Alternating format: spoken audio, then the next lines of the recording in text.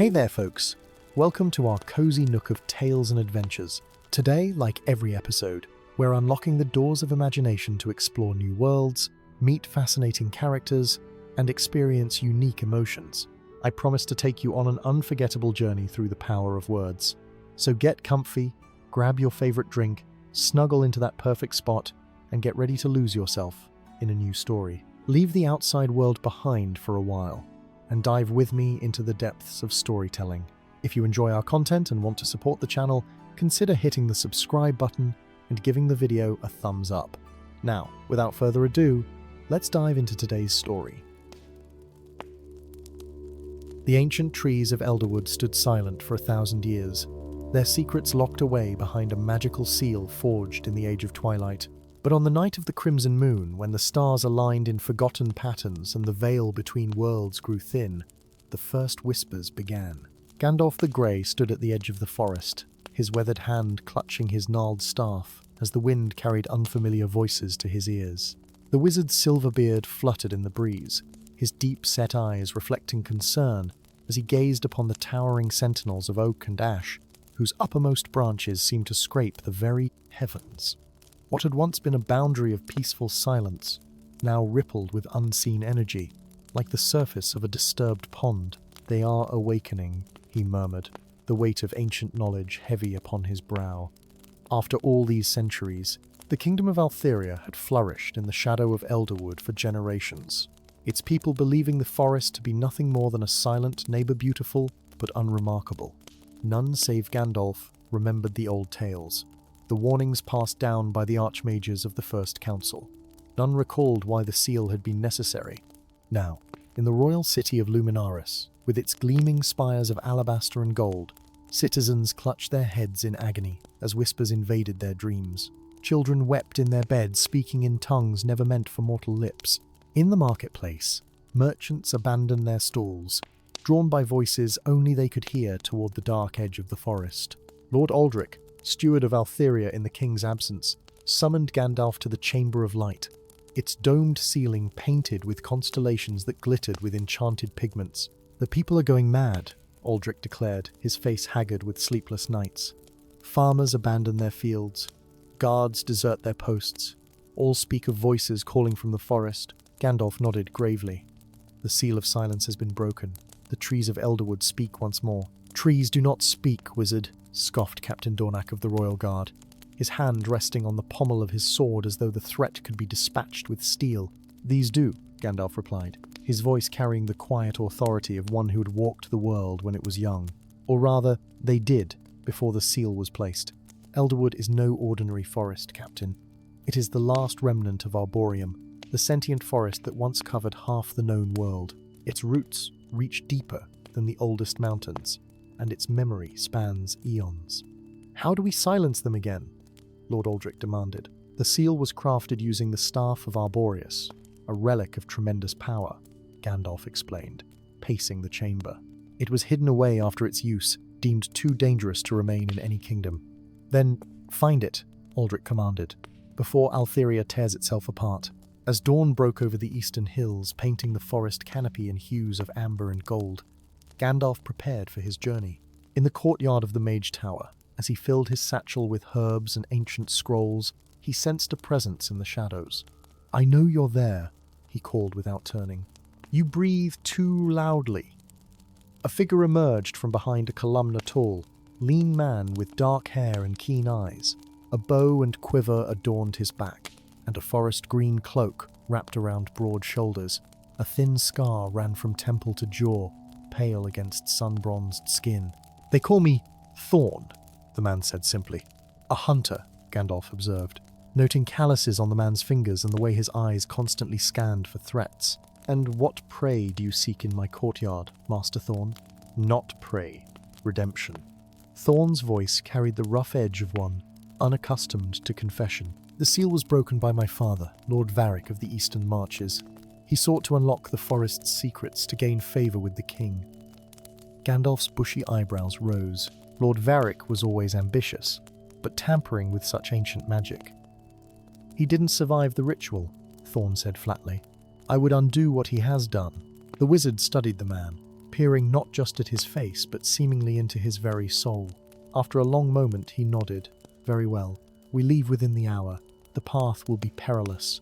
Their journey took them first to the Mistral Archives, hidden within a mountain pass where the wind never ceased its mournful howl. There, among scrolls so old they threatened to crumble at a touch, they discovered the location of the staff of Arborea secreted away in the crystal caverns beneath the Frostpeak Mountains.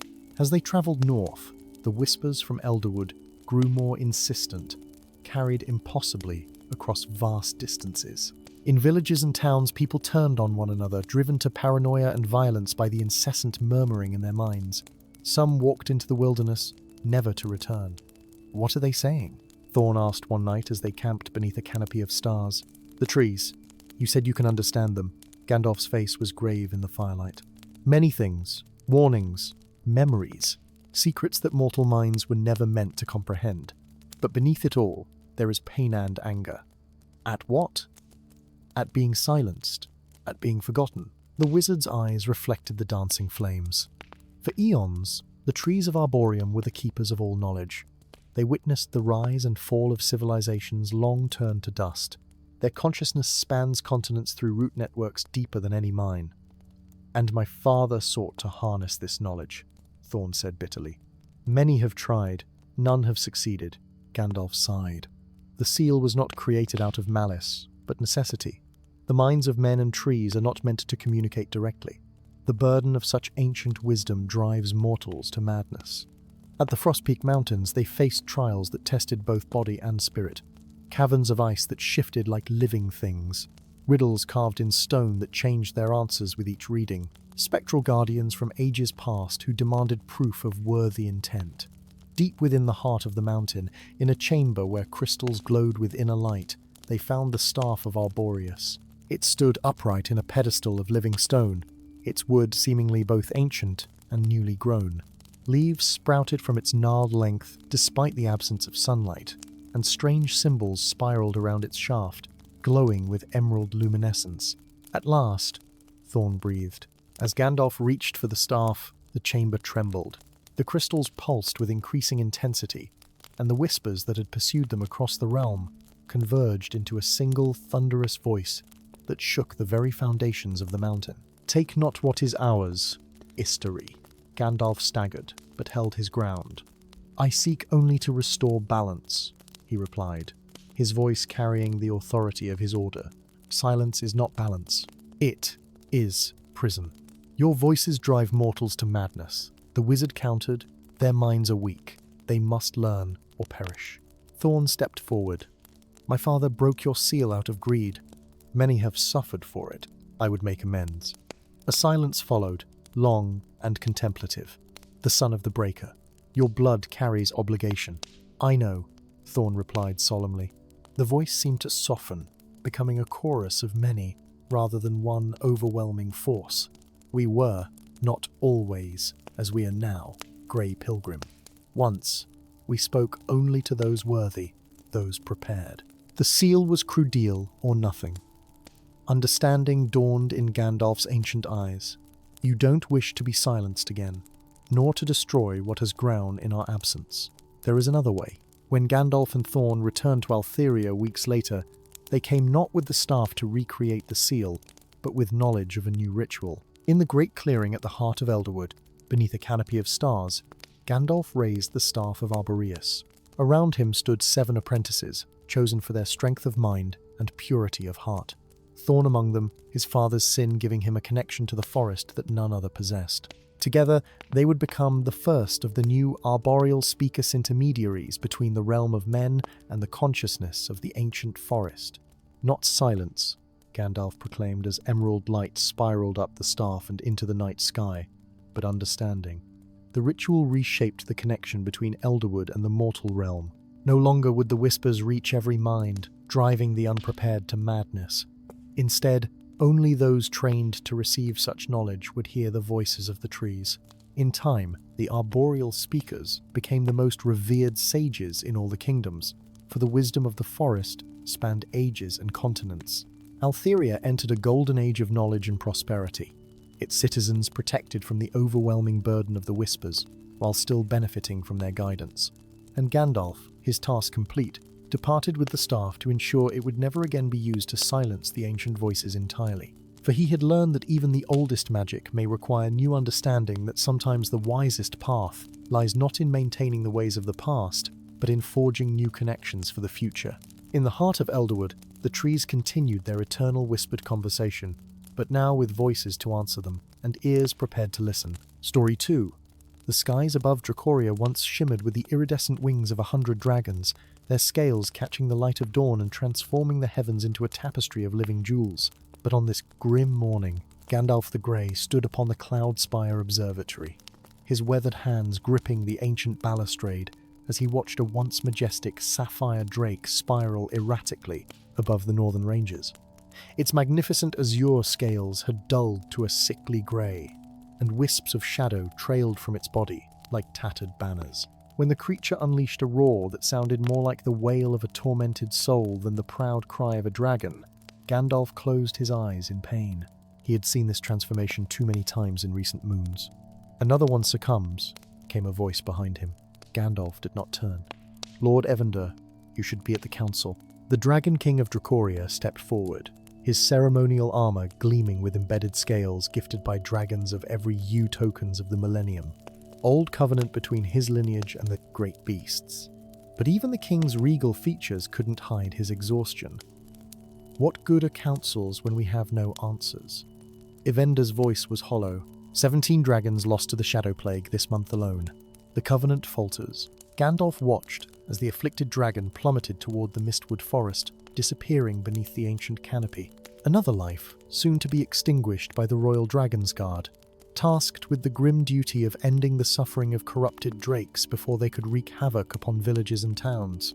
"I lost a Jormungand 3 nights ago," Gandalf said quietly, remembering the noble blue dragon who had been his companion for over 2 centuries. The bond between Dragon Rider and Drake was sacred in Dracoria, deeper than friendship, more intimate than family. "He recognized me until the end, fought the corruption with every breath." Evander placed a gauntleted hand on the wizard's shoulder. "I am sorry, old friend. I know what he meant to you." But even as the king offered condolences, Gandalf noted how Evander's right hand never strayed far from the crown of Ascension ancient relic that marked the royal lineage's divine right to rule Dracoria. An ornate circlet of gold and platinum, embedded with gems said to contain the essence of every element dragons commanded. It had been 3 months since the first dragon fell to the Shadow Plague. 3 months of mounting fear as the magnificent creatures, the guardians and partners of Dracorian society, for 1,000 years, began transforming into creatures of nightmare. The Council of Scales blamed everything from foreign sorcery to poisoned waters, yet no cure had been found, no cause identified. As the crimson sun dipped toward the jagged horizon, Gandalf made his decision. "I must seek Malus." Evander's expression hardened instantly. "The witch? She was exiled for a reason, Gandalf. Her experiments violated the sacred laws of both man and dragon. She is the foremost expert on draconic maladies," Gandalf countered. "And she loved dragons more than any, perhaps too much. The council believes she created this plague," Evander warned. "If you seek her aid, you may be branded a traitor." Gandalf straightened, his grey robes rippling in the high-altitude winds, his staff of twisted heartwood tapping once against the stone floor with quiet authority. "Then so be it. I have lived too long, and seen too much to fear such labels. Dragons are dying, my lord. Your kingdom will soon follow." The ashen wastes stretched before Gandalf like a sea of grey, punctuated by the blackened skeletons of trees that had burned in the great conflagration centuries past. Here, at the edge of Dracorian territory, the land itself seemed to hold its breath suspended between life and death. An apt place for an exile like Malus. Her dwelling appeared at first to be merely another peculiar rock formation, until Gandalf noticed the faint shimmer of protective wards and the subtle pattern of the stones that no natural erosion could create. He approached cautiously, knowing the sorceress's penchant for lethal defensive enchantments. "You need not hide your approach, Istari," came a melodious yet bitter voice. "Your aura announces you like a beacon." She emerged from a concealed entrance, her once famous beauty now severe. Silver streaked her raven hair, and her violet eyes held centuries of knowledge. and decades of resentment. Her robes were practical, but adorned with intricate draconic runes that shifted and changed as if alive. Malis, Gandalf inclined his head. It has been too long. Not long enough for some in Dracoria, I imagine. Her thin lips curved in a humorless smile. Has Evander finally realized he needs my help? Or did you come of your own accord, old friend? Both, perhaps. Gandalf gestured to a flat stone nearby. May we speak? The matter is grave. Gandalf recounted the plague's progression, the symptoms, the failed attempts at magical intervention. Malis listened intently, occasionally asking piercing questions that revealed her undiminished intellect. You believe I created this affliction, she said finally. Not a question, but a statement. The thought crossed my mind, Gandalf admitted. Your exile was bitter, and you think I would punish the dragons for the crimes of men? Genuine hurt flashed across her features. I have dedicated my life to understanding those magnificent creatures, to preserving them. Then help me now, Gandalf implored. Whatever the cause, we must find a cure before Dracoria loses its soul, before every drake becomes a creature of shadow. Malis stood abruptly, pacing the perimeter of the blue fire. I have been monitoring the plague from afar. I've seen the shadow corruption. It bears hallmarks of ancient magic, not the workings of any modern sorcerer. Ancient magic? Gandalf's bushy eyebrows furrowed. Like the primordial pacts? Older still. Malis's voice dropped to a whisper, as if afraid the very night might be listening. Have you ever questioned why dragons chose to ally with humans 1,000 years ago? Why beings of such power and majesty would bind themselves to shorter-lived, weaker creatures? Gandalf frowned. The histories speak of mutual benefit, protection and companionship in exchange for dragon, wisdom and might. Malis laughed, a sharp sound like breaking crystal. Pretty tales for children. The truth is far darker, Gandalf. She knelt beside the fire, passing her hand through the flames without harm, causing the blue light to form images of a colossal dragon of impossible proportions, radiating divine power. Dracaelus, the dragon god, she murmured, progenitor of all dragonkind. The histories taught in Dracoria claim he ascended to the celestial realm after blessing the covenant between dragons and the first king. A convenient myth, the flames shifted, showing a battle of titanic proportions, the great dragon surrounded by smaller human figures wielding strange artifacts. The truth? Gandalf guessed grimly. The first king betrayed him, Malis confirmed. Dracaelus trusted humanity, shared his knowledge, his magic. In return, the king and his sorcerers used that very knowledge to bind the dragon god, to drain his essence into artifacts of power. The flames reshaped to show a familiar crown. The crown of ascension, Gandalf breathed, pieces falling into place like a terrible puzzle. Malis nodded. The primary vessel of Dracaelus's imprisoned essence. For a millennium, it has granted the royal line their power, their unusually long lives, their affinity with dragons. But such a prison cannot hold a god forever. The corruption you see in the dragons? It is Dracaelus beginning to break free, calling out to his children in the only way he can through shadow and rage. Dawn broke over the royal citadel of Dracoria, its opalescent spires catching the light in a manner deliberately reminiscent of dragon scales. Guards in ceremonial dragon plate armor snapped to attention as Gandalf strode through the grand arch, Malis following close behind, her presence causing whispers and wide-eyed stares. The throne room fell silent as they entered. Evander sat upon the crystal throne, the crown of ascension gleaming upon his brow. But Gandalf could now see what he had missed. Before, how the crown seemed to pulse with a subtle darkness, how the shadows beneath the king's eyes weren't merely from lack of sleep. You dare bring this traitor into my court? Evander's voice echoed unnaturally. I bring the truth, Gandalf replied, his staff striking the marble floor with a sound like thunder. The crown upon your head is the source of the plague. It imprisons Dracaelus, the dragon, god betrayed by your ancestor. Gasps and murmurs rippled through the assembled court. Evander rose, his face contorted with rage that seemed too intense, too primal for a human visage. Lies! Guards! Seize them! But as the dragon's guard moved forward, the great skylight above the throne room shattered. A massive shadow dracon's, the majestic royal guardian Cinderwing, crashed through, its corrupted form terrible to behold. Yet instead of attacking the assembled humans, it focused entirely on the king, or rather, on his crown. He senses his god, Malus whispered to Gandalf. The corruption drives the dragons to seek the crown, to free their progenitor. Chaos erupted as courtiers fled and guards formed a protective circle around Evander. The shadow drake lashed out with tail and claw, not to kill but to reach the king. Evander, Gandalf called over the tumult, you must relinquish the crown. It is the only way to save your kingdom, save the dragons. For a moment, something like clarity flashed in the king's eyes. He wavered, hands rising toward the crown. No, the denial came not from Evander's lips, but seemed to emanate from the crown itself, the king's voice overlaid with something ancient and terrible. 1,000 years I have ruled through these vessels. I will not be cast aside. Malus stepped forward, violet energy crackling around her hands. It was never yours to rule, usurper. You stole what could have been freely given. With a gesture of terrible finality, she unleashed a spell not of destruction but of revelation, pure truth made manifest. The magic struck the crown, and for an instant, the throne room filled with visions of the past. The first king's betrayal, the binding of Drasalis, the generations of dragons slowly being poisoned by proximity to their imprisoned god's corrupted essence. Evander fell to his knees, tears streaming down his face as he witnessed the sins of his lineage. With trembling hands he removed the crown. "What have we done?" he whispered. The shadow drake stilled, watching the crown with predatory intensity. "We must free him," Gandalf said quietly.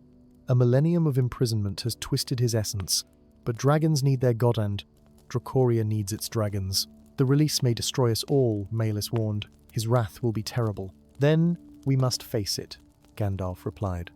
"With honesty, with remorse, with the offer of a new covenant tone built on truth rather than treachery." As the first light of true dawn touched the crown in Evandur's outstretched hands, Gandalf and Malus began an incantation older than Dracoria itself. Spell of unbinding, of freedom long overdue. The crown began to dissolve, golden light mixing with shadow as the essence of Dracalis uncoiled from its prison. The shadow drake threw back its head and roared, but the sound transformed mid-cry from anguish to something like joy. Its corrupted scales began to shimmer, darkness giving way to the crimson brilliance that Cinderwing had once possessed. Throughout Dracoria, dragons afflicted by the Shadow Plague felt the change, the call not of corruption but of restoration. Their god was returning, and with him, their true nature. And as the crown of ascension finally shattered, releasing a being of light and shadow too magnificent for mortal eyes to fully comprehend, Gandalf understood that an age was ending, and a new covenant between dragons and humans would need to be forged. One built not on subjugation, but on respect. Not on deception, but on truth. The twilight of dragons had passed. Dawn was breaking. Story 3. The eternal flame atop the crystal spire of Lumina had burned unfaltering for 1,000 years, its golden light cascading over the alabaster city like a perpetual dawn. Yet on this night, as blood-red stars wheeled ominously overhead, the sacred fire flickered and dimmed. Its once mighty blaze reduced to wavering embers that struggled against the encroached darkness. Far below, in the Temple of Radiance, Gandalf the Grey knelt beside the fallen form of Elendor the Bright, whose silver armor now lay shattered across the marble floor like scattered stars. Around them, the once immaculate temple stood in ruined alabaster pillars toppled, stained glass windows depicting the first dawn shattered, and the sacred texts of illumination reduced to ash. "Hold fast, my friend," Gandalf whispered, his weathered hand clasping Elendor's fading one. "The light will not abandon you to the dark." But Elendor's radiant eyesides that had gazed upon the heart of the eternal flame for 3 centuries were dimming rapidly. "She comes, Gandalf," he rasped, blood trickling from beneath his silver helm. "The Shadow Queen has breached the outer sanctum, her obsidian knights too many. Rest now," Gandalf soothed, though his heart hammered against his ribs. With Elendor's passing, he would be the last of the Guardians of Lux, the Ancient Order, sworn to protect the flame that held the darkness at bay. "The sword?" Elendor gasped, his grip suddenly tightening with surprising strength. "You must recover the Sword of Aurorium. It is our only hope now." His gaze shifted to the ruined altar, where a secret passage had been revealed amidst the destruction. "Go, before the shadows claim it." As Elendor breathed his last, the light in his eyes fading like distant stars at dawn, Gandalf felt the weight of centuries settle upon his shoulders. Rising to his full height, he gripped his staff, a twisted length of heartwood that gleamed with runes of protection, and moved swiftly toward the hidden passage. The winding staircase led deep beneath the temple, beyond the catacombs where fallen guardians rested in luminous sarcophagi. The air grew colder with each step, yet strangely brighter, as though the very stones emitted a subtle radiance. At the bottommost chamber, Gandalf beheld a sight few living eyes had ever witnessed. The sacred forge of dawn, where the first weapons of light had been crafted in the age when the world was young. Upon a pedestal of crystalline glass floated the sword of Aurorium, a blade that seemed forged from captured sunlight, its golden white metal flowing like liquid radiance. As Gandalf approached, the sword pulsed once, twice, as if awakening from ancient slumber. "So the legends speak true," he murmured, reaching out. "The weapon that chooses its wielder." The moment his fingers closed around the hilt, a searing light exploded through the chamber. Visions cascaded through Gandalf's mind. The founding of Lumina, the first binding of the Shadow Queen, the creation of the eternal flame, and most troubling, its inevitable dimming. When the light subsided, the sword had changed, its gleaming metal now etched with runes that mirrored those on Gandalf's staff. It had accepted him. Yet Gandalf sensed its reluctant seers, though it had been waiting for another. "We rarely receive what we expect," he told the blade wryly, "but often what we need." Emerging from the temple, Gandalf found the once pristine streets of Lumina transformed. Shadows pooled unnaturally in corners and doorways. Citizens hurried indoors before nightfall, casting fearful glances at the weakening flame above. In the distance, beyond the radiant gate, dark clouds gathered over the mistwood forest, unnatural clouds that pulsed with sickly purple lightning. "The Shadow Queen's forces gather," observed a voice from the alley beside him. Gandalf turned swiftly, the sword of Aurorium raised defensively. From the shadows stepped a tall figure clad in patchwork armor of mismatched plates and dark leathers. "You have sharp eyes to see what others cannot," Gandalf replied cautiously. The stranger's mouth quirked in a humorless smile. "When you've spent as much time watching the darkness as I have, you learn to recognize its patterns." He gave a perfunctory bow. Looking up, they beheld a winged shape silhouetted against the fading light of the eternal Flamir Shadow Wraith, scout of the Queen's aerial forces. Inside, now, Vex pulled Gandalf into the alley as the creature circled lower, its keen senses searching for the power of the sword. They navigated the narrow backstreets of Lumina, passing through hidden paths that Gandalf, despite his centuries in the city, had never known existed. Vex moved with the confidence of one intimately familiar with the city's secrets. "How does a mercenary come to know Lumina's hidden ways so well?" Gandalf asked as they descended through a concealed trapdoor into what appeared to be an abandoned undercroft. "The same way a guardian comes to walk its streets with an artifact of legend," Vex replied, lighting a lantern that cast dancing shadows across the stone walls. "Necessity and circumstance." In the flickering light, Gandalf studied his unexpected ally more carefully. There was something in the man's bearing, in the unconscious grace of his movements, that spoke of nobility rather than mercenary pragmatism. "You're more than you claim to be," Gandalf observed. Vex stilled momentarily before continuing to barricade the entrance. "Aren't we all?" he replied lightly, though tension had crept into his shoulders. "But right now, I'm the man helping you escape the Obsidian Knights who are systematically searching every district for the Last Guardian. And why would you do that?" "Perhaps I have a vested interest in seeing the eternal flame continue burning," Vex said, his tone suddenly serious. "Perhaps darkness serves no one in the end, not even those who think they command it. Through the night they planned, the celestial sanctuary where the eternal flame could be rekindled to its full strength lay beyond the Mistwood Forest, across the crystal plains, and up the treacherous slopes of Mount Illuminous. A journey of 7 days, if the roads were clear. But with the Shadow Queen's forces spreading like spilled ink across the realm, they would need to find another way. The Lightwalker's Path, Vex suggested, tracing a route on an ancient map spread between them. A hidden trail through the heart of Mistwood, known only to those with royal blood or those they guide.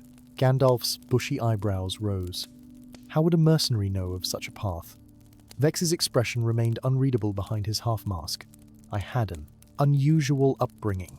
Are you familiar with the prophecy of twin flames? When darkness ascends and light retreats, look to blood both pure and tainted. Gandalf recited from memory. For only in the union of shadow and light can the eternal flame be renewed. He studied Vex with new intensity, a prophecy long considered symbolic rather than literal. Most prophecies are both, Vex replied cryptically. They set out before dawn, slipping through Lumina's eastern gate as the first tentative rays of sunlight pierced the unnatural gloom. The mistwood loomed before them, its ancient trees standing like silent sentinels. Once a place of wonder and magic, the forest had grown sinister as the Shadow Queen's influence spread, its verdant canopy now tinged with unhealthy purple hues. 3 days into their journey, as they made camp in a rare clearing, Gandalf noticed Vex studying the Sword of Aurorium with undisguised longing. "It calls to you," Gandalf observed. Vex started, then nodded reluctantly. "Since I was a child, in dreams, I would see it, feel it, waiting." His gloved hand moved unconsciously toward the blade before he caught himself, but it was not meant for me. "The sword chooses based on need rather than desire," Gandalf said gently. "It sensed a reluctance in me, as though I was not its first choice." Vex's laugh held no humor. "Perhaps it knows what I am." Before Gandalf could question this cryptic statement, a bone-chilling howl split the night. Shadow wolves, massive beasts with fur black as the void and eyes that burned with violet flame. "Run!" Vex shouted, drawing his twin blades. The metal gleamed oddly in the firelight, absorbing rather than reflecting the flames. "I'll hold them off. I will not abandon. The flame is more important than either of us," Vex snarled, his mask slipping to reveal a flash of violet eyes the same unnatural hue as the shadow wolves. "Go!" Understanding dawned like a physical blow. "You're her son," Gandalf breathed, the Shadow Queen's child. Vex's expression contorted with bitterness and resolve. Her disappointment, her failure. "Now go, while I can still control them." To Gandalf's astonishment, the approaching shadow wolves slowed, their hackles rising as they sensed Vex's presence. The mercenary stood with arms outstretched, his body trembling with the effort of exerting his will over the creatures bred from his mother's dark magic. Against all his instincts as a guardian, Gandalf fled deeper into the forest. They reunited 2 days later at the edge of the Crystal Plains. Vex, bloodied but alive, his mask gone to reveal features that echoed those depicted in ancient frescoes of the Shadow Queen in her mortal days. Beautiful and terrible, with eyes that held both darkness and a desperate yearning for light. "Why fight against your mother?" Gandalf asked as they made their way across the glittering expanse, where crystal formations cast rainbows across the barren ground. "Because I've seen what true darkness is," Vex replied quietly, "and what light can be. I was born in shadow but raised in stolen moments of dawn.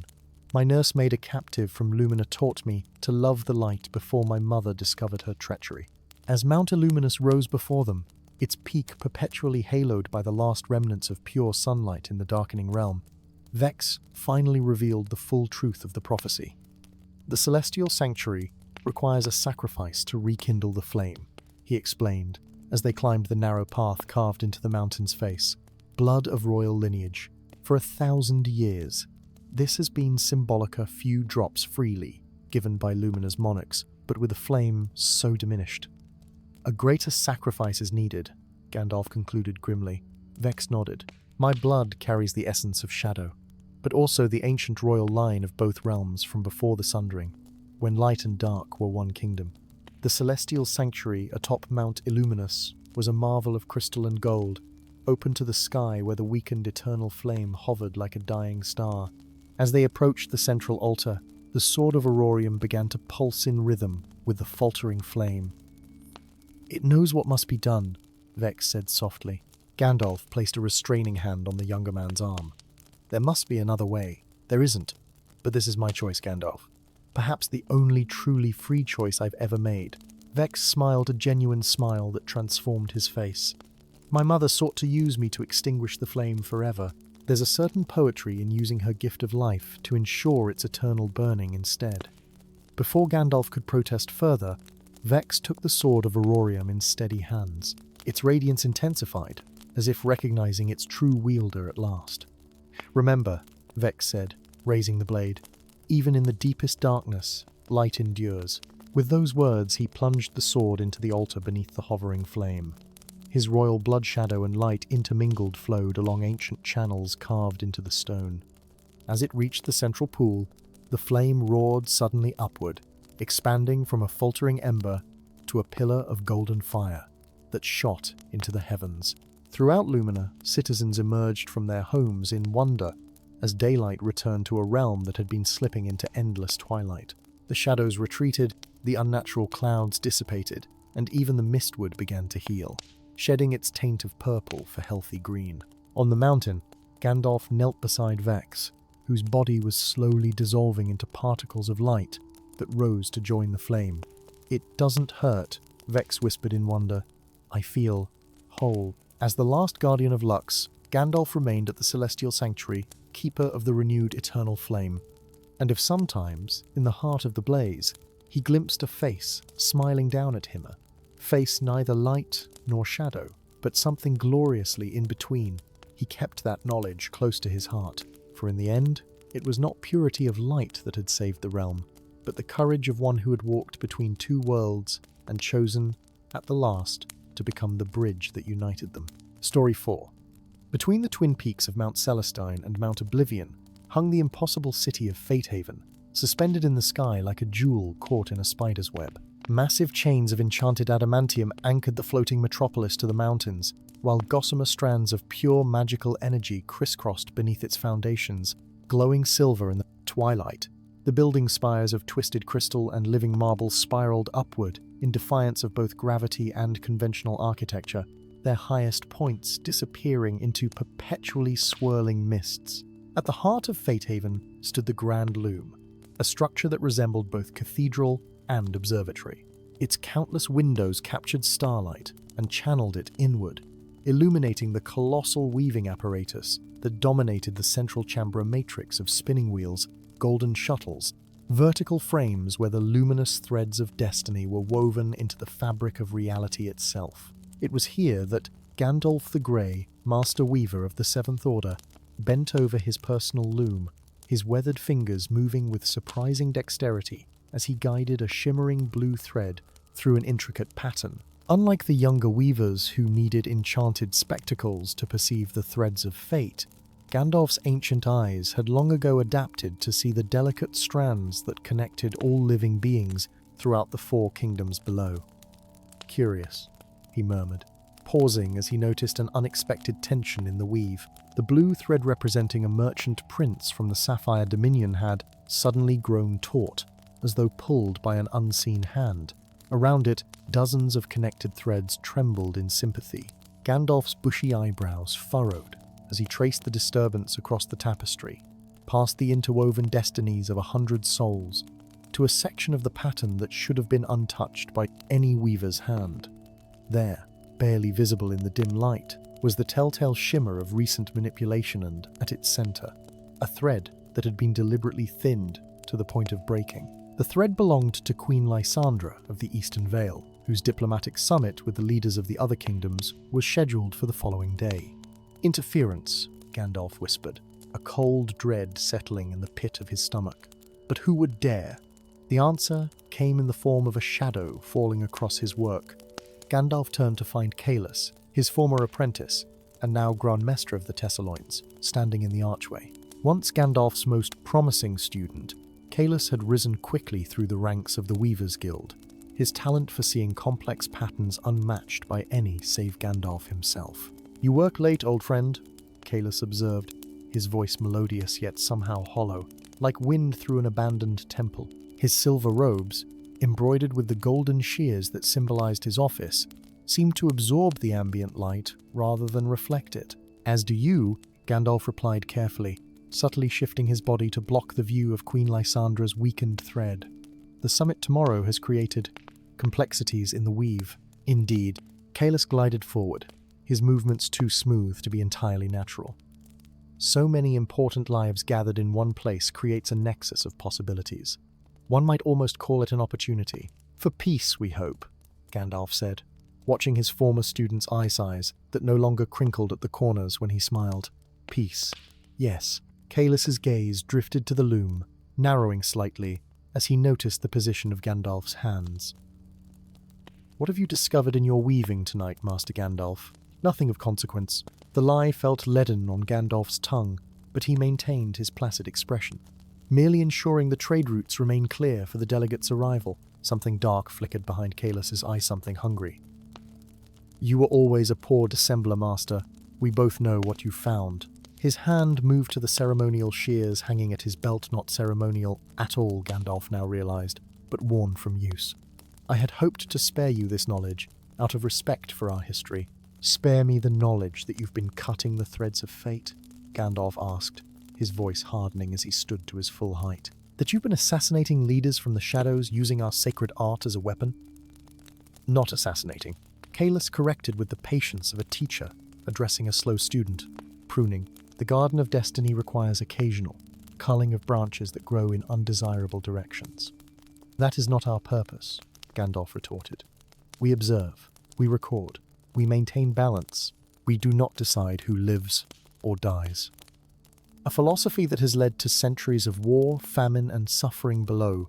Kaelus gestured dismissively toward the distant lands beneath Fatehaven. "While we hover above it all, pretending at neutrality, no more, Gandalf.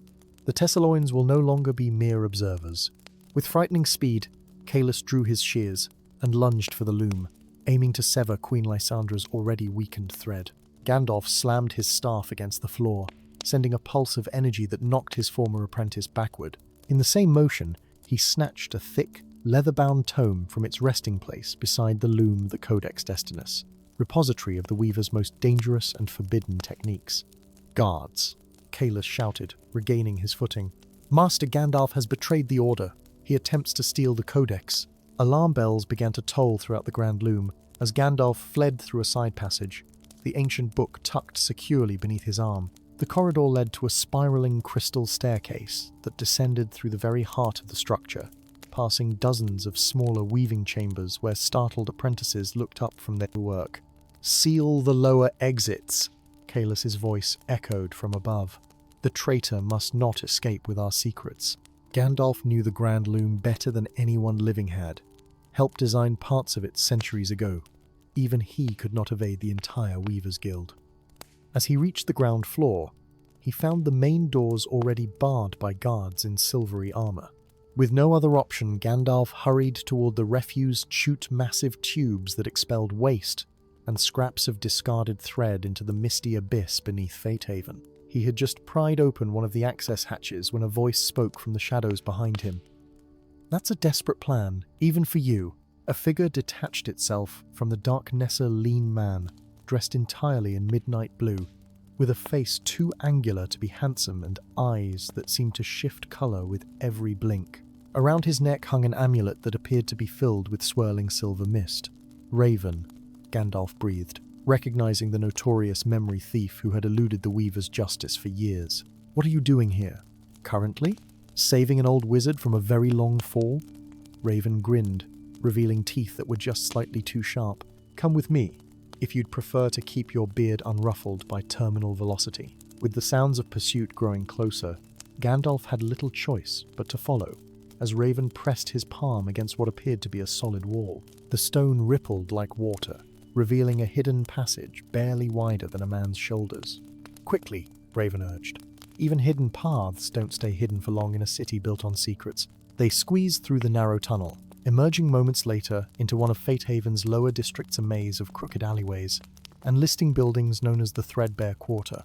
Here, far from the gleaming spires of the upper city, the floating metropolis showed its age and strain. Patches of fog drifted between buildings that seemed to lean toward each other conspiratorially, while the ever-present hum of the enchantments keeping the city aloft took on a labored quality. "Why help me?" Gandalf asked as Raven led him through a dizzying series of turns, clearly familiar with every hidden corner of this forgotten district.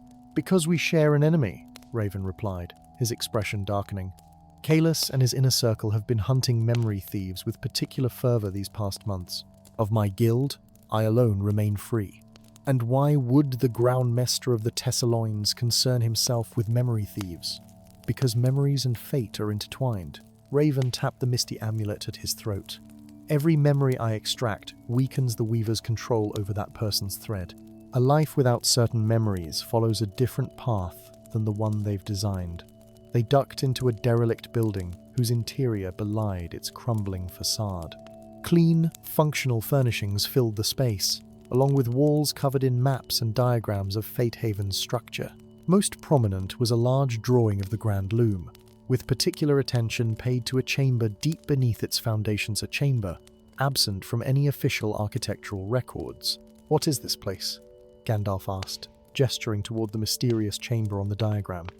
"The true heart of Fatehaven," Raven replied grimly. "And the reason I sought you out." Open the codex to page 347. With growing unease, Gandalf complied, finding a section entitled The Binding of Kronos, illustrated with diagrams that matched the hidden chamber in Raven's drawings. "It can't be," Gandalf whispered, the blood draining from his face as realization dawned. "The legends of the entity. They weren't allegory. The Devourer of Worlds is quite real," Raven confirmed, his usual glibness replaced by solemn intensity. "And it has been imprisoned beneath the Grand Loom since Fatehaven's creation. The Weavers don't control fate, Gandalf. They never have. They're merely the jailers and the conduits for something far older and hungrier." According to the Codex, the entity known as the Devourer of Worlds had been captured by the founders of the Weavers Guild and bound beneath what would become Fatehaven. Its cosmic power to manipulate reality was channeled through the Grand Loom, allowing the Weavers to observe and subtly influence the threads of fate, but never truly control them. "Every thread Kalis cuts feeds more power to the entity," Raven explained. "Each severed life creates a surge of energy that weakens the binding spells. He believes he's seizing control, but he's actually being controlled, becoming the entity's puppet as it manipulates him into breaking its chains." "How do you know all this?" Gandalf demanded. Raven's eyes shifted to a deep, sorrowful blue. "Because I stole the memories directly from Kalis's mind when he captured me 3 months ago. I saw the entity speaking to him in dreams, promising him power over life and death. What I couldn't steal was the knowledge of how to stop it." Gandalf turned back to the Codex, his ancient fingers tracing the complex binding sigils illustrated on its pages. "We need to reach that chamber," he said finally. "If the entity is close to breaking free, only a complete redesign of the binding pattern could strengthen its prison. And if it can't be contained?" Gandalf's expression grew somber. "Then I must attempt something no weaver has ever dared: the unraveling and reweaving of reality itself." Their infiltration of the Grand Loom came 3 nights later, through forgotten maintenance shafts that predated the current structure. As they descended toward the hidden chamber, the very air seemed to thicken with malevolent energy. The walls pulsed with an unnatural heartbeat, while whispers just beyond the threshold of hearing teased at the edges of their consciousness. The chamber itself was a perfect sphere, carved from obsidian, its surface etched with countless runes that glowed with sickly purple light. At its center floated a tear-shaped object that seemed to both absorb and emit darkness, not the absence of light, but darkness as a tangible force.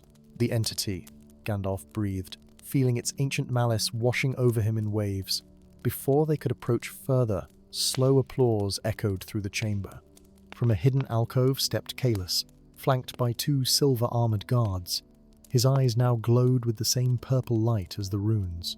"I knew you would find your way here eventually," he said, his voice layered with another, deeper tone that seemed to resonate directly within their minds. "Your curiosity was always your defining trait, Master Gandalf. And your ambition yours," Gandalf replied steadily. "The entity has corrupted you, Kalis. It's using you to free itself." "Corrupted?" Kalis laughed, the sound echoing unnaturally.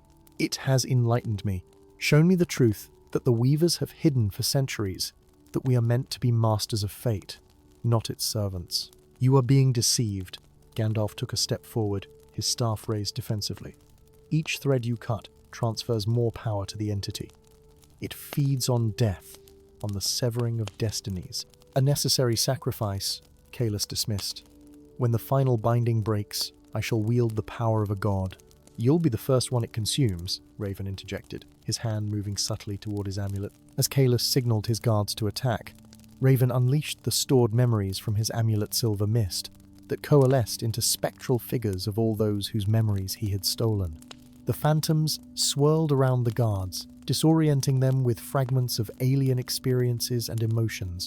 Gandalf seized the moment, rushing toward the central tear-shaped darkness with the open codex in hand. Kalis intercepted him, drawing his shearsnow glowing with the same purple light as the entity. You cannot stop what is already in motion, Kalis hissed, slashing at Gandalf with unnatural speed. Gandalf parried with his staff, decades of forgotten combat training returning in his moment of need. I don't need to stop it, he replied, only to change its pattern. With his free hand, Gandalf reached into his robes and withdrew a single golden threadone he had carefully extracted from his personal loom before fleeing. His own thread of fate. Before Kalis could react, Gandalf cast the thread into the tear-shaped darkness at the heart of the chamber. The entity pulsed violently as the foreign element entered its essence, momentarily disrupting its connection to Kalis. In that crucial moment, Gandalf began the forbidden incantation from the Codex Knot to strengthen the entity's prison, but to temporarily merge with its consciousness. His eyes blazed with golden light as ancient knowledge flooded his mind, showing him the true nature of reality's weave. "What have you done?" Kalis cried, his voice now entirely his own as the entity's influence was momentarily severed. "What was necessary?" Gandalf replied, his voice resonating with newfound power. "I see it all, now. The pattern, the purpose, the flaw in the original binding." With movements that seemed to bend the very air around his hands, Gandalf began to reweave the binding sigils. The runes covering the chamber walls shifted and rearranged themselves, forming new configurations that glowed with golden rather than purple light. The Tessalloins were never meant to control fate, Gandalf explained as he worked, each word carrying the weight of revelation. "We were meant to be its guardians, protecting the weave from those who would tear it apart, including the entity itself." As the new binding took hold, the tear-shaped darkness began to shrink, compressing into a perfect sphere of contained night. Kalis fell to his knees, the purple light fading from his eyes as the entity's influence waned. "What happens now?" Raven asked, approaching cautiously as the chamber's malevolent atmosphere dissipated. "Now," Gandalf said, retrieving his golden thread from where it hovered beside the contained entity. "We rebuild the Weaver's Guild as it was meant to be, not as manipulators of destiny, but as its caretakers." In the days that followed, Fatehaven underwent a transformation as profound as the one Gandalf had worked upon the entity's prison. The Grand Loom was restructured, its weaving patterns altered to observe rather than influence. Kalis, freed from the entity's control but not from responsibility for his actions, was confined to a warded chamber where he might eventually find redemption through contemplation. Raven, to the surprise of many, accepted Gandalf's offer to join a new order within the Weaver's Guild, the Unravelers, tasked with identifying and correcting unnatural manipulations in the weave of fate. And Gandalf himself, changed by his brief communion with the entity, devoted his remaining years to teaching a new generation of weavers the true nature of their calling, not to dictate the destinies of others, but to ensure that each soul's thread could follow its natural course, untampered by cosmic entities or ambitious mortals. For he had glimpsed, in that moment of merging with the entity, a truth both terrible and wonderful, that fate was not a tapestry woven by gods or monsters, but a collaborative creation shaped by every choice, every action, every moment of free will, exercised by beings throughout the Four Kingdoms and beyond. And in that realization lay both tremendous responsibility and profound hope. Story 5. Upon the endless waters of Oceanus, where no true land had been seen in living memory, the floating city of Aquaria gleamed like a jewel set adrift. Its concentric rings of azure and pearl structures rose from the sea in graceful tiers, connected by arching bridges that resembled the cresting waves surrounding them. Boats of every size navigated the canals that served as streets, while towering water wheels harvested the ocean's eternal motion, powering the arcane mechanisms that kept the city buoyant. But on this day, the once cerulean sky above Aquaria had turned the color of bruised flesh. Roiling clouds churned with unnatural ferocity, shot through with veins of lightning that seemed to pulse like the heartbeat of some vast and terrible creature. The waters around the city's floating foundation had darkened to obsidian, and waves taller than the highest spires crashed against the enchanted barriers that had protected Aquaria for generations. Standing upon the lighthouse of Thalassos, the city's highest point, Gandalf gazed out at the approaching tempest with ancient eyes that had witnessed the rise and fall of countless civilizations. His weathered hands gripped the railing as the wind tore at his grey robes and sent his silver beard whipping like a pennant. The fifth city in as many months, he murmured, watching as the harbour master frantically directed ships to secure moorings. Meridian, Wavecrest, Azure Haven, Tide Hollow, all claimed by the eternal storms. And now they come for Aquaria. His gnarled fingers unconsciously traced patterns in the air, following the rhythm of the waves below. For centuries, Gandalf had kept his gift hidden, the rare ability to speak the Song of Tides, to commune with the very essence of the endless ocean that covered this world. It was a magic older than the floating cities themselves, a power that had once been revered, but was now regarded with superstition and fear. The door to the lighthouse observation deck burst open, admitting a contingent of the Aquarian Guard in their ceremonial armor of polished shells and treated sharkskin. At their head strode High Admiral Nerea, her face as stormy as the skies above. "Seize the Sea Speaker," she commanded, pointing a trident-tipped staff at Gandalf. "He brings this curse upon us." Gandalf turned calmly, though his heart raced within his chest. "I bring nothing, Admiral. I seek only to help." "Help?" Nerea scoffed, her voice carrying over the mounting howl of the wind. "3 witnesses saw you singing to the waves yesterday. Today, the eternal storm follows. The pattern is clear. You were seen in Meridian before it fell, and in Tide Hollow before the waters swallowed it." "I was attempting to understand the storms, not create them," Gandalf replied, his voice steady despite the guards closing in. "The Song of Tides is not a weapon, but a dialogue with the sea." "The Council has made its decision," Nerea declared. "You will be bound and silenced until the storm passes. If Aquaria survives, you will face judgment for your crimes." As the guards moved to seize him, a tremendous crack of thunder split the air. The entire lighthouse shuddered as a wave of unprecedented size slammed against its base. Gandalf used the momentary distraction to leap onto the observation deck's railing, balancing precariously as the structure swayed. "I cannot allow you to silence me," he said, his voice carrying a power that made the guards hesitate. "Not when I may be the only one who can speak to what awakens below." Before Nerea could respond, Gandalf stepped backward off the railing, plummeting toward the churning sea hundreds of feet below. The guards rushed to the edge, expecting to see the old man swallowed by the merciless waves. Instead, they beheld an impossible sight. A massive wave had risen to meet him, cradling his falling form and carrying him away from the city with impossible speed. "Sound the alarm!" Nerea shouted, her conviction wavering for the first time. The Sea Speaker escapes and the storm follows him. Consciousness returned to Gandalf slowly, accompanied by the rhythmic creaking of timbers and the gentle sway of a ship at sea. He opened his eyes to find himself in a captain's cabin, unlike any he had seen in his long travels. The furniture appeared to be crafted from the bones of sea creatures larger than any known to exist, while the window circular, like a ship's portholes, revealed only darkness beyond, despite what should have been midday. The old man awakens came a voice like rocks grinding beneath the tide. A figure emerged from the shadows of the cabin hall, and imposing, clad in a captain's coat that might once have been fine, but now hung in tatters that seemed to fade into mist at their edges. His face bore the weathered lines of one who had spent decades facing the harshest elements, but it was his eyes that captured Gandalf's attention, pale as sea foam, and bearing the distant, hollow look of one who had gazed upon things mortal minds were not meant to comprehend. "Captain Cyrus," the figure introduced himself with a mockery of a formal bow. "Master of the Tempest Black and your unlikely savior." Gandalf sat up slowly, noting the strange weightlessness he felt. "Your ship, it's not entirely in this realm, is it?" A smile creased Cyrus's face, revealing teeth filed to points like those of a shark. Perceptive. "The Tempest Black sails the boundary between worlds neither fully in the land of the living nor committed to the realm of the dead." He gestured to the portholes. "Outside is the abyssal current, the river between realities. We can emerge wherever the ocean exists, which on Oceanus is everywhere."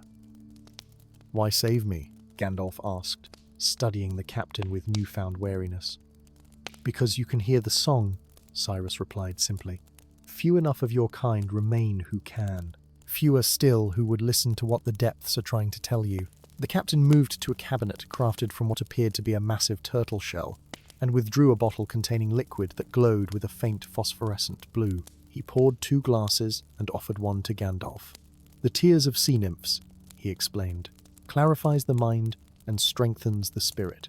You'll need both for what comes next. Gandalf accepted the glass cautiously. And what comes next, Captain? You tell me, Sea Speaker. Cyrus's pale eyes fixed on him intently. What do the tides sing of in these dark days? What caused the eternal storms to consume the floating cities one by one? Gandalf sipped the luminescent liquid, which tasted of salt and distant memories. The waters speak of awakening, he admitted. Something stirs in the deepest trenches, something ancient and vast. The stories call it Leviathan, though I suspect that name is merely the closest mortal tongues can come to its true nature. Leviathan, Cyrus echoed, a tremor of what might have been fear passing through his otherwise impassive features. The first denizen. The one who was old when the seas themselves were young. You know of it? My curse ensures I know many things denied to the landbound. The captain gestured to himself. 3 centuries ago, I sought the treasures rumored to lie in the abyssal trench. I found instead a temple dedicated to the old gods of the deep. My greed led me to steal a relic, this very pendant. He pulled from beneath his tattered coat an amulet fashioned from a material that resembled neither stone nor metal, but something in between. Etched upon its surface was a symbol that seemed to shift and change when viewed directly, as though refusing to be truly seen. The pendant of Thalassos, Cyrus continued. It grants its wearer mastery over the sea's currents and protection from drowning, but its blessing is also my doom. I can never again set foot on land, or even on the floating cities that pass for land in this water world. The moment I touch anything but a ship's deck, I will dissolve into sea foam. Gandalf's eyes widened in recognition. You stole from the Temple of Leviathan itself, and now it awakens, perhaps seeking what was taken. Cyrus nodded grimly. The eternal storms are but the stirrings of its slumber. If Leviathan fully wakes... He left the sentence unfinished, the implication clear. Not just the floating cities, but all of civilization upon Oceanus would be consumed. I must reach the abyssal trench, Gandalf declared. My song of tides might calm Leviathan long enough to understand what it truly seeks. A noble thought, Cyrus replied with a bitter laugh. But even my damned vessel cannot survive the pressures of the abyss, and Leviathan's power grows with each city it claims. Gandalf rose to his feet, his determination hardening. Then we must find a way to amplify the song. In the ancient archives of Aquaria, there were references to a conch of concordancian artifact, said to enhance the power of sea-speaking 100-fold. The conch is no myth, Cyrus said, surprising Gandalf. It rests in the Coral Cathedral, a hidden structure that rises from the seafloor only during the alignment of the 3 Moonsan event that occurs once every 50 years. When is the next alignment? Cyrus's expression darkened further. 3 days hence. But the cathedral rises in the most treacherous waters in all of Oceanus, where whirlpools large enough to swallow entire ships form without warning. It seems our course is set then, Gandalf said, meeting the cursed captain's gaze steadily. Unless you fear these waters, Captain? A predatory grin spread across Cyrus's features. Fear? No, Sea Speaker. The sea is the only mistress I've ever truly loved, even as she slowly kills me. It's respect you see in my eyes, not fear. He strode toward the cabin door. Rest while you can. When next you wake, we'll be navigating the edge of the moor, and you'll need your strength for what awaits. The crew of the Tempest Black proved as otherworldly as their vessel. Some appeared as ordinary sailors at first glance, only for Gandalf to realize he could see through their bodies when they passed before the ship's lanterns. Others were clearly not human, but all-scaled creatures with gills flanking their necks, or twisted forms that seemed composed more of water than flesh, all souls lost to the deep, Cyrus explained, as he guided Gandalf along the main deck, beneath a sky that held no sun, only a perpetual twilight, broken by flashes of distant lightning. Bound to the Tempest Black until their sea debts are paid. And what debt do you pay, Captain? Gandalf asked quietly. Cyrus's expression shuttered. One that grows with each passing decade, he replied curtly before changing the subject. We approach the moor. You should see it soon. As if summoned by his words, the Tempest Black emerged from the abyssal current into the normal realm of Oceanus. The transition felt like passing through a membrania moment of resistance, followed by a rush of sensations as the true sky appeared overhead and the natural sea surrounded them. Gandalf gasped at the sight before them. The moor deserved its name, a vast circular region of ocean perhaps 20 miles across, where the normally blue waters had turned a deep purple black. Across its surface, whirlpools of various sizes formed and collapsed in chaotic patterns, some lasting mere minutes, while others appeared stable enough to have existed for years. At the center of the moor, a permanent maelstrom of colossal proportions roared, its funnel descending into unimaginable depths. The throat of Oceanus. Cyrus named it, his voice carrying an unusual reverence. Some believe it leads directly to Leviathan's resting place. "And the coral cathedral?" Gandalf asked, scanning the troubled waters. "Will rise there." Cyrus pointed to a region near the central maelstrom where the water churned with unusual color flashes of pink and white beneath the surface. When the three moons align, the waters will part and reveal the spires of the cathedral. For 1 hour, it will stand above the waves before sinking once more for another half-century. A cry from the crow's nest interrupted them. "Ships approaching, Captain! Flying the colors of Aquaria!" Gandalf hurried to the starboard rail and squinted at the horizon. Sure enough, a flotilla of warships approached sleek vessels with hulls of treated moonwood and sails dyed the distinctive azure of Aquaria's naval forces. "It seems Admiral Neria is determined to capture you," Cyrus observed dryly. "Fortunate that we need only evade them until tomorrow night's alignment." But as the words left his mouth, a change came over the pursuing ships. Their sails, previously billowing with the strong winds, suddenly went slack. The vessels halted their advance, floating motionless upon the suddenly still waters. Then, with a sound like the groaning of a dying leviathan, the ocean between the tempest black and the Aquarian fleet began to bubble and churn. A massive whirlpool formed with unnatural speed, expanding outward until it engulfed several of the pursuing vessels. Ships capsized or were drawn into the funnel, their crews' distant screams carrying across the water. "Leviathan stirs," Gandalf whispered, feeling the subtle vibrations in the air that preceded the Song of Tides. Without conscious thought, his fingers began tracing patterns that matched the rhythm of the waves, his voice humming a counter-melody to the chaos spreading before them. The sea responded. The whirlpool's expansion slowed, then halted. The waters continued to churn violently, but the destruction paused, as if the very ocean were listening to Gandalf's song. "By the depths," Cyrus breathed, watching in astonishment. "You truly are a master of the old ways." Gandalf's voice rose in volume and complexity, weaving a melody that spoke of calm waters and gentle tides. Sweat beaded on his brow from the effort of opposing such vast forces, but gradually the whirlpool began to contract, releasing ships that had been on the verge of destruction. As the last notes of his song faded, Gandalf sagged against the rail, exhausted by the exertion. "I cannot stop Leviathan's awakening," he admitted between labored breaths. "Only delay its effects. Without the conch of concordance, my song is but a whisper against a roaring gale." Cyrus studied him with newfound respect. "Then we shall ensure you reach the cathedral when it rises." He turned to his spectral crew.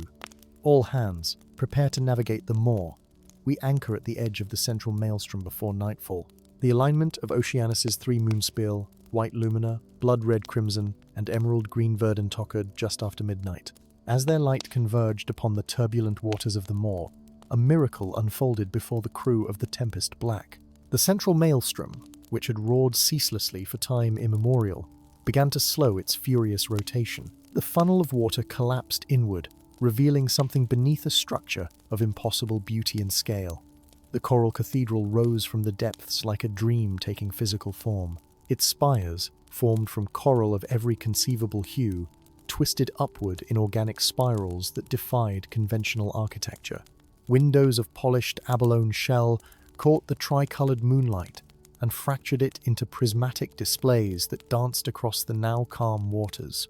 Arches and flying buttresses of pearl-encrusted limestone connected towers that would dwarf the grandest buildings of any floating city. "It's magnificent," Gandalf whispered, standing at the prow of the Tempest Black, as Cyrus navigated the vessel toward a dock that had emerged along with the cathedral pier crafted from the interlocked bones of ancient sea creatures. As they moored the ship, Cyrus turned to Gandalf with unusual solemnity. "I cannot accompany you inside," he reminded the wizard. "My curse forbids me from setting foot on anything but a ship's deck." "I understand," Gandalf replied. "Guide me as best you can from here." "The conch will be in the highest spire," Cyrus instructed. pointing to a tower of spiraling pink and white coral that rose higher than all others. The path will not be straight, nor will it be safe. The cathedral is said to be guarded by the daughters of the deep servants of Leviathan, who take the form of beautiful maidens, but possess the hearts of predators. With a nod of determination, Gandalf disembarked, feeling the smooth bone pier solid beneath his feet. The entrance to the cathedral stood before him, a massive archway framed by twin statues of sea serpents, whose eyes gleamed with embedded pearls the size of a man's fist. Inside, the cathedral defied expectations. Rather than a single vast chamber, the interior was a labyrinth of coral passages, vaulted halls filled with statuary depicting forgotten sea deities, and spiral staircases that seemed to obey no logical direction. Water flowed along channels in the floor, sometimes defying gravity to stream along walls or across ceilings. Gandalf navigated by instinct more than sight, feeling the subtle pull of the conch calling to his sea speaker's gift. As he ascended a staircase carved from a single massive shell, melodious voices echoed from a chamber above. "Sea Speaker," they called in harmonious unison. "Enter and be welcomed by the daughters of the deep." Cautious but determined, Gandalf entered a circular chamber whose domed ceiling depicted Leviathan in mosaic form, a creature of such vast proportions and alien appearance that the human mind struggled to comprehend its true shape. Beneath this imposing image stood 7 women of otherworldly beauty, their skin shimmering with subtle scales, their hair floating around their heads, as though underwater despite the dry chamber. "You seek the conch of concordance," said one, her voice like the gentle lapping of waves on a peaceful shore. "To calm our master's awakening," added another, whose tone carried the deeper resonance of underwater caverns. "A futile effort," concluded a third, with the cold finality of the ocean's darkest depths. "Perhaps," Gandalf acknowledged, meeting their gaze steadily, "but one I must attempt nonetheless. Oceanus need not suffer for wrongs committed centuries ago." The daughters exchanged glances, a silent communication passing between them. "You speak with wisdom unusual for your kind," the first admitted. "Most come seeking the conch to command the sea, to raise sunken treasures or sink rival ships. I seek only balance," Gandalf replied. "The Song of Tides is not a tool for domination, but a dialogue with the waters that sustain all life on Oceanus." After a moment of consideration, the daughters parted, revealing a pedestal behind them. Upon it rested the conch of concordance, a shell of impossible beauty, its surface shifting through all the colours of the sea as if alive. "Take it then," the daughters spoke in unison. "But know this, when you sound the conch, you call not just to the waters but to all that dwells within them. Leviathan will hear you most clearly of all." With reverent hands, Gandalf lifted the conch. It felt both impossibly light and substantially heavy, as though its physical weight was minimal, but its spiritual significance immense. "I understand," he said, "and I thank you for this trust." The final confrontation came at dawn, as the coral cathedral began its descent back into the depths. Standing upon the highest spire, with Captain Cyrus watching from the deck of the Tempest Black below, Gandalf raised the conch of concordance to his lips. The first notes of the Song of Tides, amplified 100-fold by the ancient artifact, rippled across the waters of the moor like physical waves. Colours danced upon the ocean's surface, blues and greens and purples pulsing in time with the melody. The 3 moons, still visible in the morning sky, seemed to shimmer in response. Beneath the surface, something vast stirred. A shadow larger than cities, larger than the entire moor itself, shifted in the abyssal depths. The water bulged upward as Leviathan responded to the call. Rather than flee, Gandalf deepened the song, weaving into it the story of Oceanus, the harmony of the floating cities, the lives of those who sailed the endless seas, the beauty and balance that would be lost if Leviathan's wrath consumed the world above. The massive shape drew closer to the surface, until a single enormous eye larger than the Tempest Black itself became visible just beneath the waves.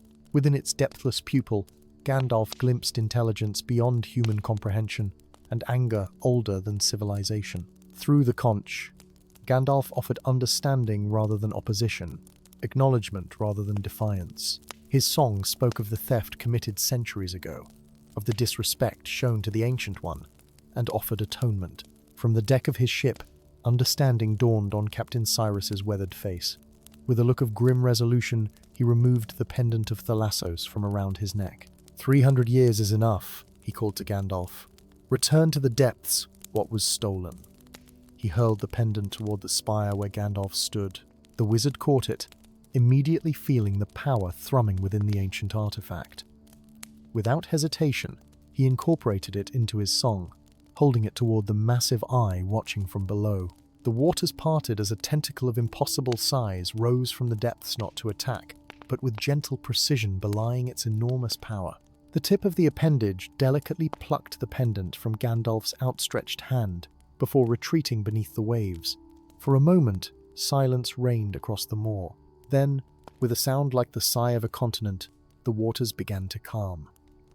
The whirlpools that had plagued the region for time immemorial started to subside. Even the central maelstrom, temporarily displaced by the cathedral's rising, failed to reform as the structure sank once more beneath the waves. On the deck of the Tempest Black, a transformation overtook Captain Cyrus. The mist-like quality of his form solidified, the ethereal tatters of his coat becoming solid fabric once more. The hollow, otherworldly look faded from his eyes, replaced by the warm vitality of true life. "The curse is lifted," he called, wonder in his voice. "After 3 centuries, I am a mortal man again." As Gandalf descended the last accessible spire of the rapidly sinking cathedral, he felt, rather than heard, Leviathan's final message-our sensation of grudging acceptance, of a bargain honored. The ancient being would return to its slumber, the eternal storms would cease, and Oceanus would be spared. "What will you do now, Captain?" Gandalf asked as he boarded the Tempest Black once more. "Now that you may walk on land again?" Cyrus looked thoughtfully at his ghostly crew, who were beginning to fade as their bond to the cursed ship weakened. "First, I shall release my crew from their service. Their sea debts are paid." He turned to gaze at the horizon, where the distant silhouettes of floating cities could be seen. "And then perhaps I shall feel soil beneath my feet again, after all these years." "And the Tempest Black?" Gandalf inquired, running a hand along the ship's enchanted railing. A smile curved the captain's lips. "She has earned her rest as well, I think." He patted the mainmast affectionately. "Perhaps she will become an ordinary vessel for an ordinary captain. Or perhaps she will find her way to the bottom of the sea, to rest near the cathedral until some new adventure calls." As they sailed away from the now placid moor, Gandalf felt the conch of concordance warm against his chest where he had secured it. The Song of Tides hummed quietly in his mind, no longer a burden to be hidden, but a gift to be shared. In a world of endless oceans, understanding the language of the waters was not a crime, but a necessity. And if Leviathan should stir again someday, as ancient beings inevitably do, Gandalf would be ready to sing the song that bridged the worlds above and below the endless waves of Oceanus. Story 6. Where the borders of day and night blurred, the inverted tower stood as sentinel and bridge between irreconcilable realms. Neither wholly of the upper world of Solaris nor the lower domain of Umbra, it existed in defiance of natural lava structure that simultaneously reached for the heavens and plunged toward the abyss. Its spire of luminescent crystal pierced upward into the eternal daylight of Solaris, while its obsidian counterpart descended into the perpetual twilight of Umbra below. At the horizon where these kingdoms met, the tower's central chamber, the Nexus, served as the sole crossing point between worlds that had been divided since the Sundering. For 1,000 years, this precarious balance had held. But on this day, as Gandalf stood upon the precipice of dawn overlooking the tower from the Solarian side, the ancient structure shuddered visibly. Fissures of golden light erupted along its obsidian base, while veins of shadow spread through its crystal spire. The sight confirmed his worst fears. The division was failing, and with it, the artificial boundaries between magics that the ancient Concord had established. A tremor passed through the earth beneath his feet, causing loose stones to cascade down the cliff face. The tower shuddered again, more violently this time, and the distinctive sound of crystal fracturing echoed across the valley. "So it has begun," Gandalf murmured, clutching his staff of twisted heartwood closer. Unlike other mages who walked the divided realms, his staff bore neither the golden filigree of Solarian lightweavers nor the shadow-wrought iron of Umbran darkcasters. Instead, spiral patterns of both materials intertwined along its length, a physical manifestation of the forbidden truth he carried within him. For Gandalf possessed what none could in this divided world: mastery of both light and shadow magics. Such duality was considered an abomination in both realms, punishable by immediate execution. In Solaris, manipulators of shadow were burned upon pyres of pure light until nothing remained, not even ash. In Umbra, wielders of light were entombed in prisons of living shadow, where they would slowly fade from existence, forgotten by all. Yet Gandalf had survived for centuries, carefully concealing his dual nature, studying ancient texts that predated the Sundering, seeking the truth behind the rigid separation of powers. His investigations had led him to one inescapable conclusion: the tower was never meant to divide. Its true purpose had been corrupted, and now that corruption was reaching its breaking point, as he began his descent toward the tower, movement on the path below caught his attention. A contingent of riders approached from the Umbran side, their forms obscured by tendrils of shadow that clung to their midnight black armor. At their head rode a figure whose helmet was adorned with curved horns, resembling a raven's wings, the distinctive mark of an inquisitor of shadows. Gandalf quickened his pace. If the tower's deterioration had become obvious enough to draw Umbra's attention, then Solarian forces would not be far behind. He needed to reach the Nexus before either kingdom secured it. The path to the tower wound through the Twilight Barrens, a narrow strip of land that belonged to neither realm, too bright for Umbran comfort, too dim for Solarian habitation. Gandalf moved swiftly across terrain that shifted between parched golden grasslands and patches of mushroom-dotted shadow soil. Twisted trees with half-luminous, half-darkened branches reached out like grasping hands, their nature as divided as the realms they straddled. Reaching the tower's base before the Umbran contingent, Gandalf approached the ancient doorway and arch of intertwined crystal and obsidian, upon which runes in a language predating both kingdoms were inscribed. He pressed his palm against the center of the arch, whispering words in that forgotten tongue. The doorway recognized the duality within him, stone grinding against stone as the entrance unsealed itself for the first time in decades. Inside, the tower's deterioration was even more apparent. The central spiral staircase, once a perfect balance of light above and shadow below, now resembled a shattered spinal column. Steps had crumbled away entirely in places, while in others, the materials had begun to intermingle in ways that defied explanation, shadow solidifying into tangible substance, light acquiring weight and mass. Gandalf had ascended only halfway to the Nexus when the tower shook violently. From below came the sound of the entrance opening once more. "Halt," commanded a voice that carried the distinctive hollow resonance of one who had spent a lifetime in Umbra's perpetual twilight. "By authority of the Shadow Conclave, all access to the tower is forbidden." Gandalf turned slowly to find himself facing the Inquisitor, who had removed his raven-winged helmet to reveal features that would have been handsome were they not so hardened by suspicion. Despite the shadows that clung to his armor like living things, his eyes were clear and alert, the eyes of one accustomed to seeing through deception. "Gareth of the Ninth Circle," Gandalf greeted him calmly. "Your reputation precedes you." The Inquisitor's hand moved to the hilt of his shadow steel blade. "You have me at a disadvantage. You know my name, yet you are neither of Umbra's recognized mage clans." "I am Gandalf," he replied simply, "and I am here because the tower fails. Surely you can see that its collapse threatens both our realms." Gareth's expression remained impassive, but his eyes narrowed slightly. "The tower has stood for a millennium. It does not simply fail, unless," his voice hardened, "someone interferes with its fundamental enchantments." Before Gandalf could respond, the tower shuddered again. This time, a section of the staircase between them gave way entirely, stones tumbling into the darkness below. Gareth leapt backward, barely avoiding the collapse, while Gandalf steadied himself against the inner wall. "Your suspicion is misplaced," Gandalf called across the newly formed gap. "I seek to stabilize the tower, not destroy it, but I cannot do so alone. And why would I believe a wandering mage with no allegiance?" Gareth challenged. In answer, Gandalf raised his staff and channeled his power, not shadow alone, which might have earned the Inquisitor's trust, nor light alone, which would have confirmed his worst suspicions. Instead, He summoned both simultaneously. From one end of his staff bloomed a sphere of golden radiance, from the other, a swirling orb of deepest shadow. The two forces spiraled around each other without touching, two halves of a whole that had been artificially divided. Gareth's sword was drawn in an instant, its edge gleaming with concentrated darkness. "Abomination!" he hissed, though Gandalf noted the accusation lacked the certainty it should have carried from a true believer in the separation. "Is it abomination to be whole?" Gandalf asked quietly. "Or is the true abomination the artificial division of powers that were meant to complement each other?"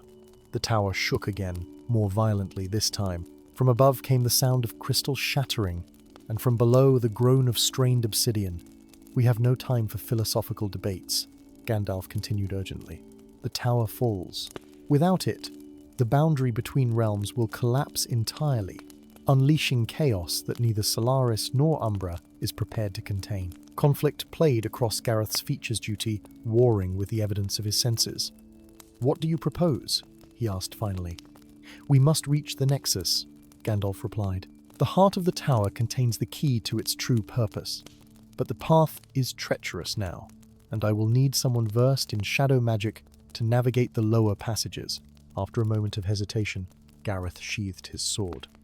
"If you betray me, or if this is some trick to undermine Umbra's sovereignty, not even your dual magic will save you from my blade." "Understood," Gandalf acknowledged with a slight bow. "Now, can you still command the shadows well enough to bridge this gap?" Gareth's answer came in the form of action. He extended his hands, and the shadows clinging to his armor flowed outward, coalescing into a solid bridge of darkness that spanned the broken staircase. The construct held firm as Gandalf crossed cautiously. "Impressive," he commented. "The ninth circle trains its inquisitors well." "Save your flattery," Gareth responded coolly. "The Nexus awaits, and my men below will only respect my orders for so long before they follow." Together they ascended the deteriorating staircase, their progress hampered by increasingly frequent tremors. In places where light-infused crystal had crumbled, Gareth would craft shadow bridges. Where encroaching darkness made passage impossible, Gandalf would summon gentle illumination. Their complementary abilities allowed them to overcome obstacles that would have stopped either one alone, a fact that did not go unnoticed by the increasingly thoughtful Inquisitor. As they neared the Nexus, the tremors intensified. The very fabric of the tower seemed to be tearing itself apart, with sections of wall simply vanishing into nothingness, leaving glimpses of strange, swirling voids beyond. "What is that?" Gareth demanded, pointing to a rift where neither the golden light of Solaris nor the twilight of Umbra was visible, but something else entirely, a shifting iridescence that defied description. "The truth beyond the illusion," Gandalf replied cryptically. "Hurry, we are almost there." The Nexus itself was a perfect spherical chamber at the tower's center, where the spire and its inverted counterpart met. Under normal circumstances, the chamber was divided precisely in half, the ceiling formed of radiant crystal, the floor of polished obsidian, with a thin line of neutrality between them. But now, that boundary had blurred. Veins of crystal penetrated the floor, while shadows crawled across the ceiling. At the chamber's center, suspended in midair, rotated the Keystonian artifact, shaped like two pyramids joined at their bases, one fashioned of purest light, the other of deepest shadow. Or at least, that was how legends described it. The keystone they beheld now was fractured, pieces of it drifting apart as the magics that had held it stable for a millennium unraveled. "By the void," Gareth whispered, all pretense of detachment abandoned in the face of such a sight. "The tower really is failing." "Not failing," Gandalf corrected, approaching the keystone carefully. "Transforming." Look closely at the fractures. Between the separating pieces of the keystone, a third substance was becoming visibly neither light nor shadow, but something that seemed to be both simultaneously, shifting with opalescent colors that had no names in either Solarian or Umbran tongues. "Before the Sundering," Gandalf explained, circling the floating artifact, "there were not two kingdoms but one, not two magics, but a single, unified power. The tower wasn't built to divide the realms, it was transformed into a divider by those who feared magic in its complete form. That contradicts everything in the Umbran histories," Gareth objected, though his voice lacked conviction as he stared at the evidence before him. "History is written by those who survive to tell it," Gandalf replied softly. "And sometimes, by those with reason to obscure the truth. The chamber shuddered violently, and more pieces of the keystone began to drift apart. Through the widening gaps, the strange iridescence grew stronger. "We must stabilize it," Gareth urged, reaching for the artifact. Gandalf caught his wrist. "No, that is exactly what we must not do." "Are you mad? If the keystone fails completely, then what was artificially divided will be reunited," Gandalf finished. "Look beyond the keystone, Inquisitor. What do you see?"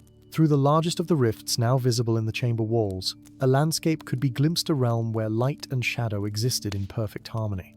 Forests whose trees bore luminous fruits beneath canopies of gentle darkness. Mountains that gleamed with inner radiance while casting shadows that seemed almost alive with purpose. And in the distance, structures that resembled the tower in its original form, not inverted and divided, but whole and integrated. "The third realm," Gareth breathed. "Not just a heretical myth, the original realm," Gandalf corrected, "from which Solaris and Umbra were artificially split. The prophecy spoke not of two kingdoms, but three, the two we know, and the one from which they came, to which they must eventually return." Another violent tremor shook the chamber, and more of the keystone fragmented. The rift widened further, the landscape beyond becoming more distinct. "We have a choice," Gandalf said urgently. "We can attempt to repair the keystone, reinforcing the artificial division for perhaps another century before it fails again. Or we can help complete the transformation, allow the tower to become what it was always meant to be. Not a barrier, but a bridge." Gareth stared at the mysterious landscape beyond the rift, conflict evident in his features. "If what you say is true, this would mean the end of Umbra as we know it, the end of Solaris as well." "Not an end," Gandalf countered. "A reunion, a healing of an ancient wound that should never have been inflicted." Before Gareth could respond, the chamber door burst open. A contingent of Solarian Radiant Guards flooded in, their armor gleaming painfully bright even in the chamber's confused lighting. Behind them came Umbran Shadowstalkers, Gareth's own men having apparently allied with their traditional enemies in the face of the tower's imminent collapse. "Seize them," commanded the Solarian captain. "They sabotage the tower." Gandalf turned to Gareth, a question in his eyes. The Inquisitor hesitated only a moment before making his decision. With a swift motion, he drew his shadow steel blade and plunged it directly into the heart of the fragmenting keystone. A shockwave of pure magical energy exploded outward, temporarily blinding all present. When vision returned, the chamber was transformed. The rigid division between crystal ceiling and obsidian floor had vanished, replaced by a seamless integration of both materials, swirling together in patterns of breathtaking complexity. The walls had become transparent, revealing the landscape of the third realm now visible in all directions. And the tower itself was changing, its structure reorganizing from within. No longer inverted, it was becoming something new, a spiral that connected all three realms in an endless cycle of complementary energies. "What have you done?" gasped the Solarian captain, his radiant armor now streaked with elegant lines of shadow that somehow enhanced, rather than diminished, its brilliance. "Fulfilled the tower's true purpose," Gandalf answered, watching as the transformation spread outward from the Nexus. "The division was always temporary, a mistake born of fear rather than wisdom." As the soldiers from both realms stared in wonder at the changes overtaking their very armor, their weapons, and eventually their own body sleight and shadow finding balance within each of them, Gareth turned to Gandalf with new understanding. "You knew this would happen," he said. "You've known all along." "I suspected," Gandalf corrected. "The ancient texts were unclear about exactly how the reunification would manifest, but they were quite certain about one thing. The key to restoration would be someone who carried the unified magic within them." "Someone like you," Gareth observed, "the last practitioner of the undivided arts." Gandalf smiled enigmatically. "Perhaps not the last for much longer." As the tower's transformation accelerated, spreading outward to the lands of Solaris and Umbra, beginning the great reunification that would heal the wound of the Sundering, Gandalf looked out upon the third realm, the original realm now becoming accessible once more. "There is much to relearn," he told Gareth and the amazed soldiers from both kingdoms. "Much to rediscover about what we once were, before fear divided us against ourselves." The tower, no longer inverted but transformed into a perfect spiral connecting 3 points in an eternal cycle. stood as testament to a fundamental truth that had been hidden for a millennium. Light needs shadow to define it. Shadow needs light to give it meaning. And the space between them, the third, power binds them into something greater than either could be alone. And as the boundaries between realms dissolved, replaced by gradients of harmonious transition, Gandalf felt the burden of centuries lift from his shoulders. No longer the sole keeper of a forbidden truth, he could now become what he was always meant to be. Not a divided being, hiding half his nature, but a guide to a reunited world where wholeness, not division, was the natural state of all things. Story 7. The golden spires of Solaris pierced the heavens like fingers of flame reaching for the sun they worshipped. Each tower of the imperial palace was crowned with a sunstone that captured daylight and transformed it into perpetual illumination, ensuring that even during the brief hours of night, shadows never fully claimed the heart of the Eternal Empire. For 1,000 years, the realm had prospered under the unbroken rule of the Solar Dynasty, whose emperors aged not a day after their coronation, their lifespans extended by the sun's blessing until they chose to pass the crown to their designated heir. Or so the Imperial Chronicles claimed. In the highest chamber of the Celestial Tower, where even the air shimmered with golden motes of raw solar magic, Gandalf knelt beside the fallen form of Emperor Aurelius IX, whose immortal life had ended in a manner deemed impossible. The Emperor's body lay in state upon a bier of sunfire crystal, his once radiant skin now ashen, the golden light that had always emanated from his eyes extinguished. Around his neck, the chain of solar ascension which had carried the imperial essence for 10 centuries shung broken, its central sunstone shattered. "How can this be?" whispered Lady Selene, the imperial truthsayer, her face pale beneath her ceremonial golden mask. No mortal hand should be able to extinguish the Emperor's light. Gandalf's weathered fingers traced the air above the shattered sunstone, feeling the residual magic that still clung to its fragments. "Not mortal indeed," he murmured, his mind racing through centuries of lore.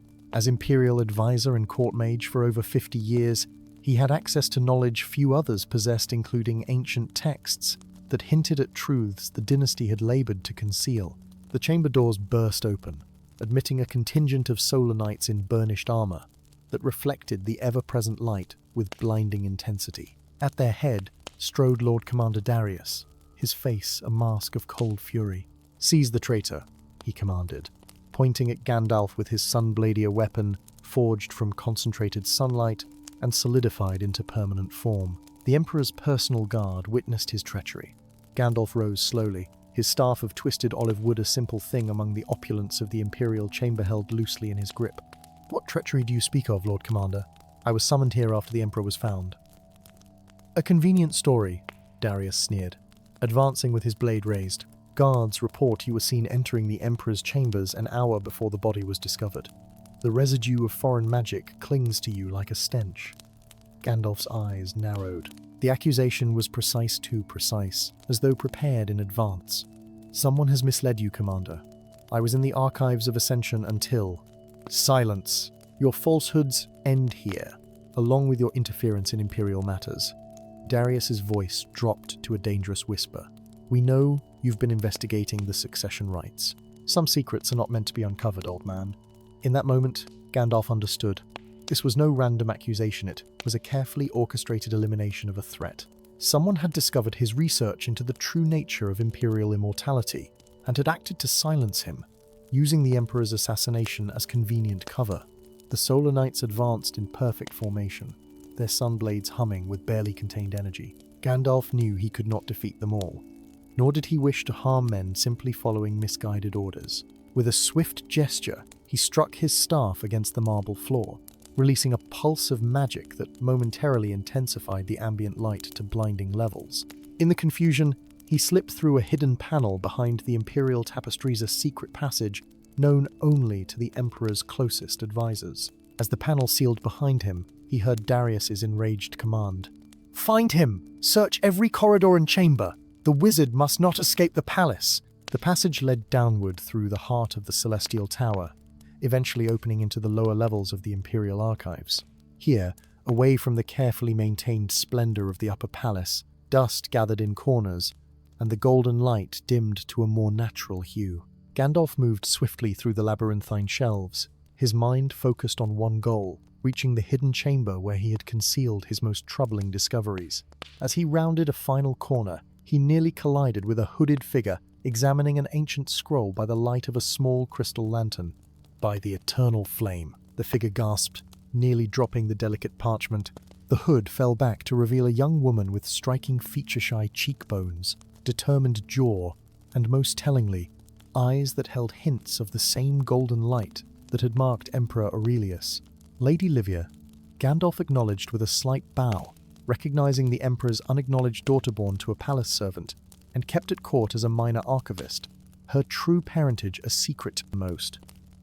"Forgive the intrusion, but you must leave immediately. The archives will soon be swarming with solar knights." "They're already here," Livia replied, her voice steady despite the fear evident in her eyes. "They came through the main entrance minutes ago, demanding access to the restricted sections. Master Heliodorus tried to stop them and..." She swallowed hard. "They struck him down where he stood." Gandalf's expression darkened. Heliodorus had been chief archivist for nearly 70 years, a man dedicated to knowledge and truth.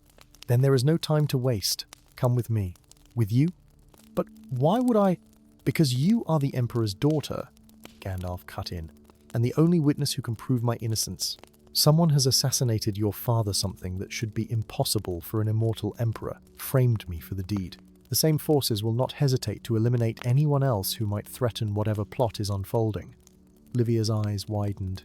"How did you know about my father?" "I've kept that secret my entire life. The resemblance is subtle but unmistakable to those who know what to look for," Gandalf explained, already moving toward a section of shelving that appeared no different from those surrounding it. "More importantly, your blood gives you certain affinities that cannot be disguised from a trained mage." With practiced movements, he rearranged several ancient tomes, revealing a small sunstone embedded in the wood behind them. When he pressed his palm against it, channeling a specific pattern of magic, the entire shelving unit slid silently aside, revealing a chamber beyond. "Quickly," he urged, guiding Livia into the hidden room. Inside, a modest workspace contained scrolls, artifacts, and a table covered with star charts and diagrams of the Imperial bloodline. Most prominent was a glass case containing a single page from a text, so ancient its edges had crumbled to dust. Upon it was written in a language older than the Empire itself. "The first Emperor does not pass his crown, but merely his vessel. The Sun's blessing is a chain without end, binding soul to soul across generations unbroken." Livia's eyes widened as she scanned the other materials documents, suggesting that Emperor Helios I, founder of the dynasty, had never truly died. Instead, his consciousness transferred to his heir upon the moment of coronation, subsuming the new emperor's mind and continuing an unbroken rule disguised as succession. "This can't be true," she whispered. "It would mean that every emperor for the past 1,000 years has been the same man wearing different faces," Gandalf confirmed grimly, gathering the most essential documents, "including your father, or rather, the man who wore your father's form." The distant sound of armored footsteps echoed through the archives. Gandalf quickly retrieved a hidden satchel and stuffed it with the critical evidence, along with several small artifacts of clear importance. "But if what you say is true, how could anyone kill the Emperor?" Livia asked, her scholar's mind already analyzing the implications. "And why frame you specifically?" Both excellent questions, with connected answers. Gandalf moved to a section of the wall that appeared solid but yielded to his touch, revealing another hidden passage. "The Emperor can only be killed during the preparation for succession when his essence is vulnerable. As for why I was targeted, I suspect it's because I discovered the truth about the Tears of Selene." As they hurried through the narrow passage, which sloped steeply downward toward the lower city, Gandalf explained, "The Tears of Selene were legendary artifacts crystallized moonlight, from an age when the moon goddess Selene had walked the mortal realm before being banished by Helios. The imperial histories claimed they were merely symbols of Helios's victory, but Gandalf's research suggested they were something far more significant, the only means of permanently severing the chain of immortality that allowed Helios to persist across generations. Someone has discovered one of the tears and used it to kill the Emperor before he could transfer his essence to the Crown Prince." Gandalf theorized as they emerged from the passage into a rarely used courtyard. Beyond its walls lay the Umbral District, the only part of the capital where direct sunlight was blocked by massive cloth awnings, creating a perpetual twilight preferred by those who found the Empire's obsession with brightness oppressive. "But why kill him now, after 1,000 years?" Livia asked, as they slipped through a postern gate and into the shadowed alleyways beyond. "Perhaps because the stars align," Gandalf replied cryptically. "In 3 days' time, the crimson eclipse will occur the only time when the moon passes directly between Solaris and the sun, temporarily severing the connection between the Emperor and his power source." They navigated the warren-like streets of the Umbral district, where vendors sold goods from lands beyond the Empire's borders, and conversations in foreign tongues created a constant murmur. Here, among those who preferred shadow to light, Imperial guards rarely ventured. Gandalf led Livia to an unassuming door marked with a crescent moon sigil, so faded it was barely visible. 3 precise knocks followed by a pause, and 2 more gained them entrance. Inside, the air was cool and smelled of strange herbs and ancient parchment. A woman with silver hair and eyes like polished obsidian greeted them with a formal bow. "The stars foretold your coming, Stormcrow," she said, addressing Gandalf by a name Livia had never heard. "And the daughter of false light as well." "Estelara," Gandalf acknowledged. "The Emperor is dead, but not in the way that was prophesied. Helios still lives, I fear, and will soon claim a new vessel. Then our time grows shorter still," Estelara replied, leading them deeper into what revealed itself to be an extensive complex hidden beneath the streets of the capital. "The Lunomancers have felt the disturbance in the cosmic balance. Something, or someone, has intervened in the cycle of succession." In a circular chamber, illuminated by the soft blue light of captive moonbeams, a dozen figures in silver robes stood around a table shaped like a crescent moon. Upon it lay a map of the Empire, with certain locations marked by small crystals that glowed with gentle luminescence. "The Society of Lunomancers," Gandalf explained to Livia, "practitioners of moon magic who have preserved the old ways since before the rise of the Solar Dynasty. They alone have maintained the truth about Selene's banishment and Helios's usurpation." "The Imperial histories claim moon magic was a corruption," Livia said hesitantly, "that it brought madness and chaos before Helios established the rule of perpetual light. History written by the victors rarely acknowledges the virtues of the vanquished." Estelara replied without rancor. "Moon magic is the magic of change, of cycles, of renewal through ending. Helios feared it because it represented the one thing he could not control, the inevitable conclusion that comes to all things." The Lunomancers gathered around Livia with expressions of wonder and hope. One elderly man stepped forward, taking her hand in his. "The blood of the Emperor flows in her veins," he announced, "but uncorrupted by the coronation ritual. This is a sign, just as the prophecy foretold. When the false light falters, look to the bloodline unrecognized, for therein lies the key to breaking chains a millennium strong." Gandalf placed a comforting hand on Livia's shoulder, feeling her tremble slightly under the weight of implications. "The tears of Selene must be gathered before the crimson eclipse," he told the assembled Lunomancers. "One has already been used against the Emperor, proving they retain their power. If we can secure the others, we may finally end Helios's eternal reign and allow true succession to restore balance to the realm." As the Lunomancers began preparations for the quest ahead, Livia turned to Gandalf, with determination settling over her features that, in the gentle moonlight, revealed even more of her imperial heritage than was visible in the harsh sunlight above. "If what you say is true, then the man who ruled was never truly my father, but something that wore his form," she said quietly. "And now that same entity will consume the crown prince, as it has consumed every heir for 1,000 years." "Yes," Gandalf confirmed. "Unless we can prevent the succession ritual."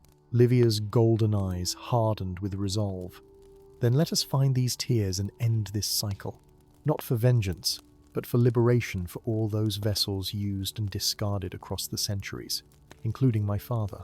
As they prepared to depart in search of the scattered tears, Gandalf reflected on the strange workings of fate.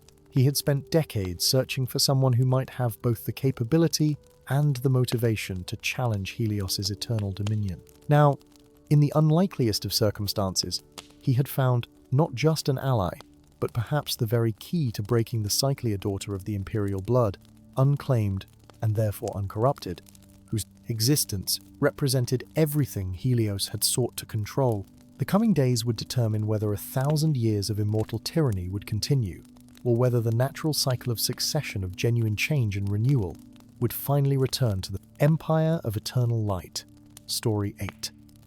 The world trembled on the day Arcadia rose from the depths. Fishermen near the abyssal trench reported the sea boiling as if in fury, while birds flew in chaotic patterns across skies suddenly bruised with strange auroras.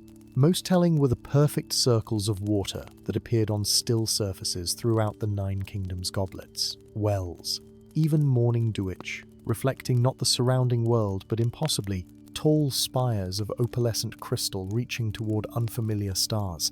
On the 70th floor of the Vault of Celestial Knowledge, the tallest tower in the scholarly city of Lumina, Gandalf stood before the grand scrying pool, his weathered hand trembling slightly as he passed it over the water's surface.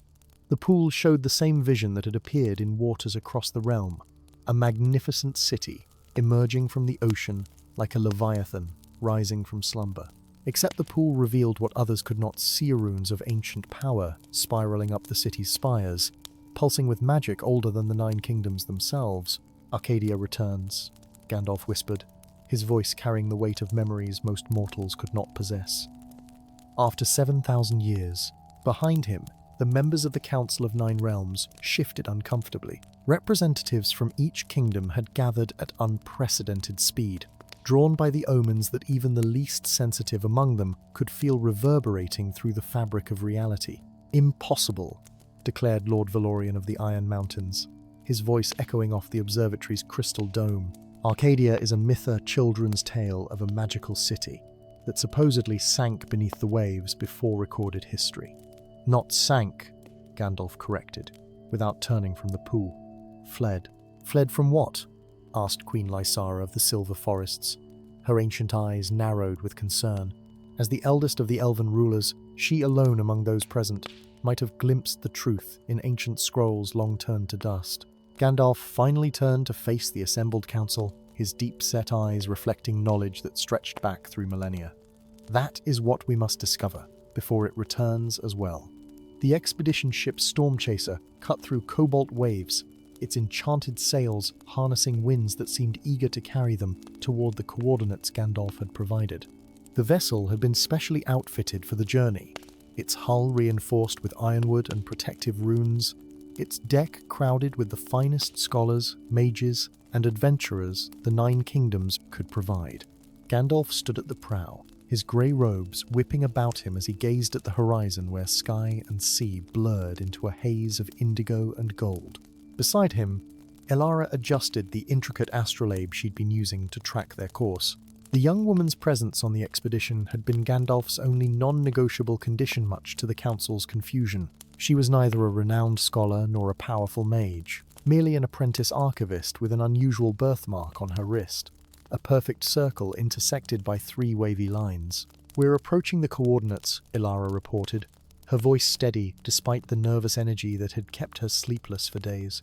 "Though I still don't understand how a city as vast as the visions suggest could remain hidden for thousands of years.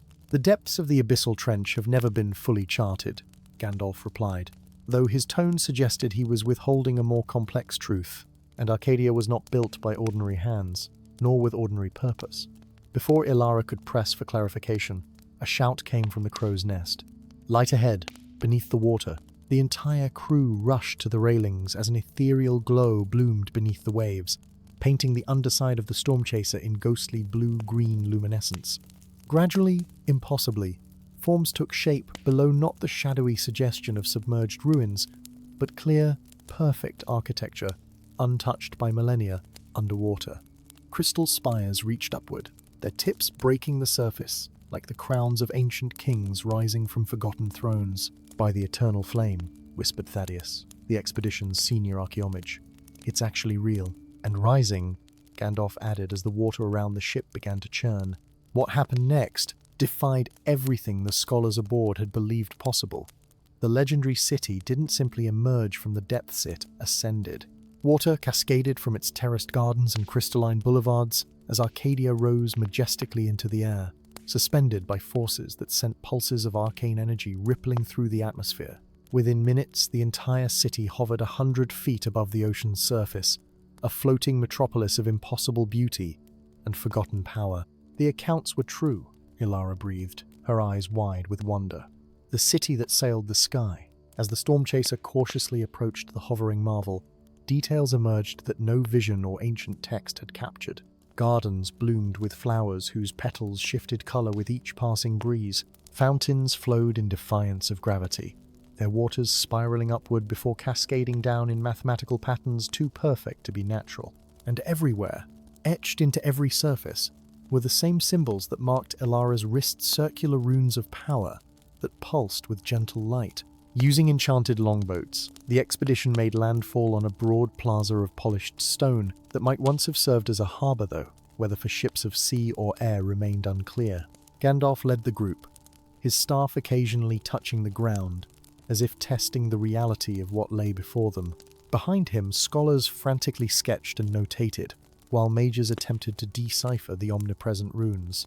These markings, Thaddeus called out, examining a particularly elaborate sequence near what appeared to be a ceremonial archway. They're unlike anything in our historical records, yet they feel familiar somehow, as if they speak to something primal in the mind. They are the language of creation itself, Gandalf said quietly.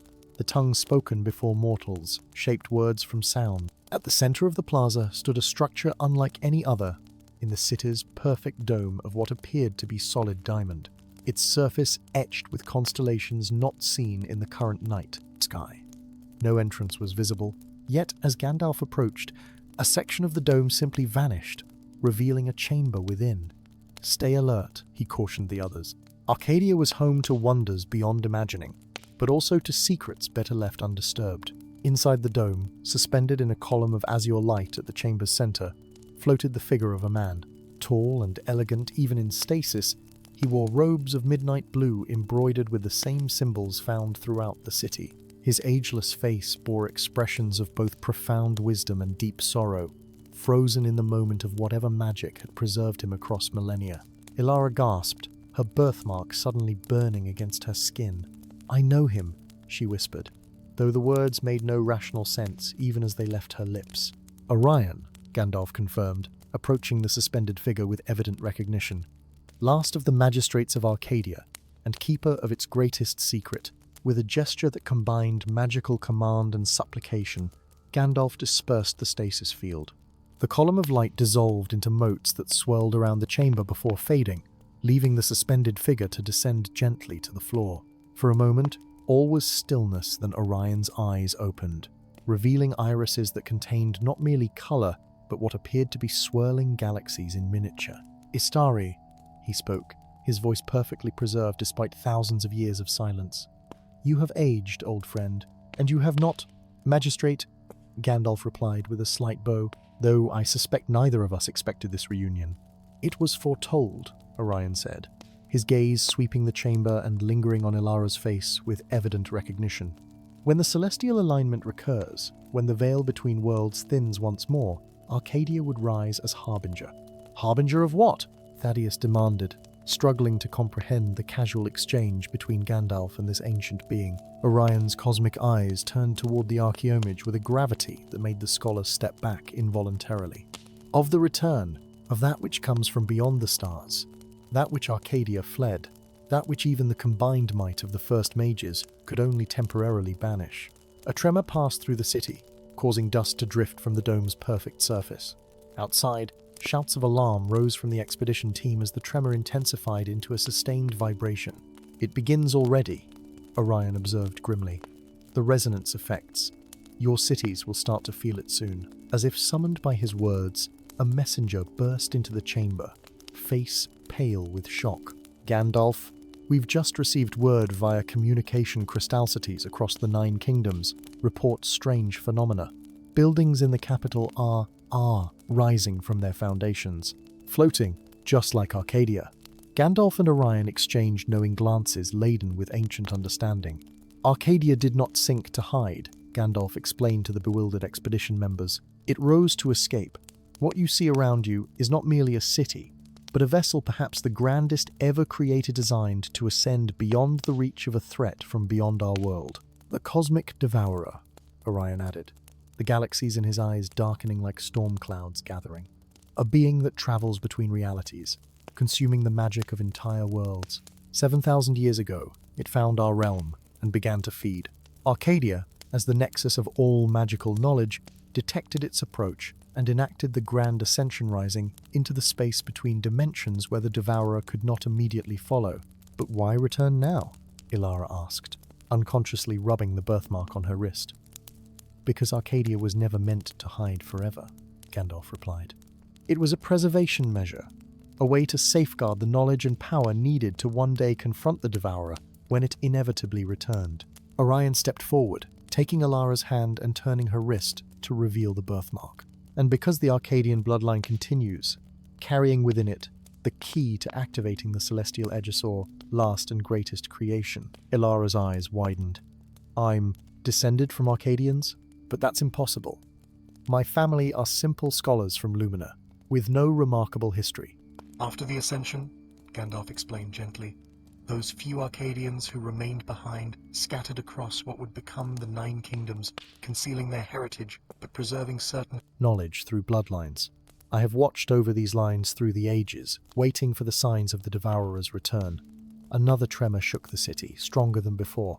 Through the open doorway, they could see other buildings in Arcadia beginning to pulse with increasing luminescence, as if the city itself were awakening further.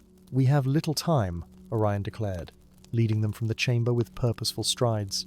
"The resonance effects you've witnessed the floating city are merely the first sign. As the veil thins, the Devourer's influence will manifest in more dangerous ways. Magical distortions, rifts in reality, creatures born of the space between dimensions." As they traversed the crystal boulevards, heading toward the tallest spire at the city's center, Gandalf explained to the increasingly frightened expedition members what Arcadia truly represented. Not merely a legendary city of ancient mages, but the culmination of a civilization that had understood the fundamental forces of reality itself. The Arcadians had discovered that magic was not merely a force to be channeled, but the very essence that bound dimensions together, and that beings existed who fed upon that essence.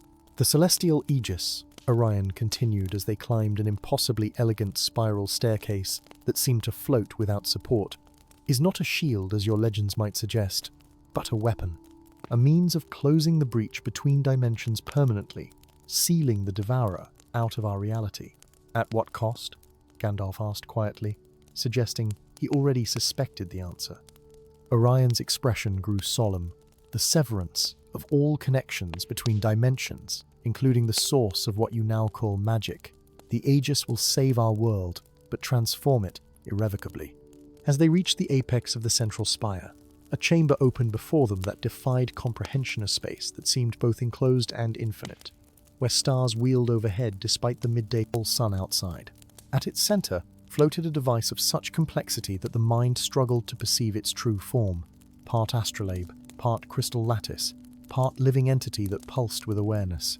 "The Aegis awaits activation," Orion said, turning to Ilara, "but it requires the willing sacrifice of Arcadian blood that remembers the world before the Devourer, blood that carries the pattern of original creation." Ilara's hand went instinctively to her marked wrist, understanding dawning in her eyes. "My blood, my life." "No," Gandalf interjected firmly. "That was the old way, the flawed approach that necessitated Arcadia's retreat in the first place. There is another path, one I have spent millennia preparing." From within his robes, Gandalf withdrew an object that pulsed with inner radiance, a crystal sphere containing what appeared to be a miniature galaxy. The essence of convergence painstakingly gathered from the combined magical potential of all 9 kingdoms. Not one life sacrificed, but a small contribution from many thousands. Freely given, Orion's cosmic eyes widened in genuine surprise. "You always were the most innovative among us, Istari. Such an approach never occurred to the magistrates. Perhaps because you were too close to the problem," Gandalf suggested kindly. "Too invested in the powers you had mastered to imagine their limitation." Together, Gandalf, Orion, and Ilara approached the celestial Aegis.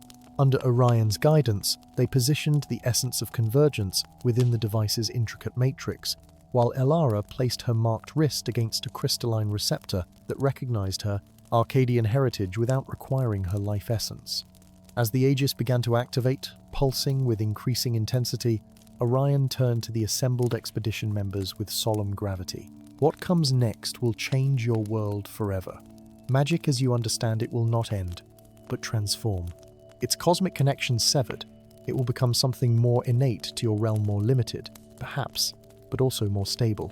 A fair exchange for survival, Gandalf observed, and perhaps a necessary evolution. Beyond the windows of the spire, the sky darkened unnaturally as something vast began to press against the thinning veil between worlds a presence so alien and immense that merely perceiving its outline caused several scholars to collapse in mental distress.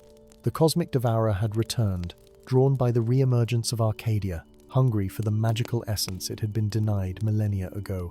But this time Arcadia had not risen to flee, it had risen to fight. The celestial Aegis unleashed its power in a wave of pure creative force, not destruction, but definition. Reality itself seemed to crystallize around them, boundaries hardening, dimensions separating with the finality of a book closing. The presence beyond the veil recoiled, then pressed forward with desperate hunger, only to find itself increasingly cut off from the world it sought to consume. As the Aegis completed its work, a profound change swept across not just Arcadia, but the entire realm. The floating cities throughout the Nine Kingdoms gently returned to Earth. The ambient magic that had suffused the world since time immemorial receded into more concentrated forms, bound now to specific places, objects, and bloodlines rather than flowing freely from beyond the veil. In the days that followed, as the expedition explored the newly accessible wonders of Arcadiano, permanently anchored to their world, rather than suspended between dimensions, Gandalf and Orion oft stood together at the city's edge, gazing out at a world transformed. Was it worth it?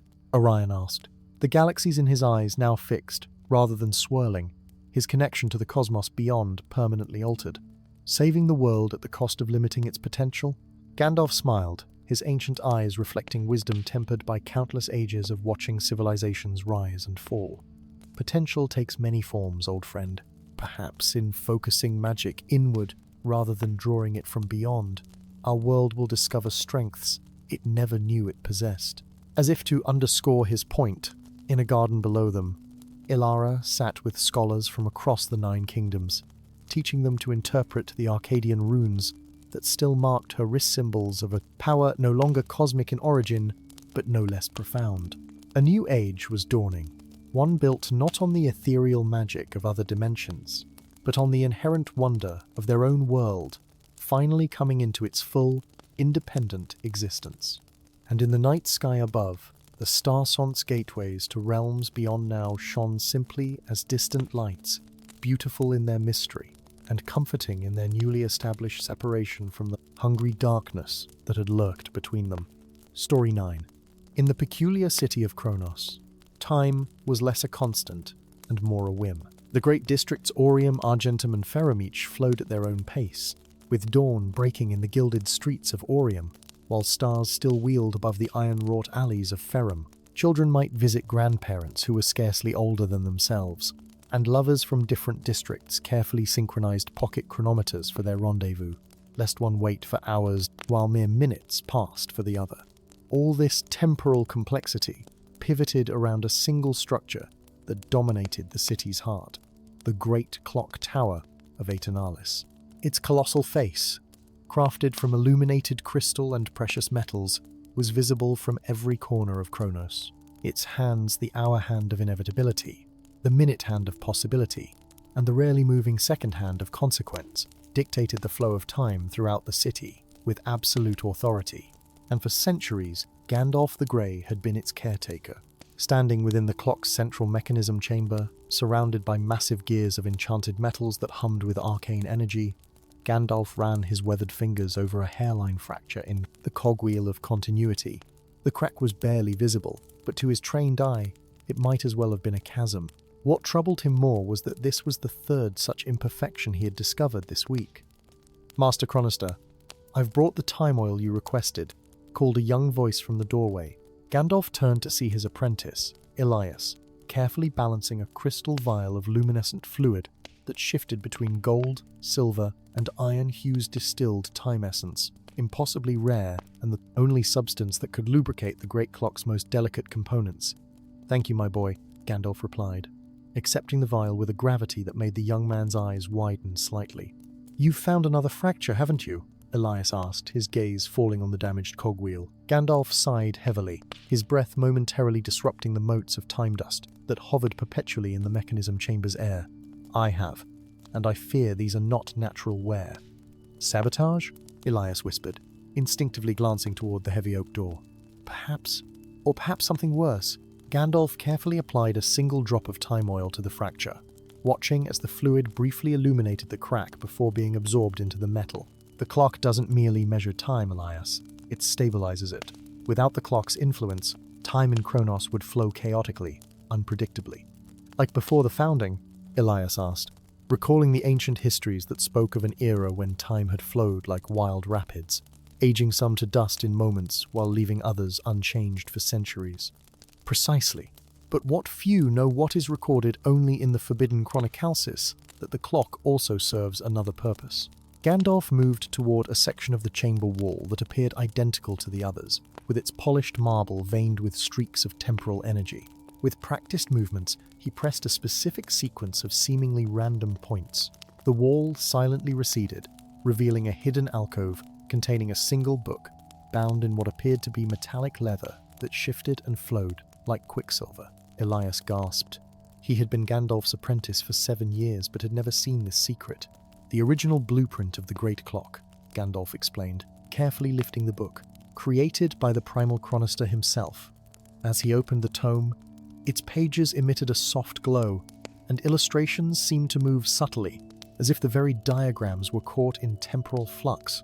Gandalf turned to a specific page, showing the clock's complete internal structure far more complex than anything Elias had been allowed to see before.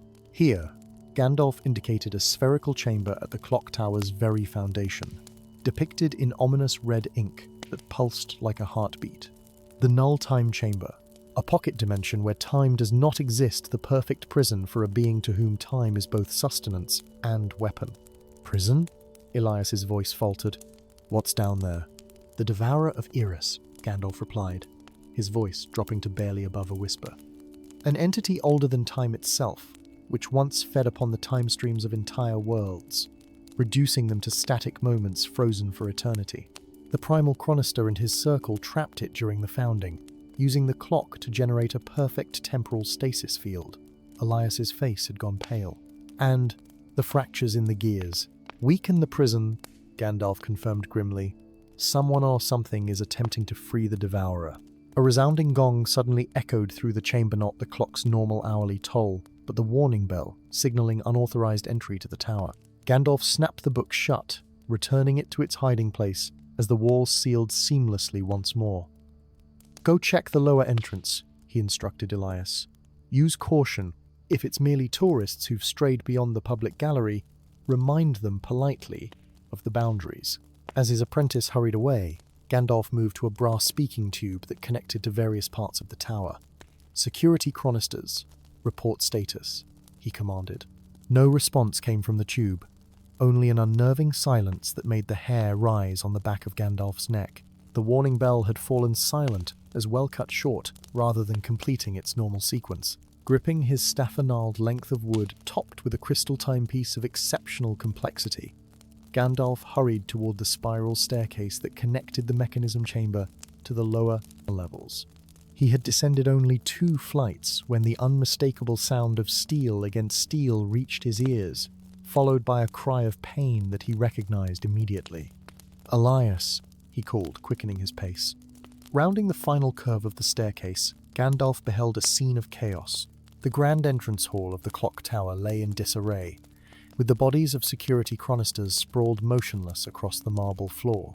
Standing over Elias's fallen form was a figure clad in armor of burnished copper and blackened steel, embellished with gears and clockwork. A silver mask, in the shape of a expressionless face, concealed their features, save for eyes that burned with unnatural amber light.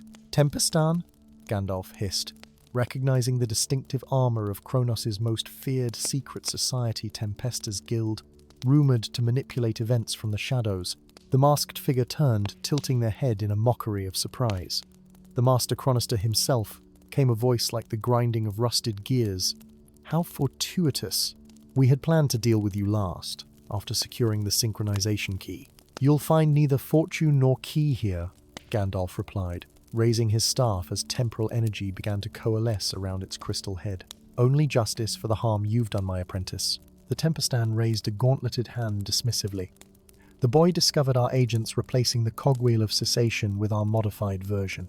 An unfortunate complication, but ultimately irrelevant to our purpose. As are you, old man. With blinding speed, the armored figure drew a blade that hummed with dissonant energy, a chronoblade, capable of severing a victim's personal time stream, leaving them paralyzed in a moment of eternal agony. Gandalf reacted with the swift precision of one who had manipulated time for centuries. Slamming his staff against the floor, he created a temporal distortion that slowed the Tempestan's advance to a crawl. In the precious seconds this afforded him, he hurried to Elias's side, finding his apprentice bleeding but conscious. "Master," Elias gasped, clutching a small gear that gleamed with inner light. I removed it from the replacement cogwheel. They called it the trigger gear. "You've done well," Gandalf assured him, recognizing the component as one of the legendary Gears of Destiny artifacts, said to have been forged from crystallized moments of pivotal historical significance. "Now hold fast to me." Gandalf had mere moments before his temporal distortion collapsed. With one arm supporting his wounded apprentice and the other raising his staff, he spoke words in a language that predated Kronos itself, the primal tongue of time. Reality rippled around them, and just as the Tempestan broke free from the distortion and lunged forward, Gandalf and Elias vanished in a flash of golden light. They rematerialized in the Ferrum district, where time flowed slowest, buying them precious hours before the Tempesta's Guild could organize a thorough search. In a dingy back room of the Rusted Pendulum, an inn known for its discretion, Gandalf tended to Elias's wounds using temporally accelerated healing techniques.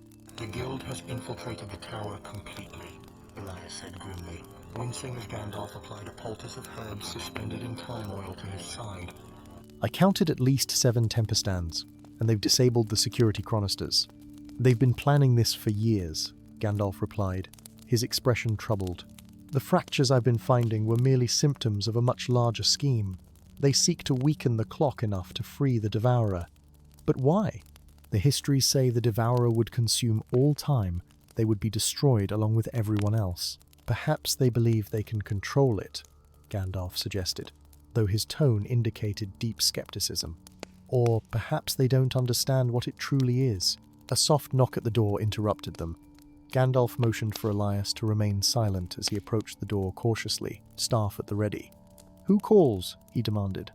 "One who walks between moments," came the reply, a passphrase known only to members of the secretive order of chronisters. Cautiously, Gandalf opened the door to reveal a hooded figure who slipped inside with the fluid grace of one accustomed to navigating dangerous situations. When the hood fell back, it revealed a young woman with striking features and eyes that shifted color like the time oil itself. Most remarkably, her left arm from elbow to fingertips appeared to be crafted of living crystal and clockwork, glowing with inner temporal energy. "My name is Althea," she announced without preamble, "and I've come from a future where the Devourer broke free and reduced Kronos to a frozen wasteland of eternal stillness." Gandalf studied her with narrowed eyes. Time travel beyond the natural flow variations of Kronos has been theoretically impossible since the founding. Althea held up her crystalline arm, where intricate gears turned in impossible patterns. "Necessity breeds innovation, Master Chronister. When one's entire reality is being erased from the time stream, impossibility becomes merely an inconvenience." She reached into her cloak and withdrew a small leather satchel, emptying its contents onto the table beside Elias's bed. 5 gears of varying sizes and designs clattered onto the wood, each pulsing with the same inner light as the one Elias had recovered. "The Gears of Destiny," Gandalf breathed, recognizing the legendary artifacts. "I thought them scattered across the ages." "They were," Althea confirmed. "I've spent what feels like several lifetimes tracking them down, but the Tempesta's Guild has learned of their existence as well. The gear your apprentice recovered makes 6. The 7th, The Master Gear of Convergence remains hidden somewhere in Kronos, waiting to be found before the Guild can locate it. And these gears are significant because, Elias prompted, because they are not merely components of the clock, Gandalf explained, carefully examining one of the small artifacts. They are its essence physical manifestations of the temporal principles that allow the clock to function. With them, the clock could be restored to its full power, the Devourer's prison reinforced. Or, Althea added grimly, if used incorrectly they could shatter the prison entirely. Outside, the three sons of Kronos had begun their complex orbital dance, casting triple shadows that swung wildly as they aligned briefly before diverging again. The peculiar light illuminated the determination on Gandalf's weathered features. We must reach the tower's foundation, he declared. The null time chamber itself, only there can the gears be properly integrated to reinforce the prison. The tower will be heavily guarded by now, Elias pointed out, struggling to sit upright despite his injuries. Which is why we won't use the main entrance, Althea replied with a knowing smile. In my time, before Kronos fell, I studied the original architectural plans of the clock tower extensively. There's a hidden access point through the catacombs beneath the Argentum Districta secondary route, created by the primal Chronister as an emergency measure. The Kronos catacombs have been sealed for centuries, Gandalf observed. For good reason. Time flows backwards in sections of the lower levels, so disorienting, and potentially lethal experience for the unprepared mind. Hence why we need you, Althea said simply. The greatest chronister of the age, with the mental discipline to navigate recursive time flows. As night fell over Kronos, first in Orium, then Argentum, and finally, Ferum, the unlikely trio made their preparations. Elias, despite Gandalf's objections, insisted on accompanying them, arguing that his knowledge of the clock's current configurations would prove invaluable. Althea provided them with temporal stabilizers wristbands of her own invention that offered limited protection against chrono-distortions. Their journey through the catacombs proved every bit as disorienting as Gandalf had warned. Corridors that had been empty moments before suddenly contained ancient skeletons that gradually rejuvenated into walking corpses, only to decay again as the travelers passed. Water dripped upward from puddles to unseen ceilings, and occasionally they would encounter their own past selves walking in the opposite direction. Temporal echoes, created by the catacombs' twisted relationship with causality. Through it all, Gandalf led with unwavering certainty, using his staff to create stabilized pathways through the worst of the distortions. Althea's future-derived knowledge proved invaluable for navigating junctions not recorded in any contemporary map, while Elias's keen eye spotted tripwards and temporal traps that might have otherwise ensnared them. Finally, they reached a wall of pure obsidian, unmarked save for a single etched symbol that matched the design on Gandalf's staff. Pressing the head of his staff against the symbol, Gandalf spoke a command word that caused the obsidian to ripple like water, before parting to reveal a vertical shaft leading upward. The umbilical shaft, Althea whispered reverently. It connects directly to the heart of the clock. One by one, they entered the shaft where gravity seemed optional. They floated upward through a tunnel of swirling temporal energies, surrounded by mathematical equations and chronometric formulas that appeared as glowing symbols in the air around them. The shaft terminated in a circular chamber directly beneath the clock's main mechanism room, the legendary null-time chamber.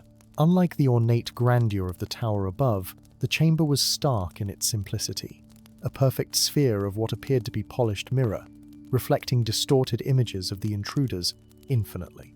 At its center floated a darkness deeper than mere absence of lighter void that seemed to devour illumination itself. The prison, Gandalf said softly, approaching the hovering darkness with cautious reverence. The Devourer is contained within that singularity, a point where time neither exists nor progresses. Around the singularity, a complex arrangement of spectral gears turned in perfect synchronization the temporal mechanism that maintained the prison. But as they watched, one of the gears flickered and temporarily phased out of existence before reappearing, causing the entire array to shudder ominously.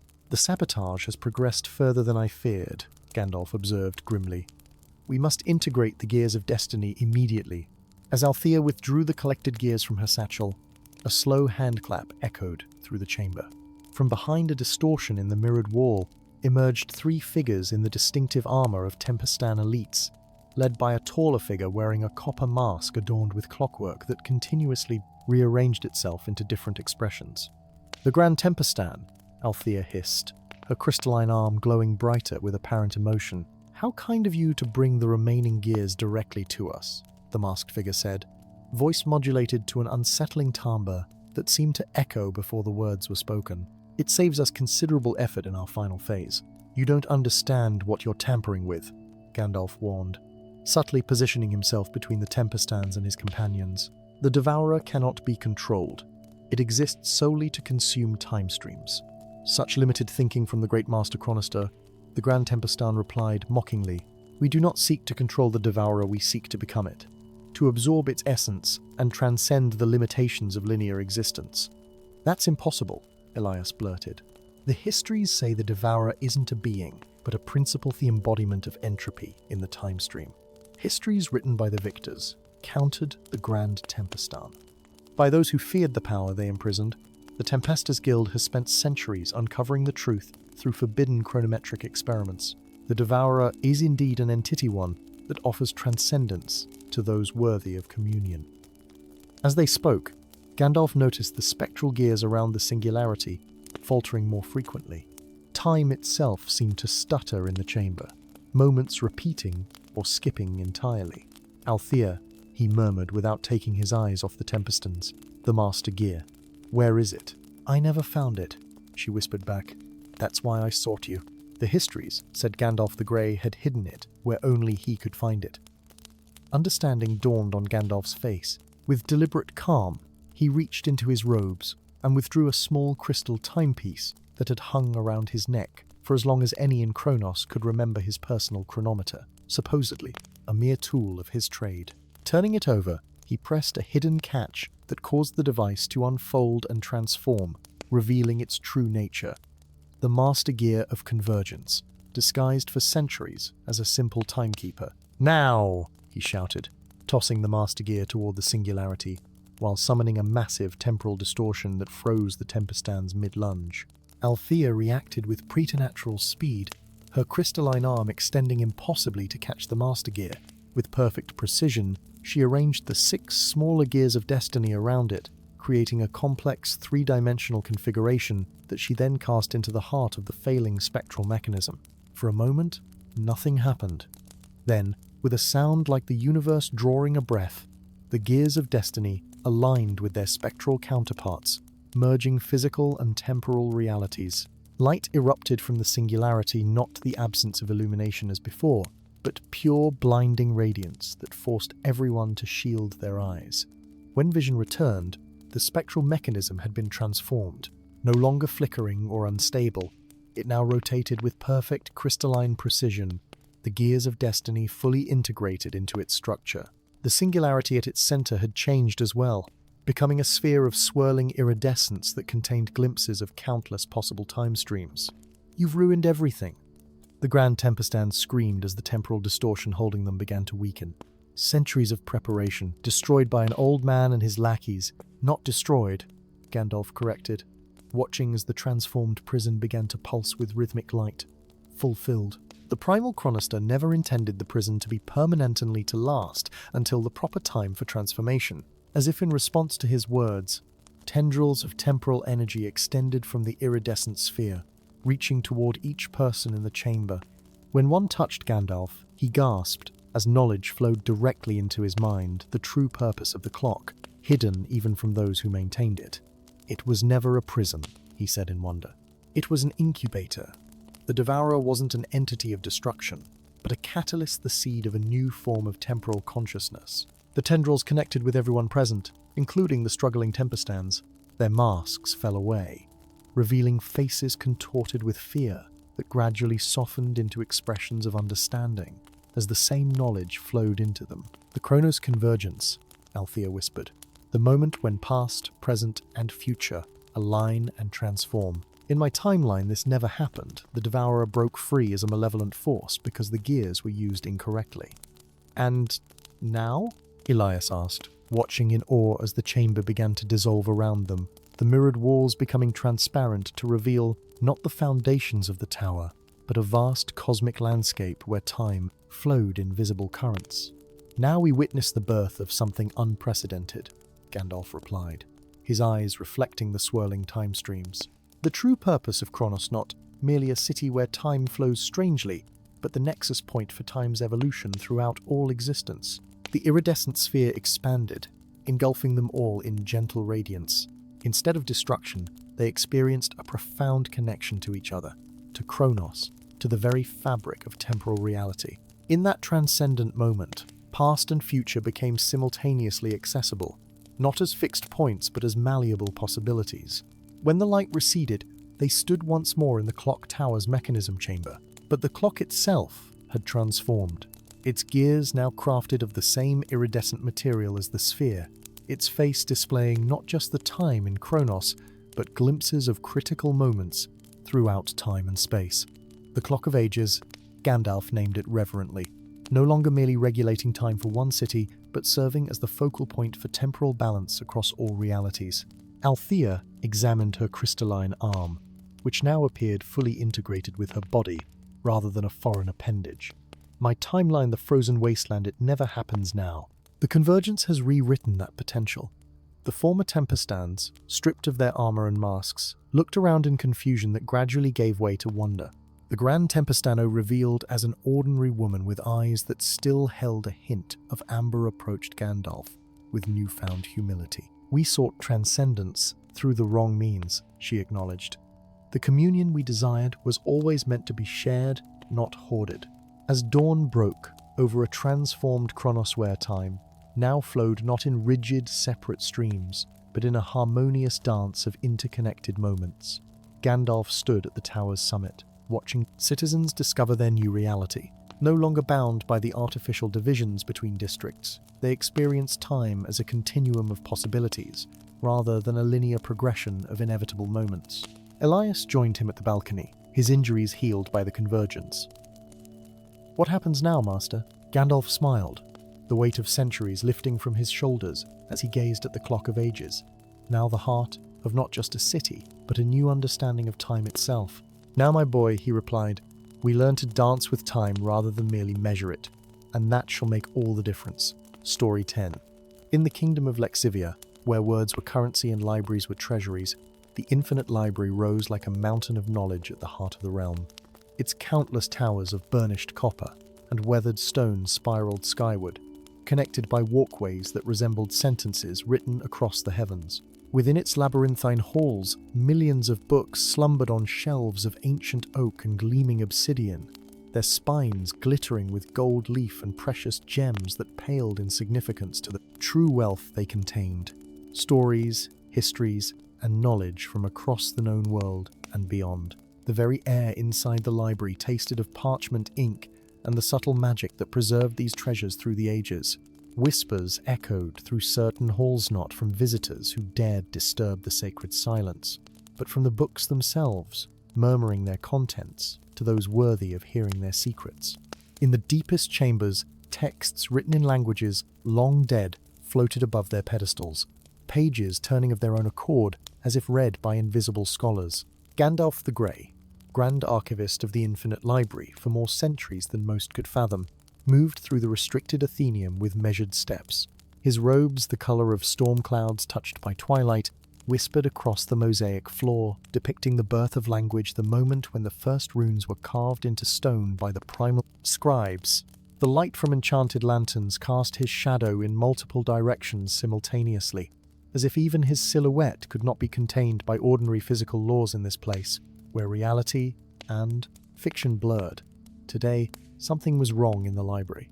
Gandalf had felt it upon waking a discordance in the symphony of words that perpetually surrounded him, like a sentence missing its final punctuation. He had followed the dissonance here, to the section reserved for texts too dangerous or powerful for common access, where even the law-keepers required special dispensation to enter. At the center of the chamber stood a simple reading desk of polished yew, illuminated by a beam of light falling from a crystal oculus in the distant ceiling. Upon the desk lay a single book bound in leather, so pale it seemed to glow from within. Its cover bore no title, only a single symbol that shifted and changed whenever Gandalf attempted to focus on it. With caution born of experience, Gandalf approached the desk. The book lay open to a page that appeared, impossibly, to be perfectly blank, not the creamy white of unused parchment, but a profound absence, as if that particular page were a window cut into nothingness itself. "Curious," Gandalf murmured, his weathered fingers hovering above but not touching the anomalous void. "In a library of infinite words, a space where none exist." "Grand Archivist." The urgent call came from Magistress Philomena, chief cataloguer of the Seventh Order, her usual composure clearly shattered as she hurried toward him. "You must not approach that text. 3 lawkeepers have already vanished after reading the blank page." Gandalf turned, bushy eyebrows rising above keen eyes. "Vanished? Explain precisely what occurred." "They simply ceased to be," Philomena replied, maintaining a respectful distance from the desk. Her fingers twisted anxiously in the silver chains that held her cataloguing crystals. "Apprentice Alindra was first to discover the book this morning. She called Senior Keeper Bartholomew to examine it, and when he leaned forward to study the blank page, he dissolved, like ink dropped into water, except the ink disappeared rather than spread." 2 others met the same fate when attempting to investigate. Gandalf's expression grew grave. In all his long years as guardian of the library, he had encountered many magical texts with dangerous properties books that burned readers who disagreed with their contents, encyclopedias that trapped unwary souls within their illustrations, even a poetry collection whose verses could alter the memory of those who recited them. But a book that erased its readers from existence was unprecedented. "Quarantine this section immediately," he commanded. "No one enters without my explicit permission. Then bring me the ancestral catalogue and the Chronicle of Acquisitions. We must determine the origin of this text." As Philomena hurried to carry out his instructions, Gandalf carefully circled the desk, observing the book from every angle without drawing too near. The blank page seemed to pulse subtly, like the gentle breathing of a sleeping creature. Hours later, surrounded by research materials in his personal study, a circular chamber whose walls consisted entirely of bookshelves, reaching to a domed ceiling painted with constellations representing the great literary traditions of the world, Gandalf had found no reference to the mysterious tome in any catalogue or acquisition record. "It's as if the book simply manifested itself," he muttered, stroking his long silver beard in frustration. "Or returned from somewhere it was banished," came a voice from the shadow of a particularly tall bookcase. Gandalf did not start at the unexpected sound. Instead, he sighed deeply and reached for the crystal lantern on his desk, turning its illumination toward the speaker. "Breaking into the private chambers of the Grand Archivist violates at least 7 library statutes. Quill. Or should I call you by your former title, Guardian Quintilian of the Word?" The figure that stepped into the light might once have been imposing. Now, he carried himself with the cautious grace of the hunted. Tall and gaunt, with sharp features and eyes the colour of fresh ink, he wore the tattered remains of what had clearly been the ceremonial vestments of the Guardians of the Word Lexivia's elite, enforcers who ensured no one altered or destroyed the integrity of sanctioned texts. A distinctive brand marked his right palm, a quill crossed with a broken sword. "Former title indeed," Quill responded with a sardonic half-smile.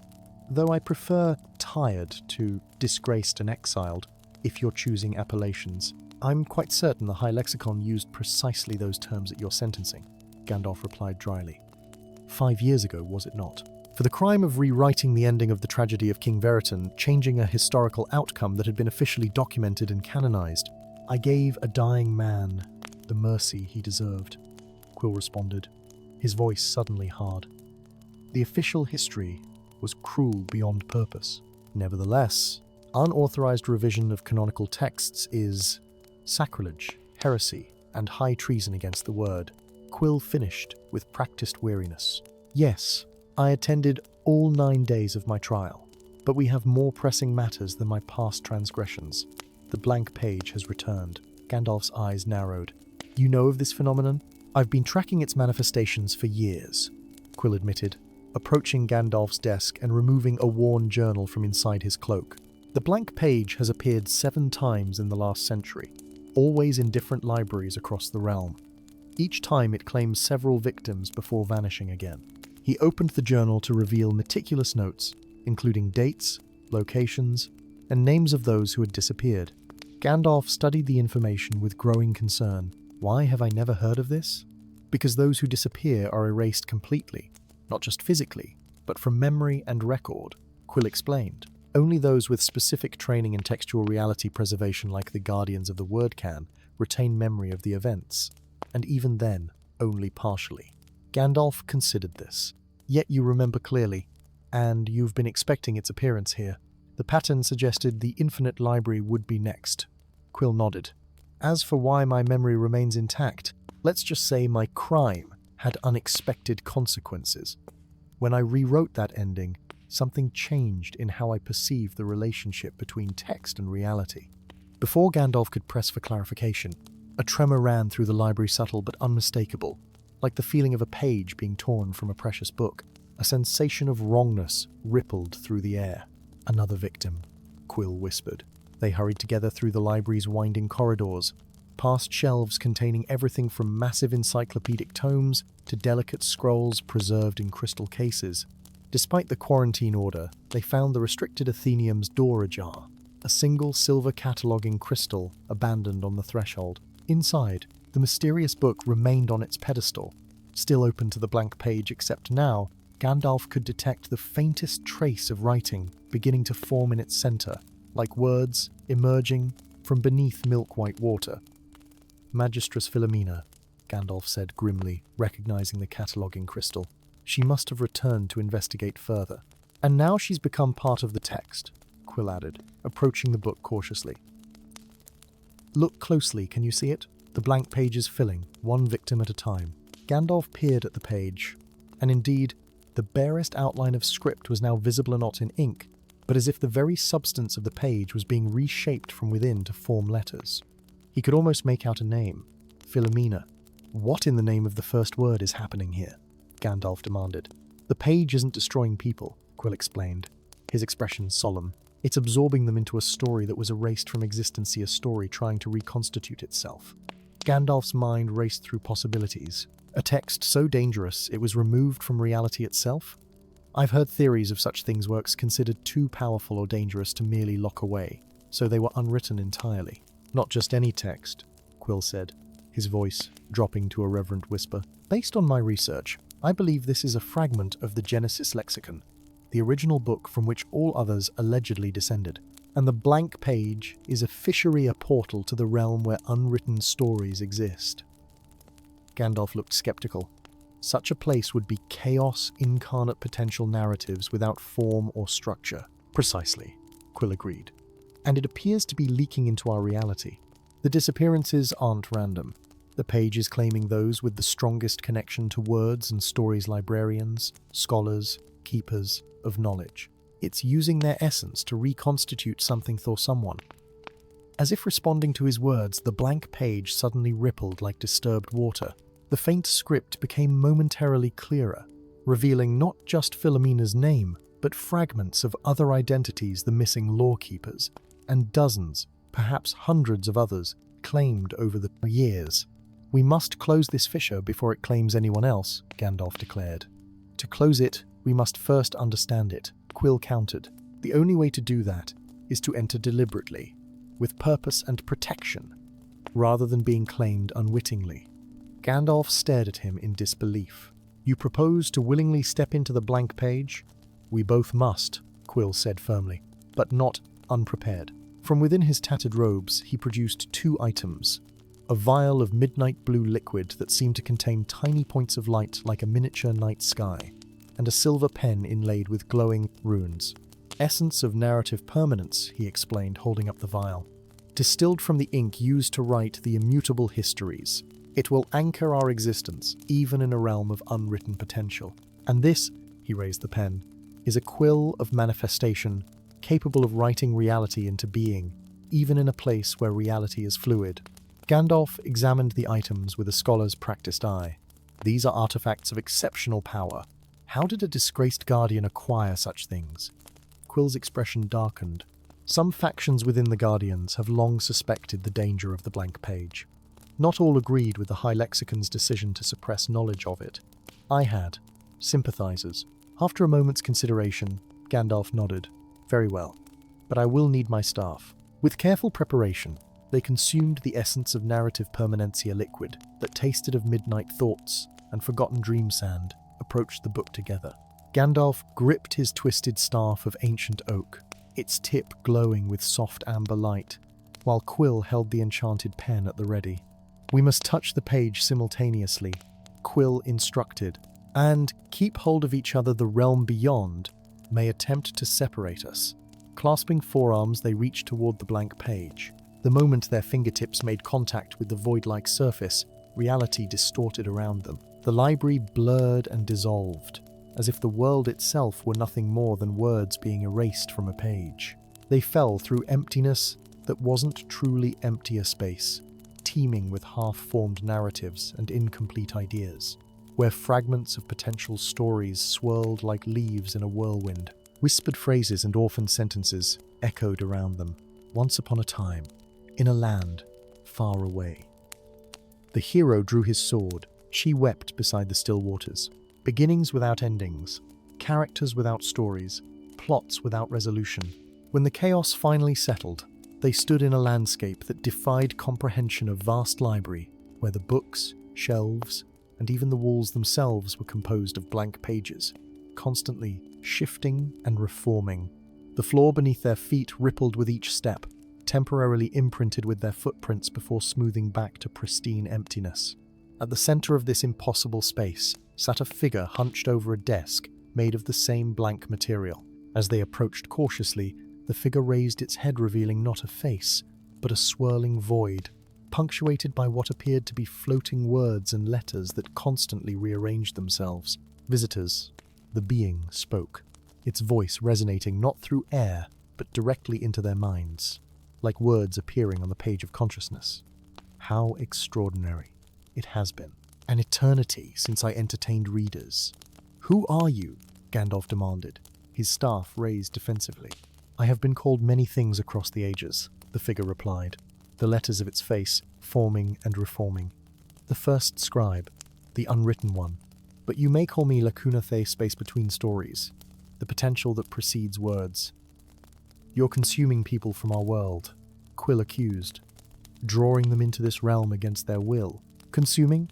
No," Lacuna corrected, rising to its full height, a towering column of blank pages, barely holding humanoid form. "Recruiting, gathering those who understand the power of words to help me complete my greatest work." With a gesture that somehow conveyed both grace and menace, Lacuna indicated the surrounding library. "Do you see? An infinite collection of unwritten masterpieces. Stories never told, characters never born, worlds never explored. All because I was erased from your reality." "Erased?" Gandalf's brow furrowed in confusion. "I was the author primordial," Lacuna explained, its form rippling with what might have been emotion. "The original creator, from whose imagination flowed all tales. But the characters I created grew jealous of my power and conspired to write me out of existence, become authors of their own stories rather than subjects of mine." Quill and Gandalf exchanged glances, both understanding the metaphysical implications of such a claim. "The people you've taken," Gandalf said carefully. "Where are they?" "They assist me," Lacuna replied, gesturing again. From the shifting walls emerged dozens of figures, the missing librarians and scholars, including Magistress Philomena. They moved with strange, drifting motions, as if partly dissolved into the fabric of this realm. Each carried blank books and pens that leaked not ink but what appeared to be liquid reality. "They helped me reconstruct what was lost," Lacuna continued. "With each new addition to my collection, the barrier between realms thins. Soon, I shall return to your world and rewrite it, as it should have been with myself, as the central narrative force." "That would unmake reality as we know it," Gandalf realized aloud. "Every independent story, every autonomous being would become mere characters in your grand narrative, as they were meant to be," Lacuna affirmed. "Order from chaos, purpose from randomness." Quill stepped forward, the quill of manifestation held tightly in his hand. "You speak of order, but I see only tyranny. True stories aren't dictated by a single author, they emerge from countless interactions, choices, and possibilities." "A philosophy that led to my erasure," Lacuna replied, its form darkening ominously. "I will not be unwritten again." The blank environment, suddenly convulsed around them, walls of empty pages rushing inward like a collapsing building. Gandalf raised his staff, creating a sphere of protective energy that temporarily held back the assault. "We cannot defeat it directly," he shouted to Quill over the sound of rustling pages. "This is its real myth's story." "Then we don't fight the story," Quill replied, understanding dawning in his eyes. "We complete it." Dropping to one knee within the protective sphere, Quill began to write directly on the blank floor with the quill of manifestation. Where the enchanted pen touched, permanent words appeared, not just markings, but words with weight and substance that remained fixed, even as the environment around them continued to shift. "What are you doing?" Lacuna demanded, its form stretching and distorting in apparent alarm. "Giving you the ending you were denied," Quill replied without looking up. "Not erasure resolution." As Quill wrote, Gandalf understood the Guardian's intent. He added his own ancient power to the effort, channeling energy through his staff to stabilize the words as they formed, preventing Lacuna from disrupting them. The words Quill wrote began to glow with increasing brilliance. And so Lacuna, the author primordial, discovered that true creation was not control but release. The greatest stories were not those dictated by a single voice, but those that grew from the harmony of many.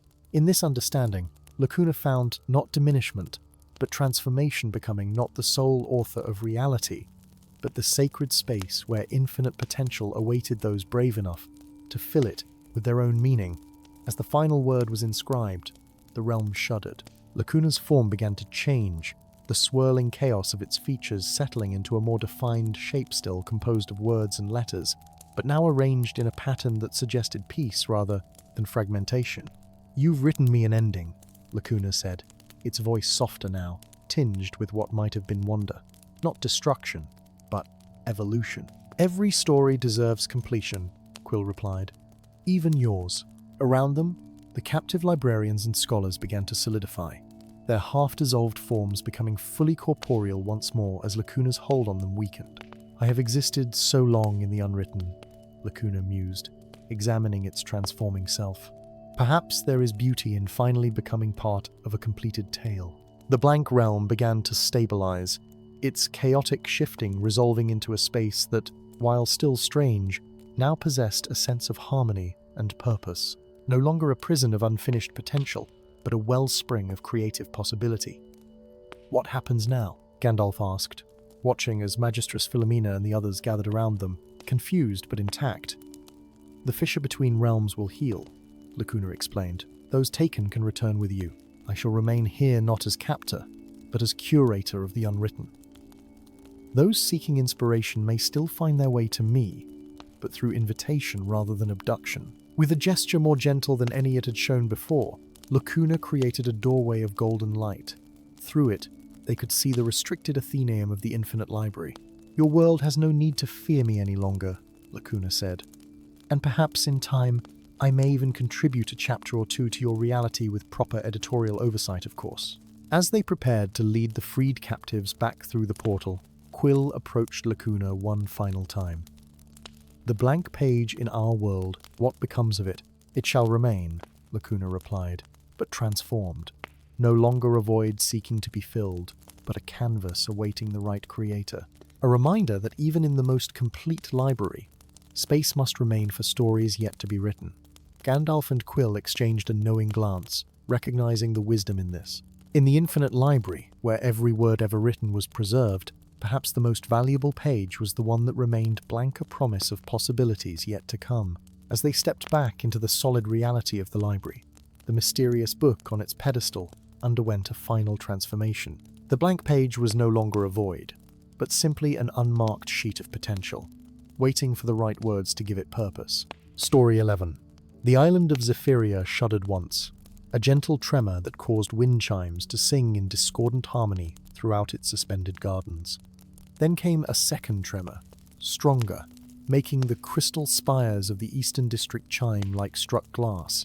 By the third tremor, the island's inhabitants had gathered in the streets, their upturned faces painted with disbelief, as hairline fractures appeared in the sapphire pillar, the massive column of enchanted crystal that had tethered their home to the heavens for 10,000 years. When the pillar finally shattered, The sound reverberated across the entire archipelago of Aetheriusa crystalline death knell that carried for leagues through the cloud-strewn sky.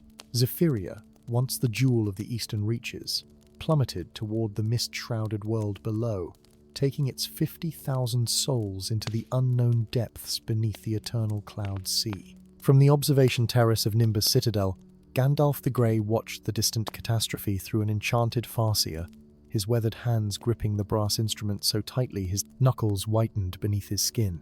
The fall of Zephyria appeared as a silent tragedy from this distanza, glittering moat descending gracefully into the white oblivion below, leaving only empty sky where a civilization had thrived for millennia. "It has begun," he murmured, lowering the farseer. Just as the old texts warned, the citadel's sentinel arch chimed softly, announcing a visitor. Gandalf did not turn as light footsteps approached, their cadence familiar. "High Guardian," acknowledged Magistrate Vortis, his voice carefully controlled despite the tremor in his hands as he clutched a scroll case of polished silverwood. "The Etheric Council has convened an emergency session. Your presence is requested immediately." "Of course it is," Gandalf replied, his gaze still fixed on the horizon where Zephyria had vanished. "They will want explanations, reassurances that what happened to the Sapphire Pillar cannot happen to the others." "Can you offer such reassurances?" Vortis asked quietly. Gandalf finally turned, his eyes reflecting the gravity of a man who had guarded secrets for longer than most had been alive. "No, old friend, I cannot." The council chamber occupied the highest level of Nimbus Citadel, its circular walls composed entirely of enchanted glass that appeared opaque from outside, but offered uninterrupted views of the surrounding archipelago from within. 7 massive islands floated within view, or rather 6 now, with Zephyria's absence leaving a conspicuous void in the harmonious arrangement. Each remaining island hovered above its own pillar, the massive crystalline structures rising from the impenetrable cloud sea below. Representatives from every major floating isle sat in concentric rings of elevated seating, their voices creating a storm of sound as they argued, accused, and theorized about Zephyria's fall. The cacophony ceased when Gandalf entered, his grey robes billowing slightly as if perpetually caught in a gentle Breezian effect of the elemental magic that flowed through his veins as High Guardian of the Pillars. "High Guardian," intoned Lord Stratus of Cumulus Isle, his voice resonating with the natural authority of one accustomed to commanding the winds. "We face unprecedented calamity. In 10,000 years, no pillar has ever failed. The people demand answers." Gandalf approached the center of the chamber, where a 3-dimensional illusion depicted the archipelago in miniature, the remaining pillars glowing with their respective hues: ruby, emerald, amber, diamond, opal, and obsidian. "The pillars were never meant to last eternally," he began, his voice carrying effortlessly to every corner of the vast chamber. "They were designed as temporary measures, not permanent solutions." A shocked murmur rippled through the assembly. Lady Sirra of the Western Reaches rose from her seat, the cloud silk of her robes shimmering like mother of pearl in the chamber's light. "Temporary?" she demanded. "The entire structure of our civilization is built upon the permanence of the pillars. Our histories record their creation as the foundation of Aetherius itself." "History," Gandalf replied gravely, "is often curated to comfort rather than to illuminate." Before the outrage could build further, he raised his gnarled staff. From its twisted tip erupted a shower of luminous motes that expanded and coalesced into images above the central illusion-ancient scenes, showing a very different Aetherius than the one they knew. "Before the pillars," Gandalf explained, "the islands did not require support to float among the clouds.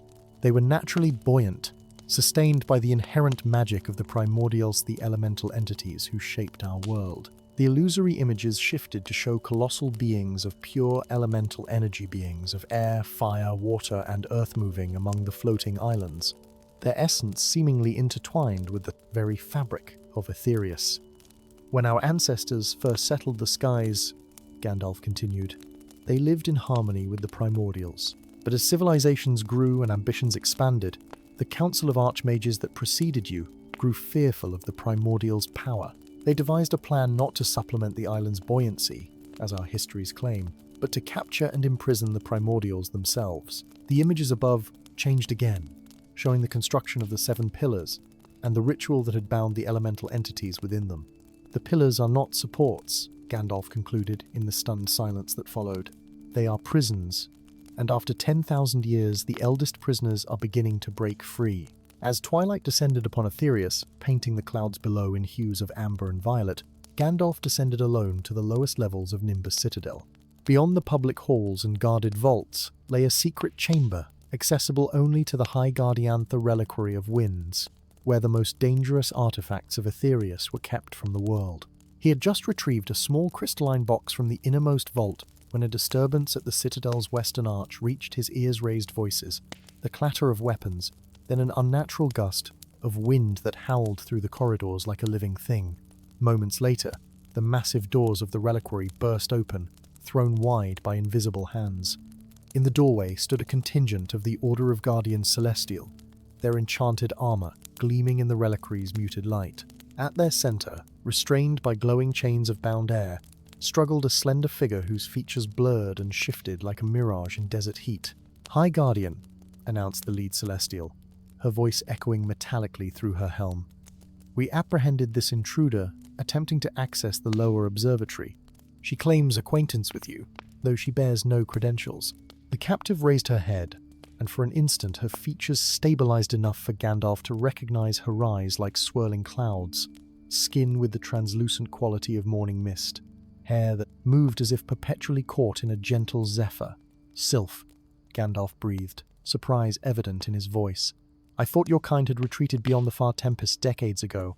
Release her," he commanded the Celestials, who hesitated only briefly before dissolving the air chains with synchronized gestures. "Your security has improved since my last visit," Sylph observed, her voice carrying the musical quality of wind through crystal chimes.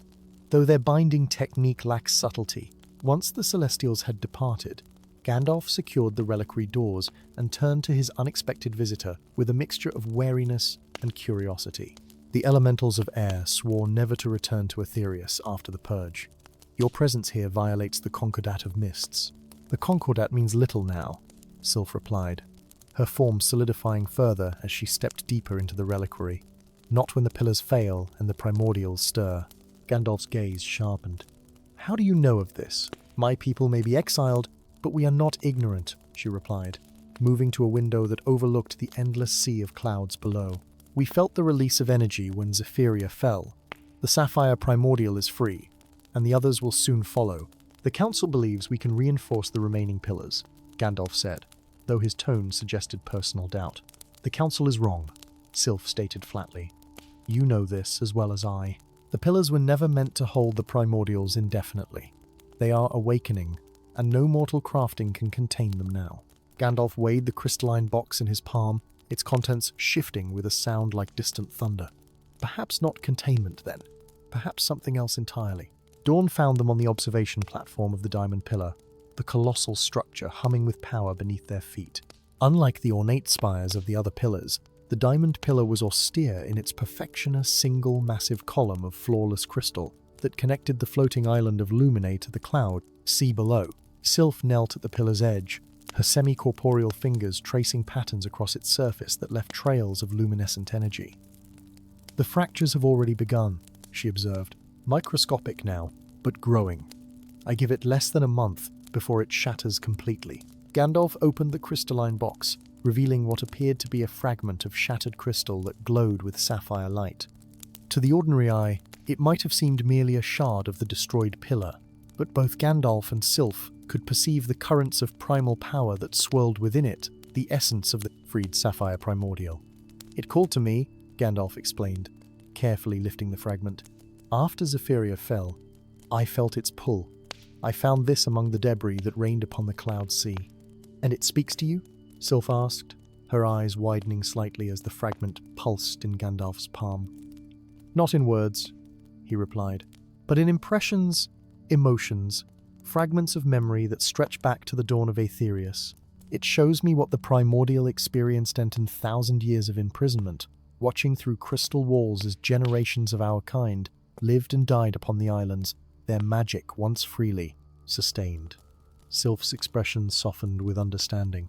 "Not hatred, then? Not the vengeful fury the ancient texts predicted?" "There is anger," Gandalf acknowledged. But beneath it, something more complex. Longing. A desire to resume their original purpose, not to destroy, but to sustain.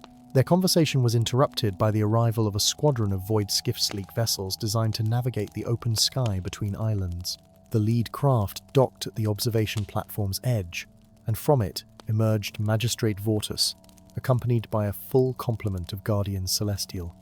"Gandalf," Vortus called, his expression grave as he approached.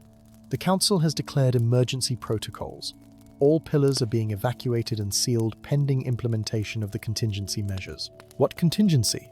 Gandalf demanded, subtly positioning himself between the newcomers and Sylph.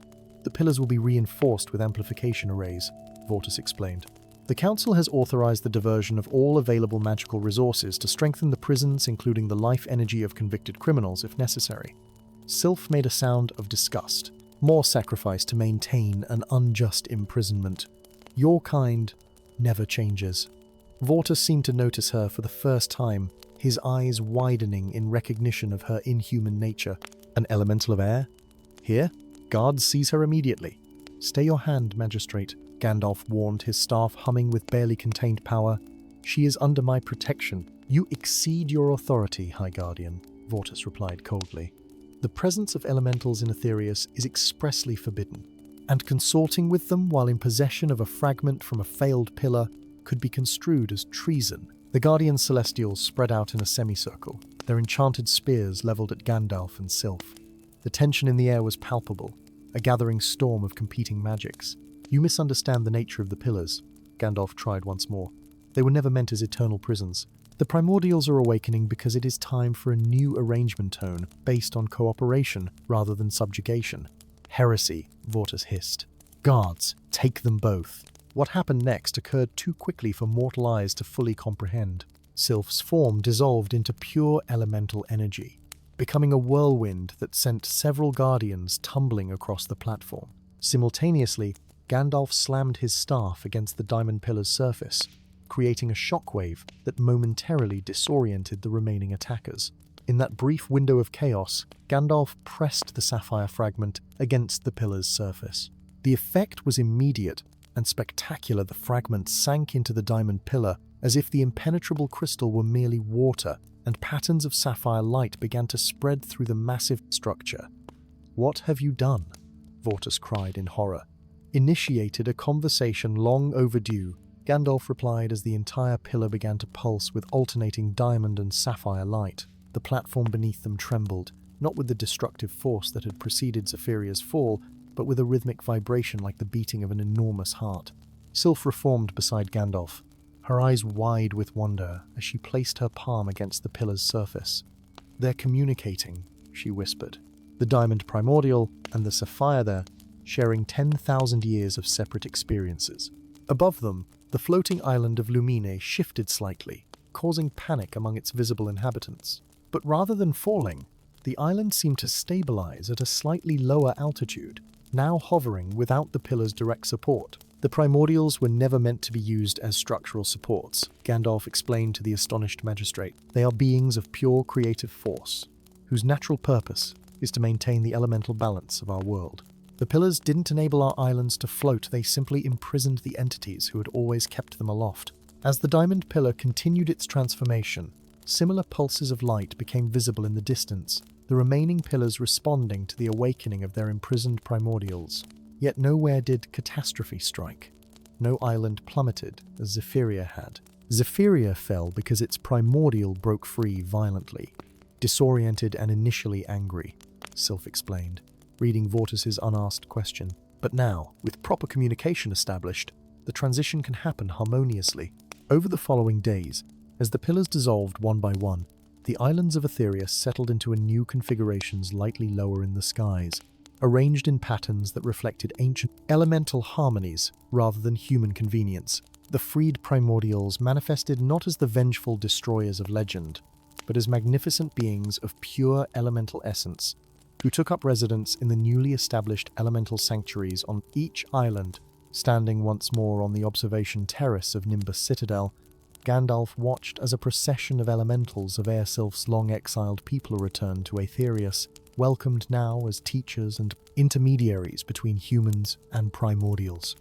A new age begins, Sylph observed, standing beside him, one of partnership rather than dominion. As it should have been all along, Gandalf agreed. The pillars serve their purpose not as eternal prisons, but as a temporary solution until our kind was ready to understand the truth. Below them, where the cloud sea had once concealed an unknown and feared world, the mists were parting to reveal glimpses of the surface a realm of untamed wilderness and ancient wonders, waiting to be rediscovered by the people of the sky. And in the highest reaches of Aetherius, where the air grew thin and stars seemed close enough to touch, the primordials danced in patterns of elemental harmony, their joy manifesting as spectacular auroras that illuminated the night sky, a celebration of freedom, forgiveness, and the promise of a more balanced future for all who dwelled among the clouds. Story 12.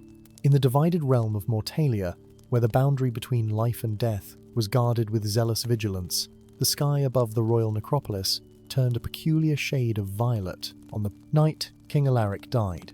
The ancient burial grounds, with their obsidian mausoleums and bone-white statues of forgotten monarchs, had always possessed an unsettling beauty. But on this night, the air itself seemed to tremble with unnatural energies as wisps of spectral light drifted between the gravestones like lost souls seeking anchor. Gandalf the Grey stood silently beneath the shadow of the Grand Sepulchre, his weathered hands clutching a tome whose leather binding had been darkened not by dye, but by centuries of handling by those who dared study the forbidden art of communing with the dead. The wizard's keen eyes, bright with the wisdom of ages, followed the movements of the royal guard as they conducted their solemn duty escorting the king's body to its final rest, while the new crafted soul vessel, a perfect crystal sphere, was carried separately by the High Inquisitor of the Osheri Order. The ritual should have been familiar to Gandalf, who had witnessed the passing of 3 Mortalian monarchs during his long advisory role to the throne. Yet something was different, this time-subtle disturbances in the ethereal currents that only one with his sensitivity to the arcane would notice. The king did not die naturally, came a whisper at his ear, so soft it might have been mistaken for the evening breeze rustling through the yew trees. Gandalf did not start at the unexpected voice. His hand merely tightened around his gnarled staff as he responded without turning. "Show yourself, Speaker of Shadows.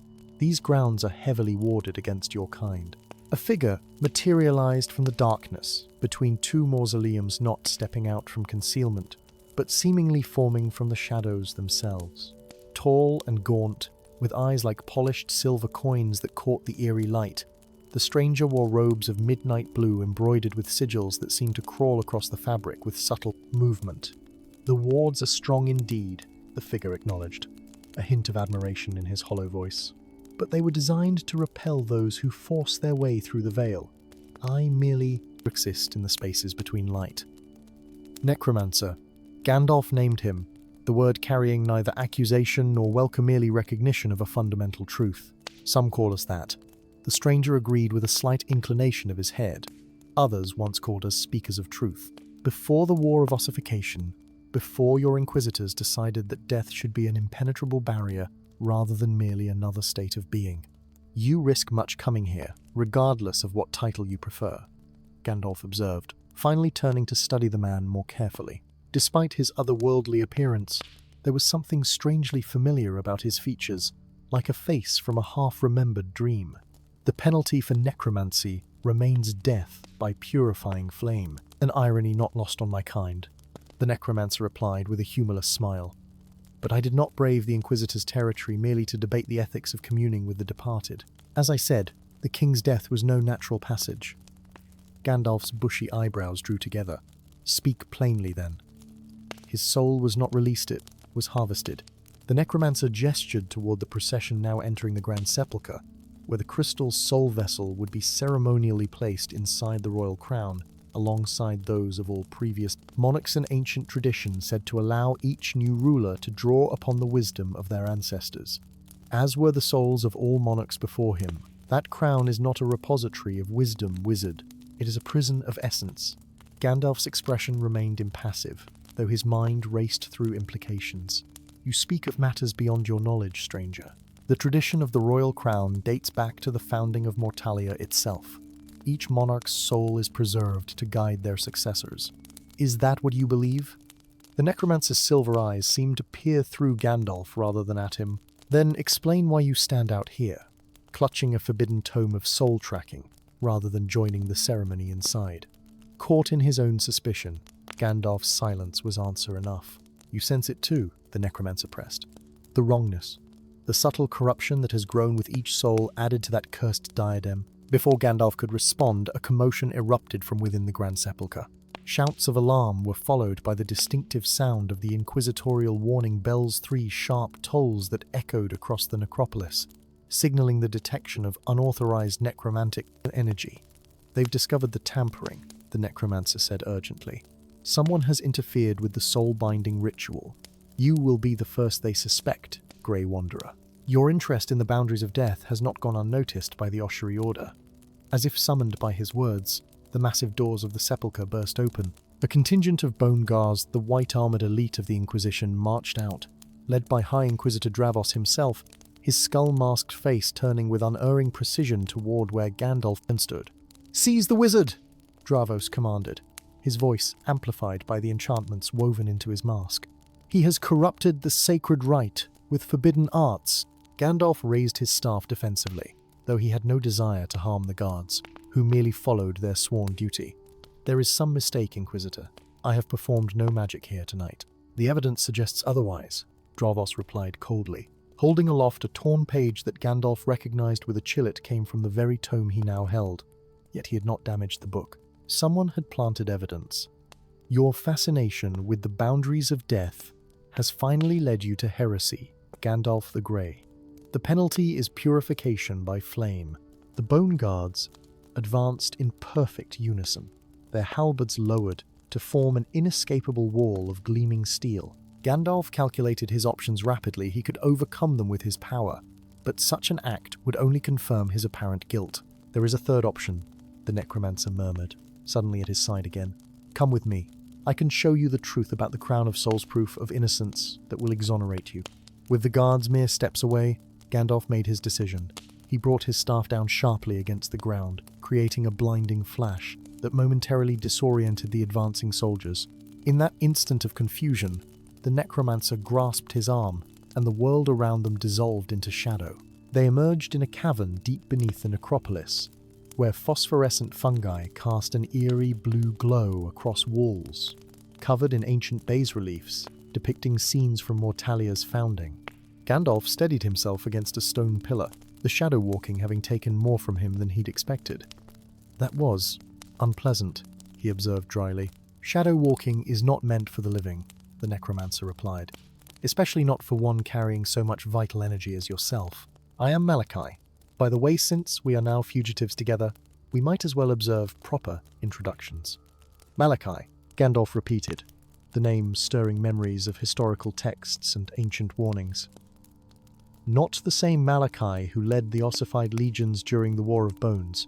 A look of genuine surprise crossed the necromancer's features. "Your historical knowledge is impressive. Few remember that name from a war fought nearly a century ago."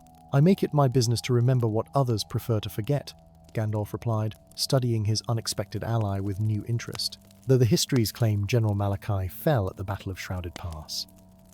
"History is written by the victors," Malachi said with a shrug, "and the Ossuary Order had every reason to claim my demise. The truth is more complex and, directly related to the crown we must now investigate." Reaching into his robes, Malachi withdrew a small object wrapped in midnight blue velvet. As he unfolded the cloth, Gandalf beheld a perfect miniature replica of the royal crown, crafted from what appeared to be shadow given solid form. "I created this simulacrum to study the original from a distance," Malachi explained. "It resonates with the crown's energies, allowing me to perceive what happens to the souls bound within it, including the soul of your recently departed king." With a gesture, Malachi activated the simulacrum. The miniature crown began to emit a soft, pulsating glow, and within its circular form, tiny motes of light, hundreds of them, swirled in patterns too complex to be random. "The souls of every Mortalian monarch since the kingdom's founding," Gandalf breathed, witnessing directly what he had only theorized in his most heretical moments of study. "But they're not at rest. They're in motion, almost as if As if they're being slowly consumed, Malachi finished. Exactly. The crown doesn't preserve the monarch's wisdom it feeds on their essence. It has been doing so for 1,000 years, growing stronger with each royal death. Gandalf's mind raced through the implications. For what purpose? Who benefits from this consumption? Not Wowhat, Malachi corrected grimly. The crown itself is a sentient artifact, created not by the kingdom's founders as the histories claim, but by something far older. He gestured to a section of the cavern wall, where the bas-reliefs depicted a towering figure with a crown of shadows, looming over cowering mortal forms. Mortis, the ancient god of death. A myth, Gandalf objected, though without conviction. A primitive personification of death from before the Age of Enlightenment. All gods are myths until they demonstrate otherwise, Malachi replied. And Mortis is stirring. Each soul added to the crown brings him closer to manifestation in our realm. King Alaric's death wasn't assassination in the conventional sense, it was a harvest, carefully timed. Timed for what? The convergence of shadows 3 days hence, when our moon will eclipse our sun completely for the first time in a millennium. The perfect moment for a death god to return to the world of the living. As if responding to these words, the simulacrum crown pulsed more intensively, the souls within it moving faster, some beginning to fade as they were drawn toward the center of the crown where void-like darkness had begun to form. The consumption accelerates, Malachi observed with clinical detachment. The coronation of the new king is scheduled for the day of the eclipse, is it not? Gandalf nodded grimly. Crown Prince Valorian will receive the Crown of Souls at the exact moment of Tatala tradition, said to maximize the blessing of ancestral wisdom. A tradition designed to ensure the final soul is added at the perfect moment for Mortis to manifest, Malachi corrected. The prince's soul will be the key that unlocks the door between realms. Determination settled over Gandalf's features. Then we must prevent the coronation. Impossible, Malachi countered. The Oshari Order controls all access to the royal palace, and you are now their most wanted fugitive. Even my shadow walking cannot penetrate their newest wards placed specifically to counter the techniques I used during the war. Then we don't prevent the ceremony, we transform it, Gandalf decided, his eyes falling on the ancient tome he still carried. This book contains rituals for soul liberation, as well as soul binding. If we could free the entrapped monarchs, we might disrupt Mortis's manifestation. Malachi finished, a glimmer of hope entering his silver eyes. But such a ritual would require tremendous power and direct access to the crown. I believe I can provide both, came a new voice from the shadows. Both men turned sharply to find a figure emerging from a hidden passage in the cavern wall, a young woman in the midnight blue robes of a royal advisor, her features bearing the unmistakable resemblance to the late king. Princess Isolde, Alaric's youngest daughter, regarded them with eyes that held both determination and fear. My father spoke of his suspicions to me before his death, she said, approaching cautiously.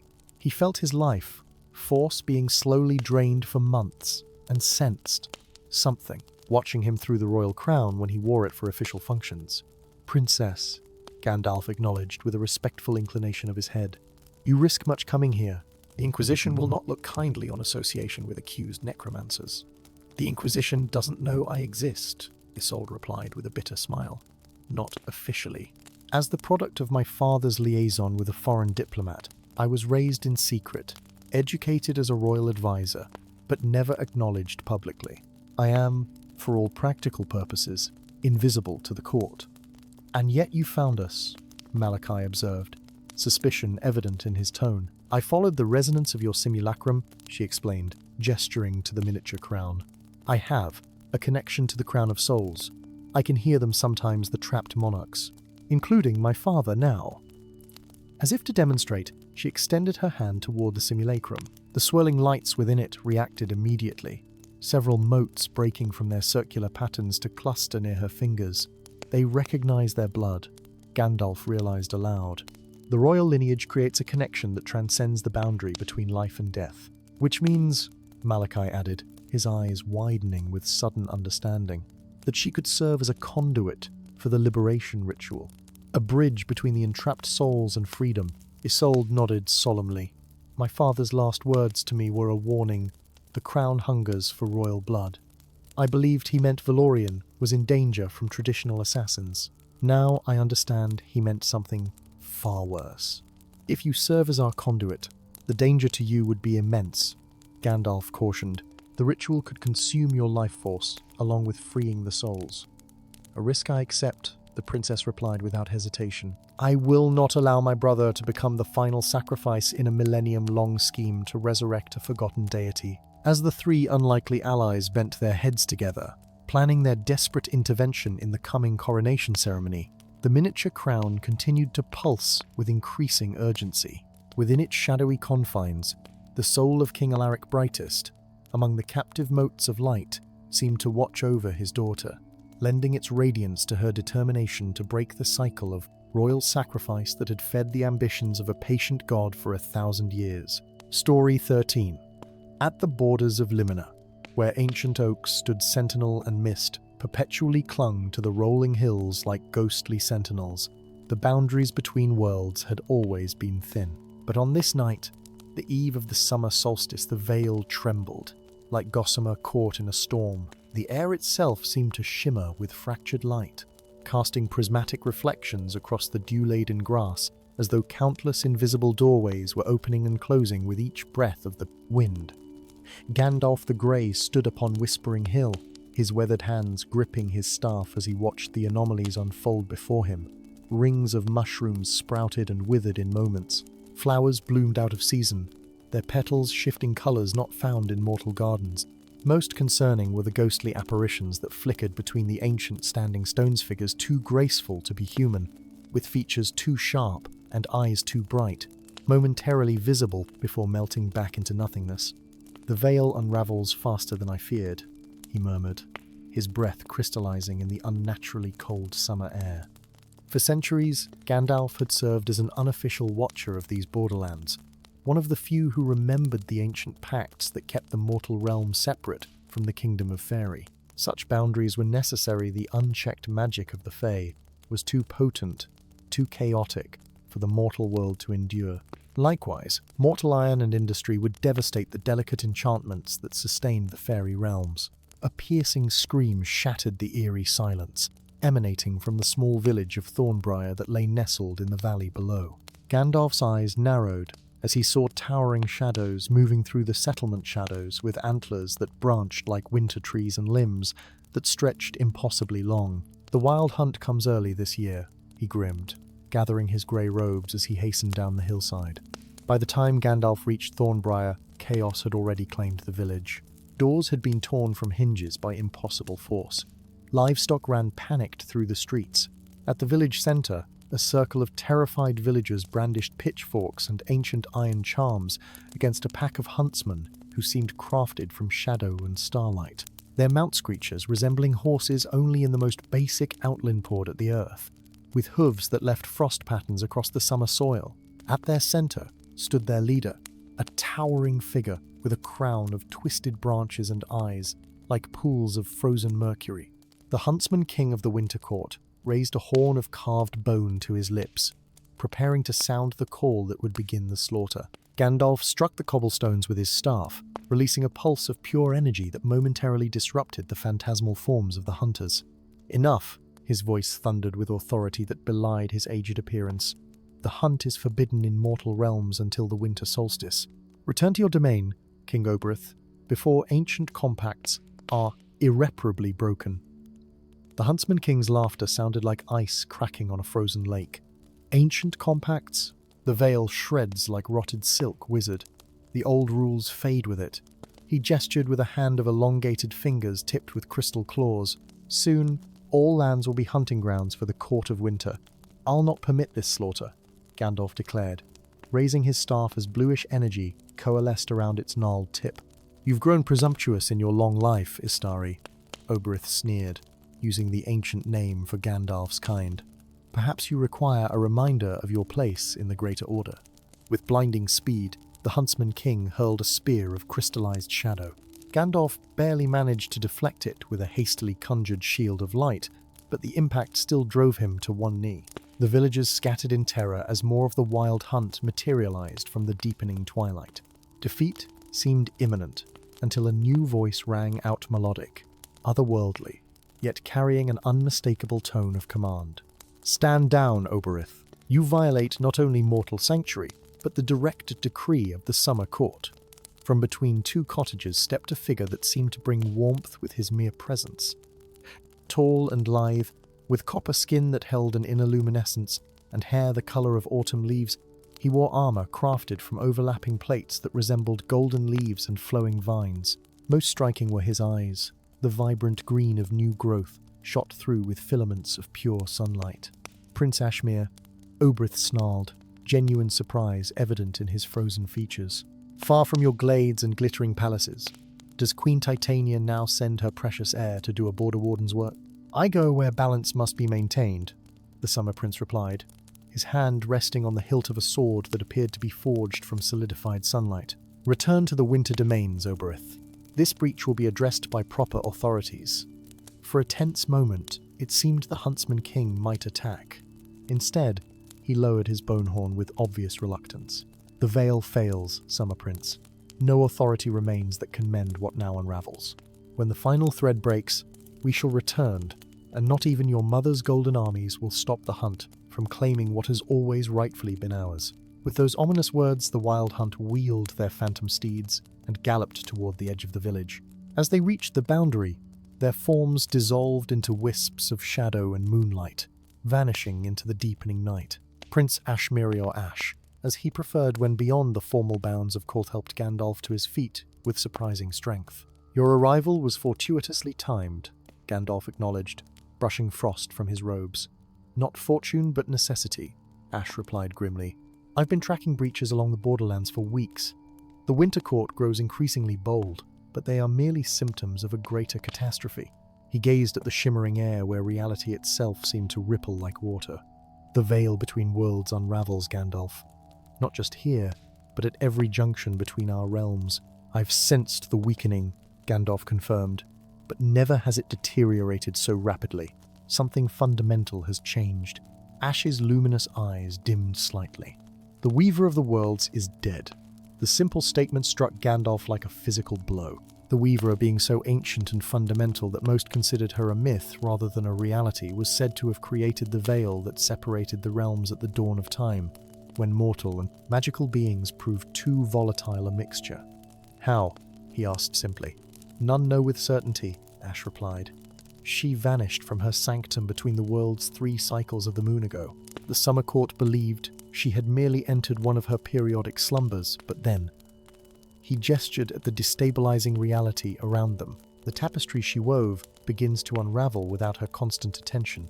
Before Gandalf could respond, a new disturbance erupted at the village edge. Villagers scattered as a group of armored riders galloped into the square humans this time, bearing the insignia of the Frontier Guard upon their midnight blue tabards. At their lead rode a young woman whose presence commanded immediate attention despite her mortal nature. Her dark hair was bound in a practical braid, and her face, though striking, was hardened by years of vigilance at the borderlands. Most notable was the ancient sword at her hip, its iron blade etched with runes that glowed with subtle blue light in the presence of fairy magic. "Faye," Gandalf greeted her with evident relief. "Your guards are needed here." The Wild Hunt breached the veil. Faye Stormborn, captain of the Frontier Guard, surveyed the scene with practiced efficiency. "We've had 17 reports of breaches since nightfall. Pixie swarms in the eastern farmlands. A bridge of ice spanning Widow's Lake where the Winter Court's scouts crossed. And now, the hunt itself." Her sharp gaze fell on Ash, immediately recognizing his inhuman nature. "You're far from your golden halls, Summer Prince." Ash inclined his head in acknowledgement. "Captain Stormborn, your reputation reaches even the Eternal Court." "As does yours," she replied coolly. "Though I wonder what brings Titania's heir to this humble village, when the borders bleed magic across 100 leagues. The same purpose that compels your vigilance, I imagine," he answered. "The veil fails, Captain, not through any single breach, but at its very foundation." Gandalf cleared his throat. "We should continue this discussion elsewhere. The villagers have seen enough wonders for one night."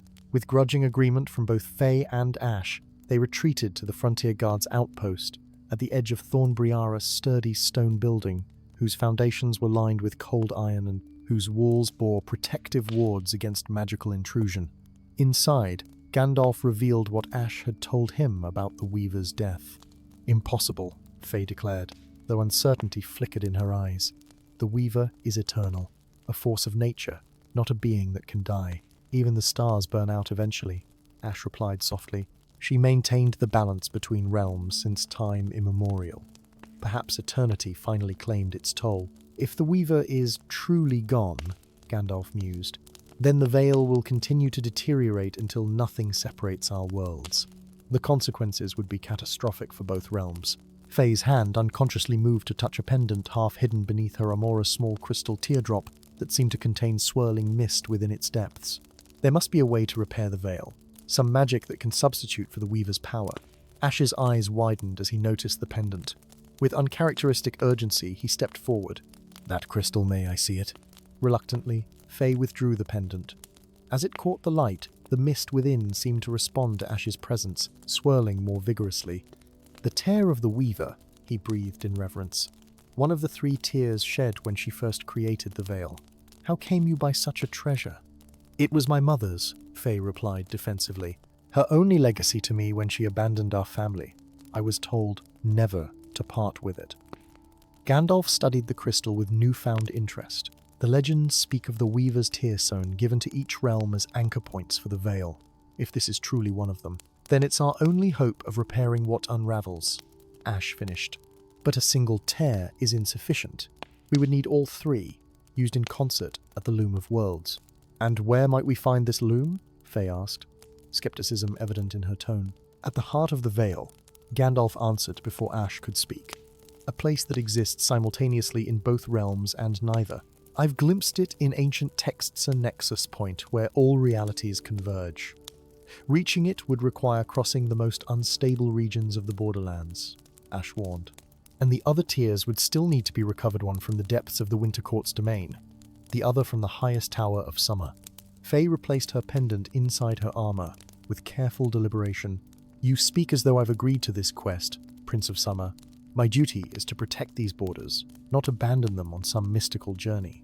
If the veil collapses completely, there will be no borders left to guard, Gandalf pointed out gently. And I suspect there's more to your connection with that tear than mere inheritance. A heavy silence fell over the room, broken only when the ground beneath them suddenly trembled. Outside, the night sky flared with unnatural aura ribbons of gold and silver and midnight blue weaving across the stars as the veil between worlds stretched thinner still. It's happening faster than I predicted, Ash said grimly. We have days at most before irreparable collapse. Faye closed her eyes briefly, her expression suggesting an internal struggle. When she opened them again, resolution had hardened her features. 3 days, she declared. I'll grant this quest 3 days of my time. If we haven't found a solution by then, I return to my post, hopeless or not. As the unlikely allies prepared for their journey-gathering supplies, consulting ancient maps that showed the shifting boundaries between realms, Gandalf observed Faye with growing certainty about what he'd begun to suspect. The way the tear responded to her touch, the unusual affinity she'd always shown for sensing breaches in the veil, even her name Faye, so similar to Faye. The Weaver hadn't simply died. She had transformed, incarnating a portion of herself into the mortal realm, and the daughter she'd abandoned now carried both her legacy and, potentially, her power that would soon be needed if the worlds were to remain in balance rather than collapsing into chaotic union once more. But such revelations would come in their own time, Gandalf knew. For now, their path led toward the heart of the veil, where boundaries blurred and destinies converged like threads in an eternal loom, waiting for the proper hand to weave them into a new pattern of existence. Story 14. The lands of Pyromacia blazed with a beauty as dangerous as it was mesmerizing. Rivers of molten fire carved their way through black basalt valleys, while geysers of steam erupted in rhythmic harmony like the breath of some slumbering titan. Beneath a sky perpetually stained amber by volcanic ash, obsidian towers rose from the scorched landscape, each a temple fortress dedicated to the flame eternal that had sustained this realm since time immemorial. In the shadow of Mount Caldera, greatest of Pyromacia's 7 volcanoes, the mining settlement of Emberhold clung to the mountain's lower slopes like barnacles to a leviathan's hide. Its buildings, crafted from fire-blackened stone and reinforced with bands of heat-resistant metals, housed those who toiled in the deep shafts, extracting the precious fire gems that powered the realm's arcane technologies. It was among these miners that Gandalf the Grey had concealed himself, his weathered hands and face now stained with soot to match his ash-colored robes, his silver beard tied back and darkened with charcoal. The disguise was necessary. The masters of the flame, who ruled Pyromacia with iron fists and burning eyes, had long decreed that unsanctioned magic wielders would face the purification pits. As the shift bell rang out across Emberhold, Gandalf filed out with the other miners. His body stooped in feigned exhaustion while his keen eyes noted the increased presence of flame inquisitors at the checkpoint, their crimson armor absorbing the day's heat, their faceplates forged to resemble leering demons. "Inspection today?" he asked the grizzled miner beside him, affecting the local dialect with practiced ease. "Third one this week," the man replied without looking up. "They say the mountain grows restless. Signs of a great awakening. The masters fear something in the deeper shafts," another miner whispered, his voice barely audible over the constant rumble of the mountain. "New orders came down yesterday, no. One goes below the obsidian seam without Inquisitor escort." Gandalf nodded non-committally, though his heart quickened. 3 weeks of back-breaking labor and careful information gathering had finally yielded a direction. Whatever the masters feared lay in the deepest reaches of Mount Caldera, beyond the obsidian seam that had proven impenetrable to conventional mining techniques.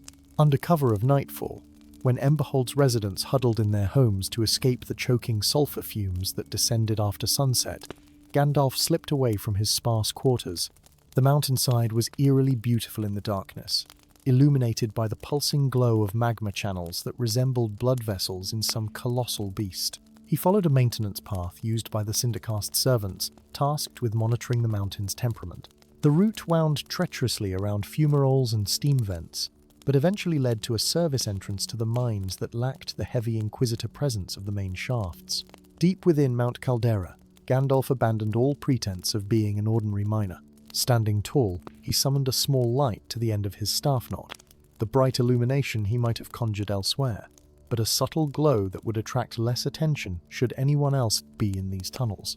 The path downward was arduous, requiring him to navigate partially collapsed passages and cross narrow stone bridges spanning abysses filled with bubbling lava. The heat grew nearly unbearable as he descended, forcing him to periodically cast cooling enchantments upon himself.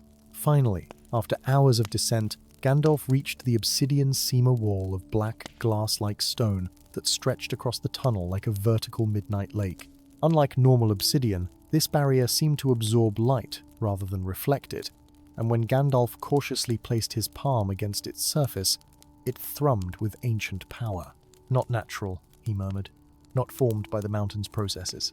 Drawing upon magic he had not used in centuries, Gandalf closed his eyes and began to speak in a language older than Pyromacia itself serves, that resonated with the fundamental forces that had shaped the world.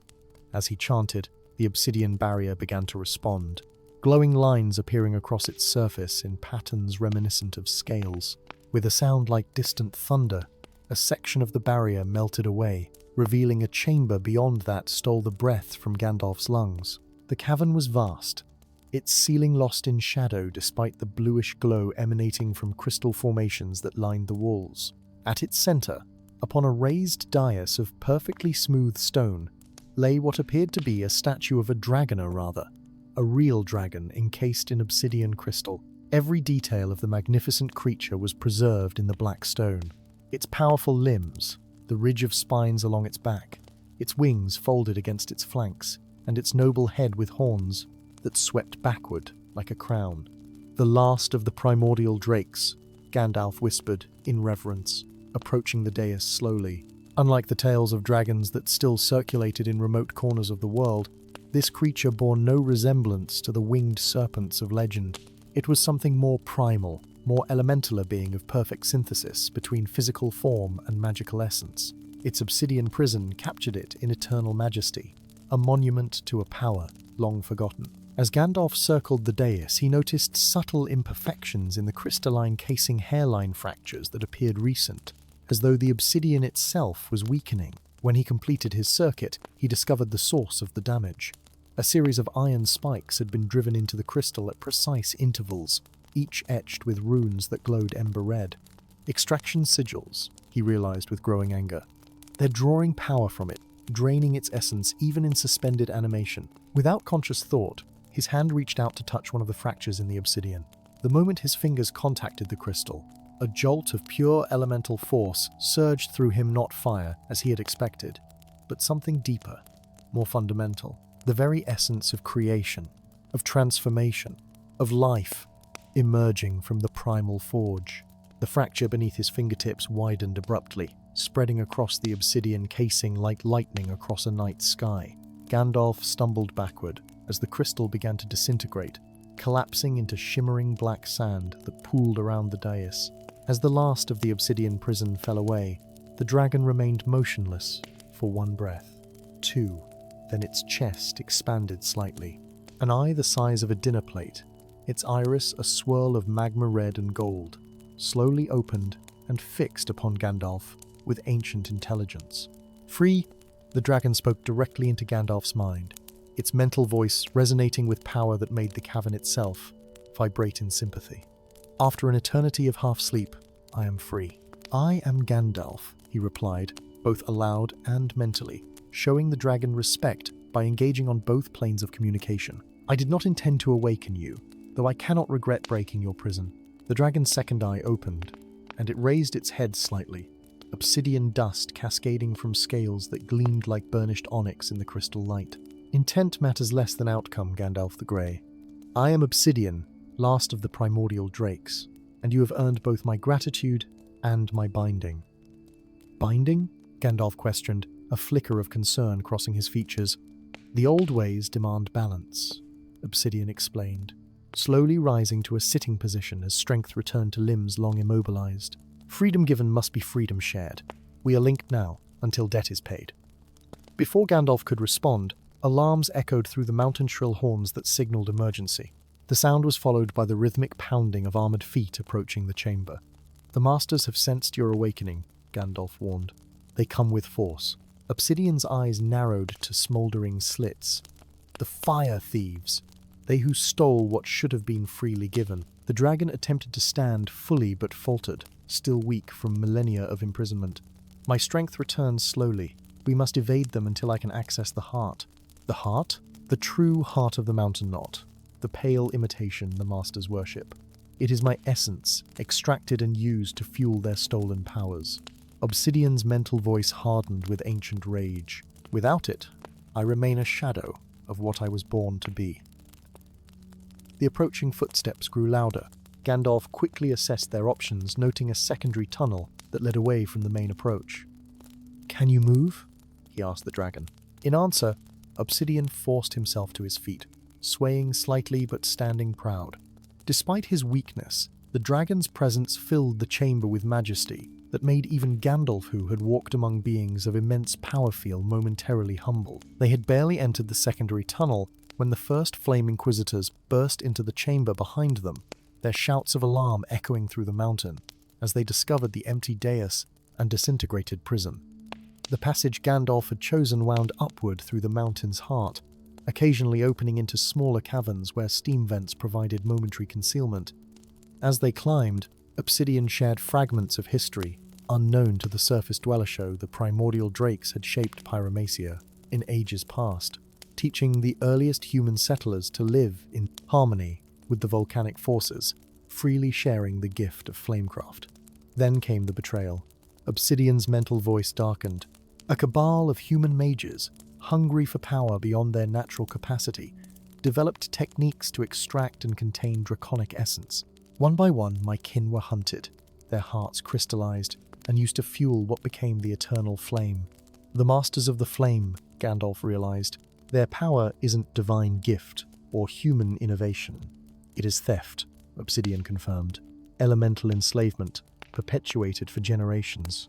And with each passing century, more essence is required to maintain their powers. They draw not just from my imprisoned form, but from the mountain itself, destabilizing the volcanic networks that span Pyromacia. Their conversation was interrupted as they emerged into a vast cathedral-like cavern near the mountain's summit. Unlike the natural formations below, this chamber had been shaped by human handsets, walls polished to mirror smoothness, and inlaid with veins of precious metals that formed intricate patterns, reminiscent of flames.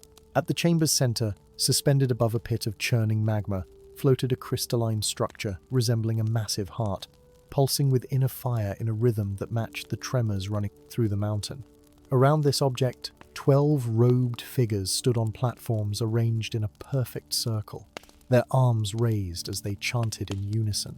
"The conclave of masters," Gandalf whispered, pulling back into the shadows of their entry tunnel. "And that floating crystal." "My heart," Obsidian confirmed, a tremor of longing resonating through his mental voice. "The source of their power and the key to the mountain's stability. They perform the ritual of extraction, preparing to drain more essence, to strengthen their failing abilities." As they watched, the crystalline heart pulsed more erratically, and the magma below bubbled with increasing violence.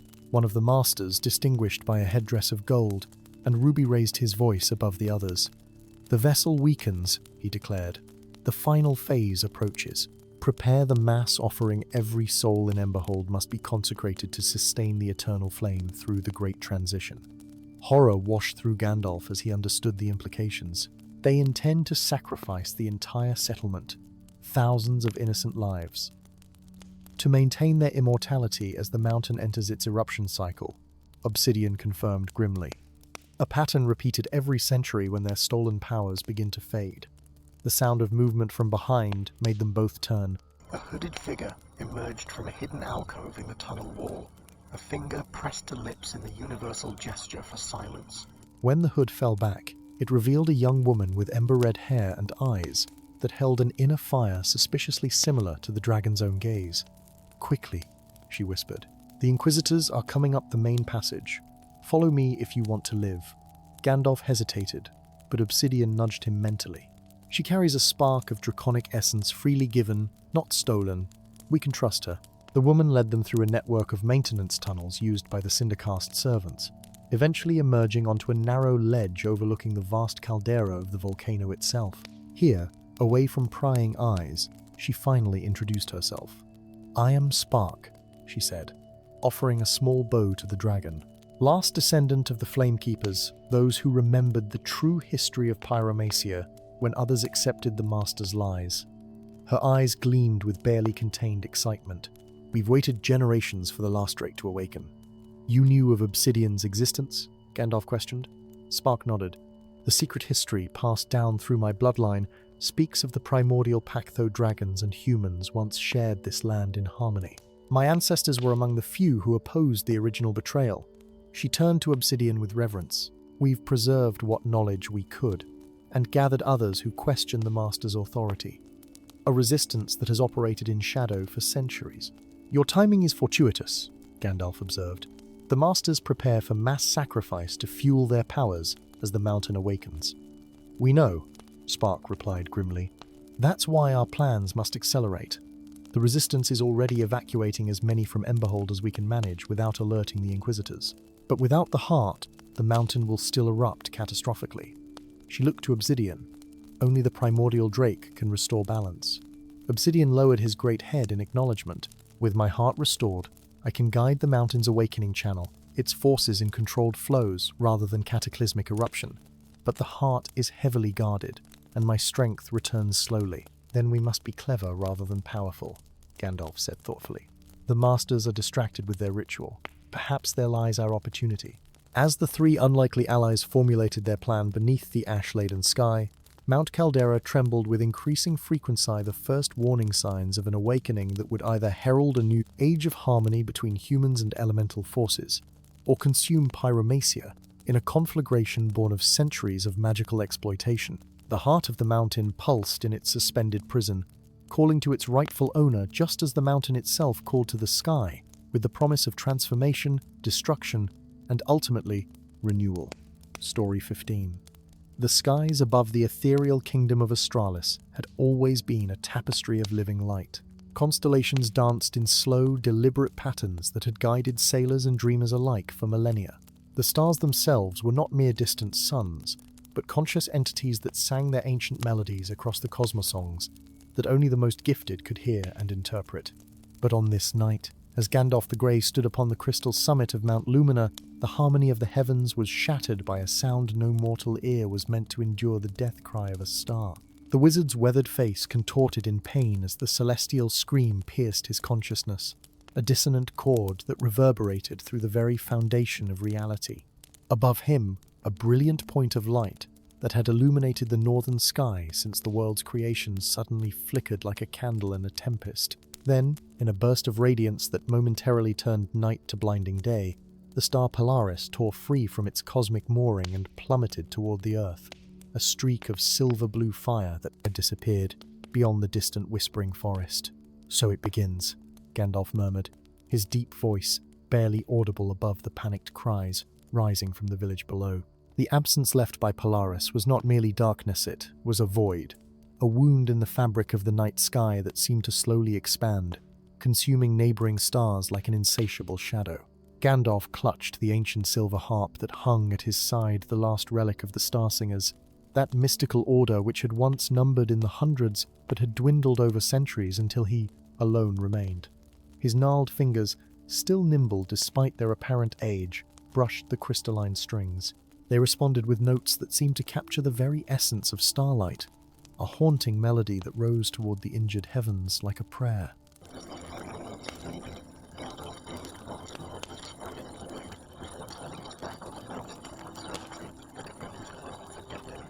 The path that wound down the mountain's side glimmered with embedded stardust remnants of millennia, of fallen celestial fragments that the ancient Starsingers had collected and used to pave this sacred route.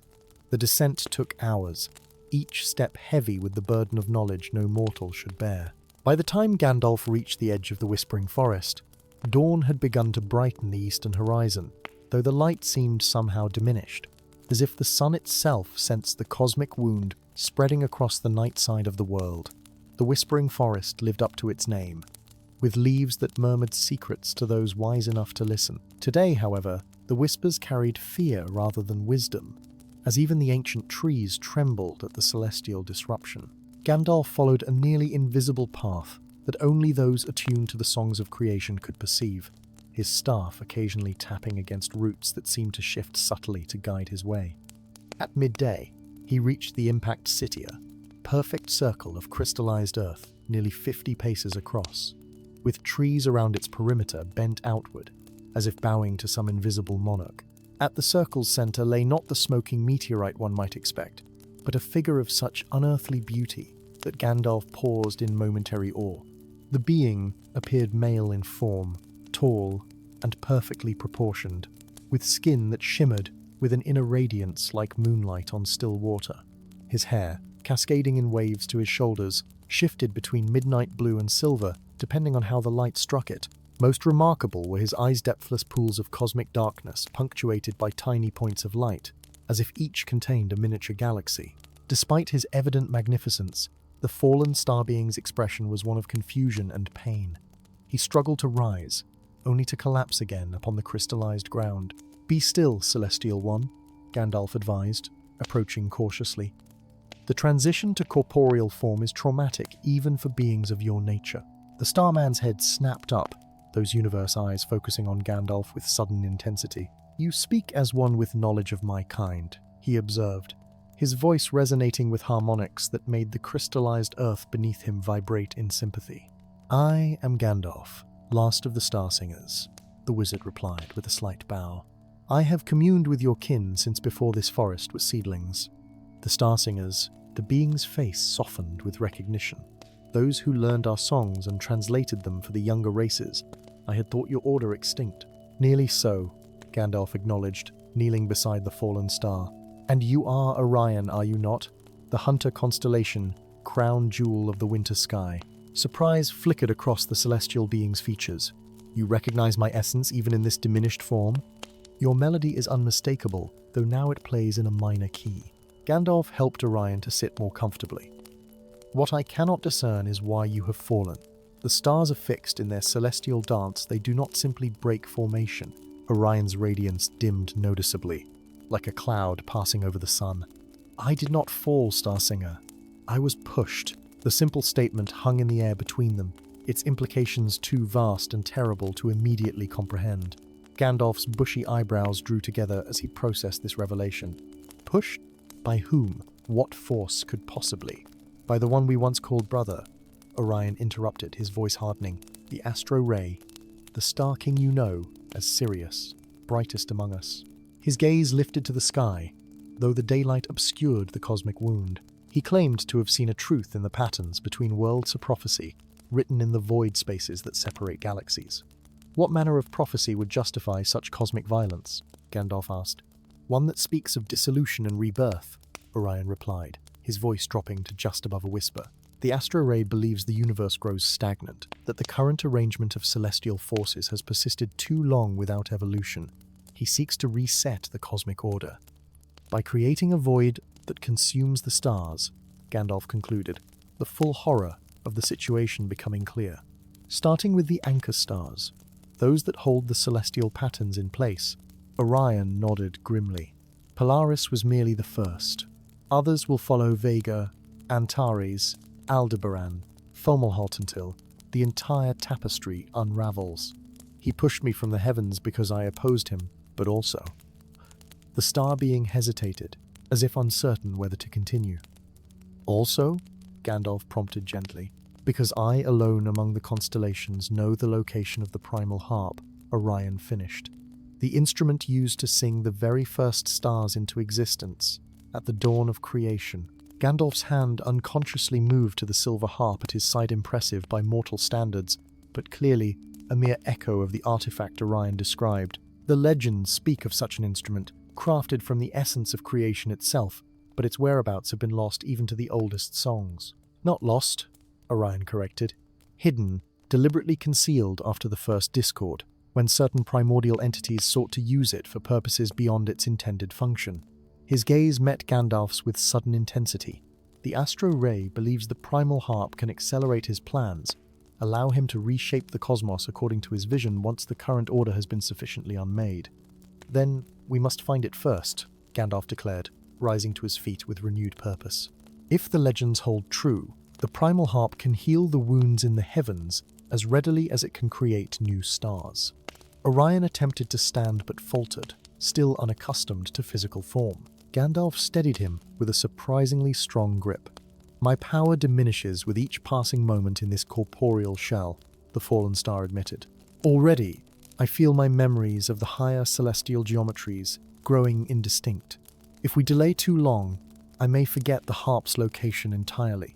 Then we must begin our journey immediately, Gandalf replied. But first, you require protection in this unfamiliar realm. From within his robes, the wizard produced a cloak of unusual shimmering fabric that seemed to capture and subtly transform any light that touched it. Woven from threads spun out of court starlight, he explained, as he draped it over Orion's shoulders. It will help contain your celestial essence and shield you from those who might sense your true nature. As they departed the impact site, Gandalf glanced upward at the daylight sky, knowing that beyond its blue veil, the cosmic wound continued to widen. Time, always precious, had suddenly become the most finite resource in all creation. Their quest took them beyond the boundaries of known maps. Through landscapes that defied conventional description, they traversed the prismatic planes, where reality fragmented into spectrum shards that reassembled differently with each step. They navigated the labyrinth of echoes, where sound became substance and silence was the only safe passage. Throughout their journey, Gandalf noted with growing concern how Orion's radiance dimmed incrementally each day, his memories of celestial existence fading as his form adapted to the limitations of physical reality. At night, when the stars were visible, they witnessed the progression of the void as it claimed more of the heavens. Villages they passed through were gripped with escalating terror as familiar constellations disappeared, leaving expanding patches of absolute nothingness that seemed to swallow light itself. On the seventh night of their quest, Orion led them to the shores of the Glass Sea, vast expanse that perfectly reflected the sky above, creating the illusion of an infinite cosmic sphere with travelers poised at its very center. Here, where boundary between above and below dissolved, Orion indicated they must proceed to the exact midpoint of the seemingly endless mirror waters. The primal harp exists simultaneously in all realms where music and light intersect, he explained as Gandalf used magic to craft a boat from driftwood enhanced with songs of buoyancy and purpose. The Glass Sea is a rare nexus point where such intersection becomes navigable to physical beings like we now are. They sailed for 3 days and 3 nights, with only the stars, those that remained, to guide them. On the dawn of the 4th day, they reached what appeared to be the precise center of the Glass Sea point, where the horizon vanished entirely, creating the unsettling sensation of floating in limitless space. "Here," Orion said simply, his voice barely stronger than a whisper. His once radiant form now so diminished he appeared almost human, save for those galaxy eyes. Gandalf understood what was required without instruction.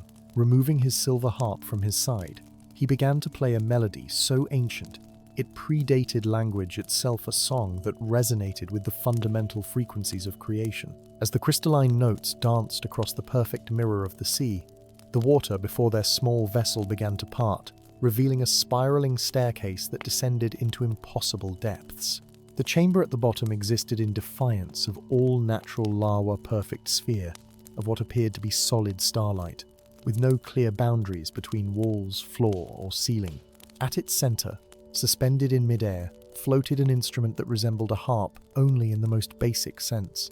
Its frame seemed crafted from pure light given solid form, its strings visible only as vibrating distortions in the fabric of reality itself. "The primal harp," Orion breathed, his voice temporarily strengthened by proximity to such celestial power. Unplayed since the first stars were sung into existence, as Gandalf approached the instrument reverently, a tremor ran through the chamber. The surface of the sphere rippled like disturbed water, and through it stepped a figure that emanated such blinding radiance that even Gandalf was forced to shield his eyes. "Brother," the figure addressed Orion, his voice containing harmonics that made reality itself vibrate sympathetically. "You have led the mortal directly to the prize I sought. How convenient." Astro Ray, Orion named him, straightening despite his weakened state. "Your cosmic vandalism ends here." The Star King's laughter was like crystal bells shattering. "Vandalism? I am the architect of necessary renewal. The universe calcifies, brother. Patterns repeat without evolution." The music of the spheres has become a monotonous drone, rather than the symphony it was meant to be. "You destroy what took eons to perfect," Gandalf interjected, positioning himself between the Astro Ray and the primal harp. "The cosmic order is not yours to unmake." The Star King regarded the wizard with the casual disdain of a deity observing an insect. "A mortal star singer presumes to lecture me on cosmic order?"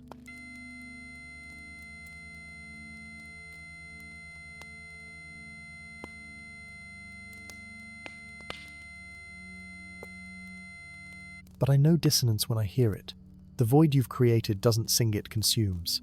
Before the Astro Ray could respond, Gandalf lunged forward and grasped the primal harp. The contact sent a surge of pure creative force through his entire being, temporarily transforming him into a conduit for powers that predated the current configuration of reality. His fingers, acting on instinct rather than conscious thought, struck chords that had not resonated through the cosmos since its dawning. The chamber around them dissolved as the music expanded outward, in concentric waves of creative force. They found themselves suspended in what appeared to be the void of space itself, surrounded by the remaining stars and the growing cosmic wound.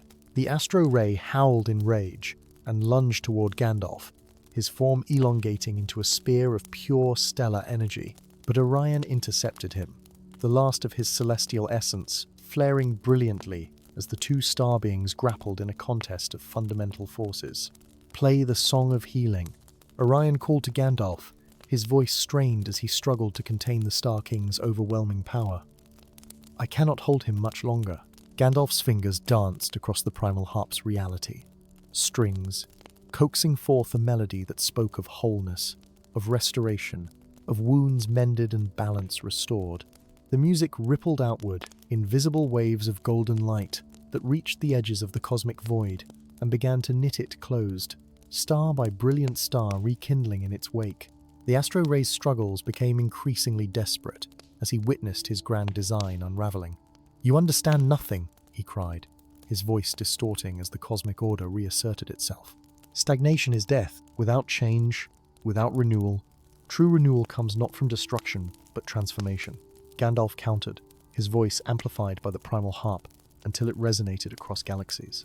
And transformation requires not the eradication of what came before, but its evolution into what comes next. With those words, he struck a final, perfect chord harmonic convergence of all that had been played before. The sound that emerged transcended music itself, becoming pure creative intention given voice. The cosmic wound closed completely, stars rekindled in their proper places, and the two battling celestial entities were enveloped in a sphere of golden light that pulsed with the rhythm of creation itself. When the light subsided, where Orion and the astro ray had struggled, now hovered a single new star of unprecedented brilliancy, neither one nor the other, but something new born from the essence of both. As Gandalf gazed upon this cosmic transformation, understanding dawned within him. The prophecy had been real, but misinterpreted by the astro ray's ambition. It had not foretold the unraveling of creation, but the next step in its evolution, the birth of a new type of celestial consciousness, one that embodied both preservation and change in perfect balance. The primal harp dissolved in Gandalf's hands, its purpose fulfilled, its essence dispersing to become part of the newly harmonized cosmic symphony. As he found himself gently returned to the shores of the glass sea, the wizard looked up at the healed night sky, where the new star now shone with perfect brilliancy, a light that would guide travelers both physical and spiritual for ages to come. Around his neck, he felt a warm waiter crystal pendant that caught and refracted starlight in patterns too complex for mortal mathematics to describe. Inside it, he sensed, rather than saw, two miniature galaxies dancing in eternal, perfectly balanced opposition. Not an ending, Gandalf murmured to the stars above, but a transformation, as it should be. And from the heavens came the faintest echo of familiar harmonies, the new star's song, carrying within it notes of both Orion's steadfast nobility and the astro ray's visionary fire. A celestial melody more perfect than either could have created alone.